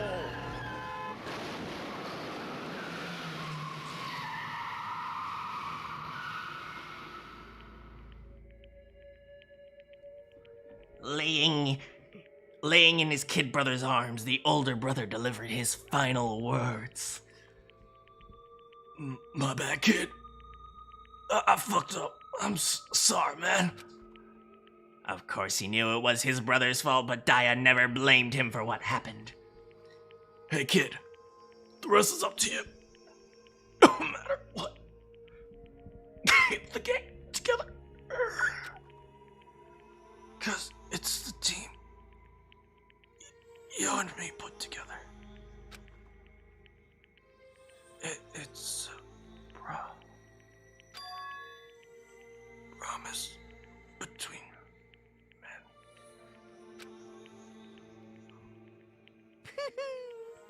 He decided to hide the truth of what happened from everyone else in the gang in order to keep the gang together, in order to keep the promise to his brother. He could never admit to anyone that it was his own weakness that caused the accident, and as a result, the team was made ever stronger under the banner of the kid who bested his big brother. Dad was gonna lose to his kid brother, so he got stupid and got himself killed. That became the explanation for what happened. Mondo's lie became the truth. He wanted to lead the team so bad he was willing to tell all kinds of lies. I'm strong. I'm strong. And yet, as soon as our killing game began, he realized no matter how tough he pretended to be, he was just another weakling that could die in an instant. And thanks so much for coming, Matt. And then the lovely and hateful Monokuma announced the revealing of embarrassing secrets. At that point, it was clear I would have no problem shedding light on his secret. Mondo killed his older brother. No matter what, I couldn't let the others and the gang members find out. If that happened, everything would have been ruined. Everything me and my brother worked so hard for would be destroyed. His death, all the guilt I've been carrying around, it'd be for nothing. So that's why Mondo. After I saw what Monokuma had on me, my head filled up with a kind of fuzzy uneasiness and just started swirling around. I never felt anything like it before. I didn't know what to do about it.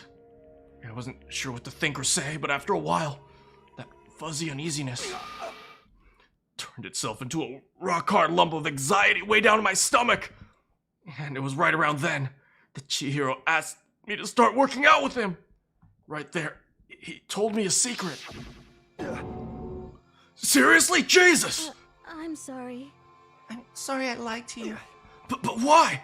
Why are you telling me this? Huh? You've kept it a secret all this time. If anyone found out, you... But... You're right, but... I want to change. I wrap myself in lies.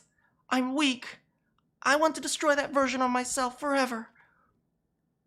His words... Oh god, that's gotta kill him. His words were like a knife in my gut. I felt like he was exposing the lie I'd been living myself. Oh. That's gotta destroy him. I have to change. I don't want to be weak anymore. You're so strong, it can't hurt you, right? Whatever secret Monokuma might tell us. You piece of... So what? Are you saying I should just say it? What? If you're saying I really am, I should just be able to tell everyone my secret? Huh? Oh god, no. I was jealous. Jealous of Chihiro's strength. He had the strength to face his own weakness, to try to overcome it. The kind of strength I never had. I was jealous of him. That jealousy broke me. What? Are you making fun of me? I'm strong. Are you fucking with me right now? No. I'm not making fun of you. You're really strong, Mondo. I felt like I could hear it, something starting to creak. Something inside my head. What did he want me to do? What was I supposed to do? Just sit back and let my secret get revealed? What's wrong? Damn you! Why did you have to tell me all that? Are you trying to rub my failure in my face? I just wanted to... I just really admire you. I admire your strength. Yeah, that's right. That's right. I am strong. I am strong. I'm stronger than you! You son of a bitch! And I'm stronger than Daya!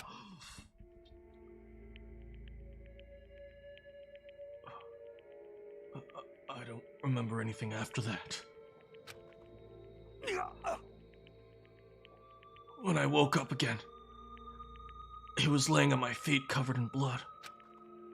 I had the dumbbell in my hand and I was just staring at him on the ground.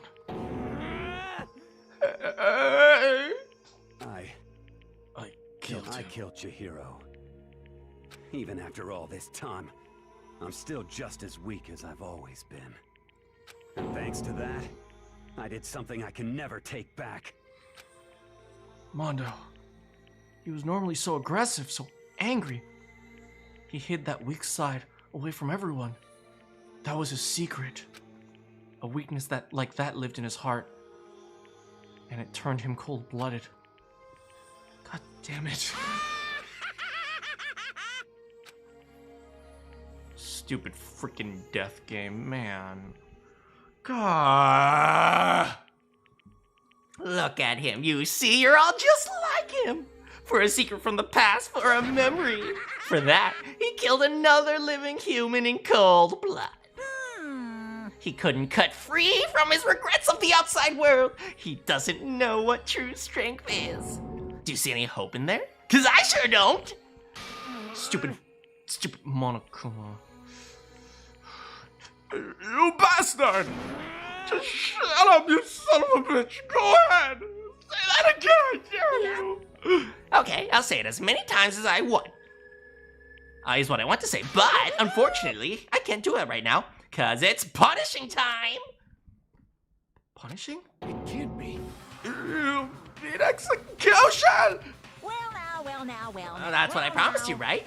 The Blacken who disturbed the peace will be punished. Ridiculous.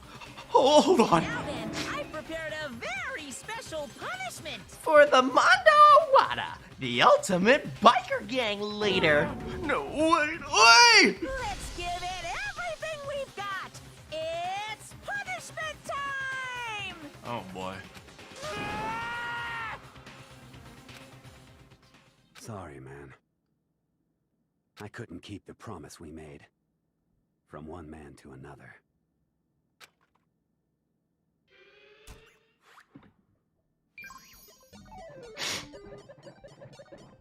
Mondo has been found guilty. It's time for the punishment.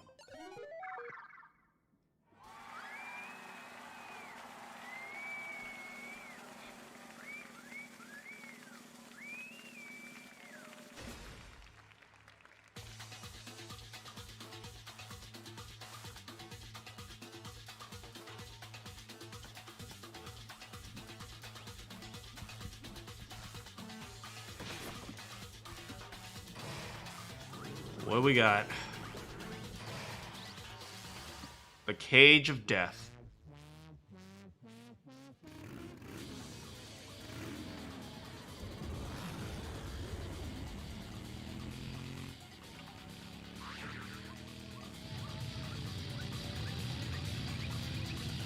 What are they doing? Oh my god, what a horrible way to die! Oh my god, the forces on his body are probably crushing him.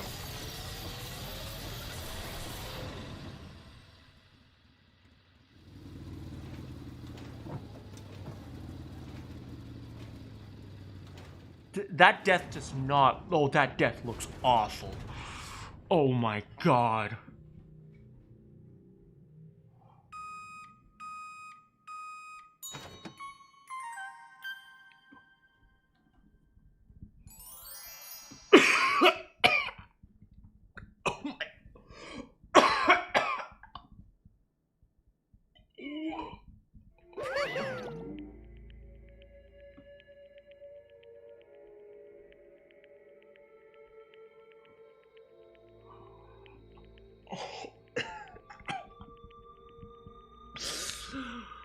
Oh.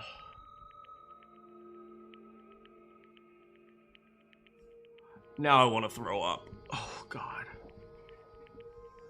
Laugh at death and your soul will forever be at peace.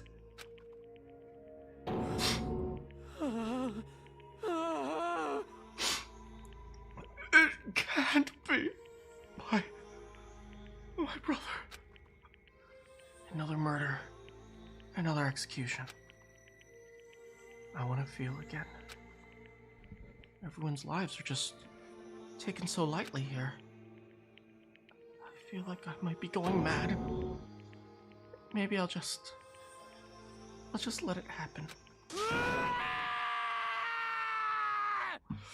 Taka.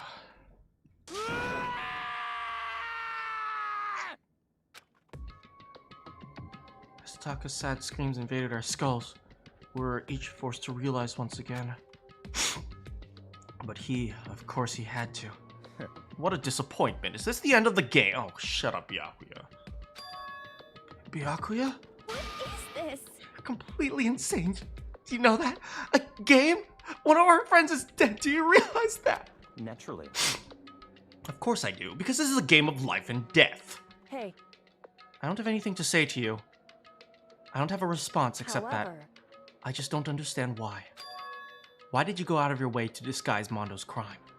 What? Why?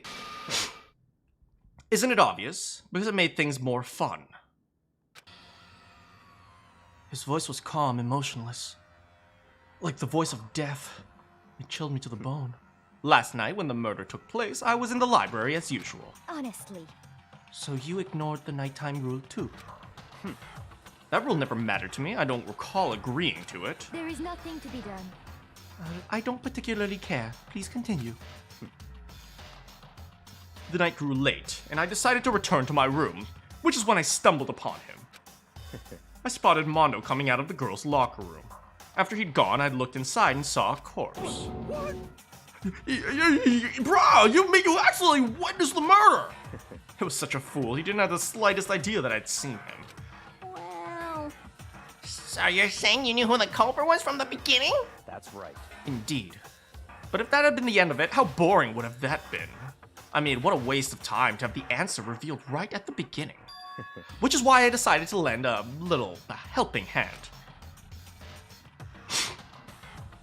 I thought it would liven things up. You did all that just to liven things up? I see. So after hearing about Genocide Jack from Toko, you decided to use that to create a fake murder scene. But Damn, man! If we hadn't figured it out, who'd really done it, you'd be dead too! Well, obviously I would have revealed the truth before it reached that point. Of course. Byakuya turned and looked at me in the eye. I could feel his sharp eyes piercing into me. Thanks to a certain remarkable someone, it never did, and I was able to perform an interesting experiment. Interesting. Once I do decide to become Blackened, I now know who I'll have to watch out for. Correct. So that was your reason. Are you satisfied? Indeed. Yes, we're done listening to your story. Moving on. Hey. There is something I'd like to ask Monokuma. What's this? Oh, I'm up next. You like to perform these elaborate executions each time, correct? My question is why? Do you like them? But you know, this punishment, this despair, it's not just for you. This punishment is my gift to mankind itself. You see, there are kids playing this video game right now, and there's actually someone called Manakyn streaming this, and he happens to be enjoying this. What a sick, cruel sicko. In fact, there are like 10 people watching him right now who are also enjoying this. Oh man, and each one of them are awful people. What? You're over-exaggerating. I am not over-exaggerating. This is actually true. Manakyn is streaming this. These punishments are meant to transform all hope to despair. Damn. What do you mean? Mean? Mean? Mean? What the heck? Good grief, I don't understand why you have to pick apart every stupid little thing. Whatever doesn't matter. In the end, I'm just going to stand alone as the victor, and then everything will be revealed to me. Ooh, how exciting. Ooh, the noble son of a noble family. Truly, you understand me. I think this is the start of a terrifying friendship. That's enough. Shut up. I would never stoop to the level of a childish criminal like you. Let me just say this. After I have achieved complete victory, you are up next. I am going to find you and kill you. You understand? In the name of my family. For which victory is a foregone conclusion. You're getting all riled up. Ooh, so cool. You're like the main character of a video game. Sorry, that's Makoto. I swear, whatever it takes, I will kill you. Temper. Sounds like someone needs a nap.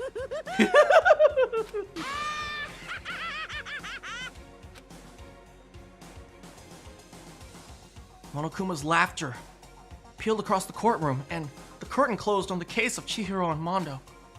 I knew it wasn't the end. The killing game, it would continue. Because the mastermind wouldn't let it end.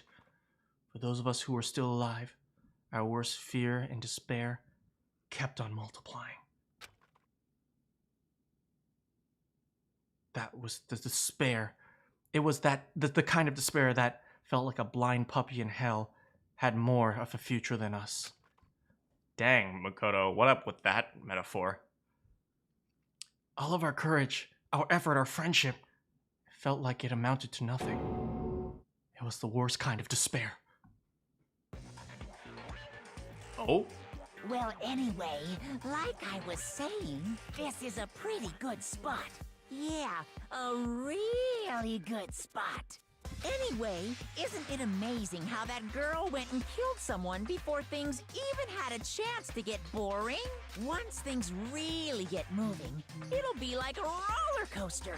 There won't be any stopping it. Fear and despair charge forward at a speed nothing can hope to match. But I must admit, I'm disappointed. I went to all the pain and effort of making you part of the group, and you couldn't play your part. What? You do remember you were supposed to make the first move, right? What? Well, no biggie. Nothing we can do about it now. So just do your best to make things more exciting from now on. Who the heck is this? After all, that's what everyone wants to see. Wait, a bigger mystery. How is he holding those strings with no fingers?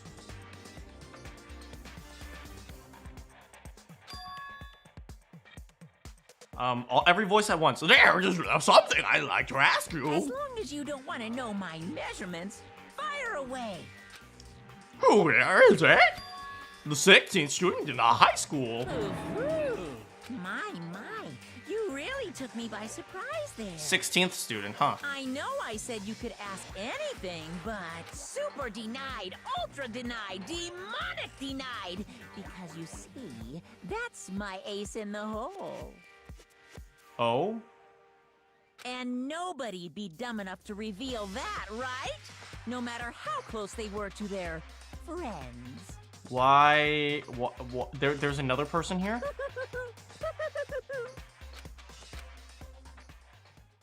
Oh. Chapter 2.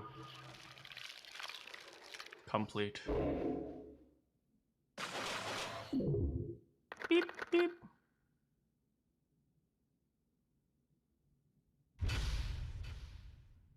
And that is the end of today's gaming stream. Save data, of course.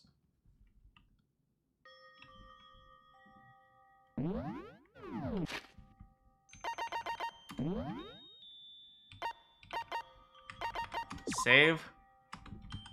Once more. Save. Once more. Return to main menu.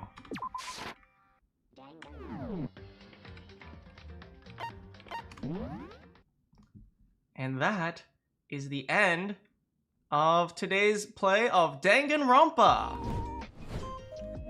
Thank you for much for joining me, everyone.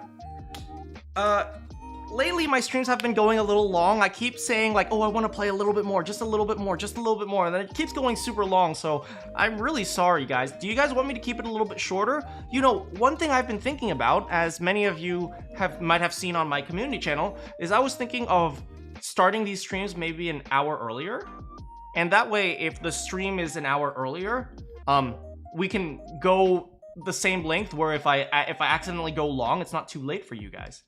See you later, Answer Man. So, for those of you who have seen that, please make sure you respond, so I can give you some, so I can get some feedback from you guys if you guys want to go an hour earlier. Because I was thinking next week I want to try starting an hour earlier. Because according to my statistics on my analytics page, most of my viewers are actually on at like 3 o'clock instead of 4 o'clock. So maybe that would be better for you guys. Anyway, dang, today was kind of hard, man. Today was hard. Dang. Oh, there's Mondo. Sorry, Mondo.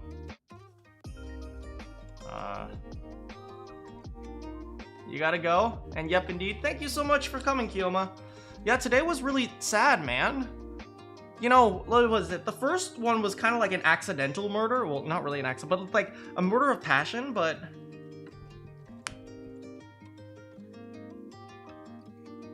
even more so, like, this one is dark, man.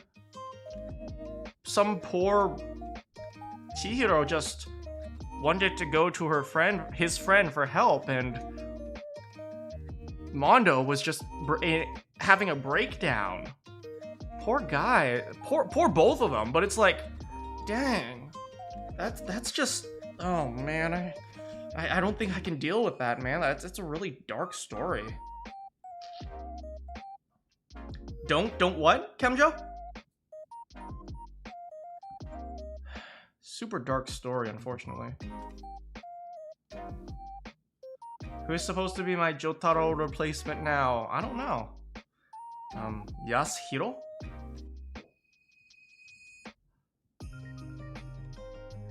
Yasuhiro's an idiot. Let's all be real here.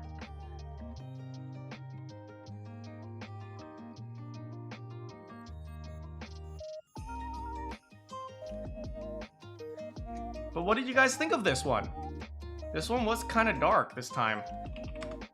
This time around it was a little bit dark, but I'm so glad you guys could join me for the ride. I hope my voice acting is enjoyable for you guys.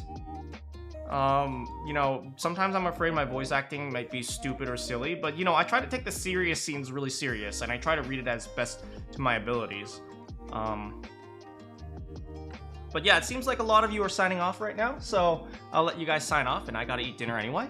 So, thank you so much for coming. I hope to see you guys tomorrow. Tomorrow is my, Fire Emblem stream. I've talked a little bit about, you know, my Fire Emblem streams sometimes don't appeal to very many people, but I'd really love it if you came by and actually, you know, gave the game a chance, because there's not only just strategy to it, there's also a lot of like story and fun parts about it. The characters are all wonky and silly, and I'd love if you guys could experience that with me. So I don't know if any of you guys are still here, but if you guys have a chance to come by, I would really love to see you guys come by and watch me play Fire Emblem. Anyway, I will see you all next time.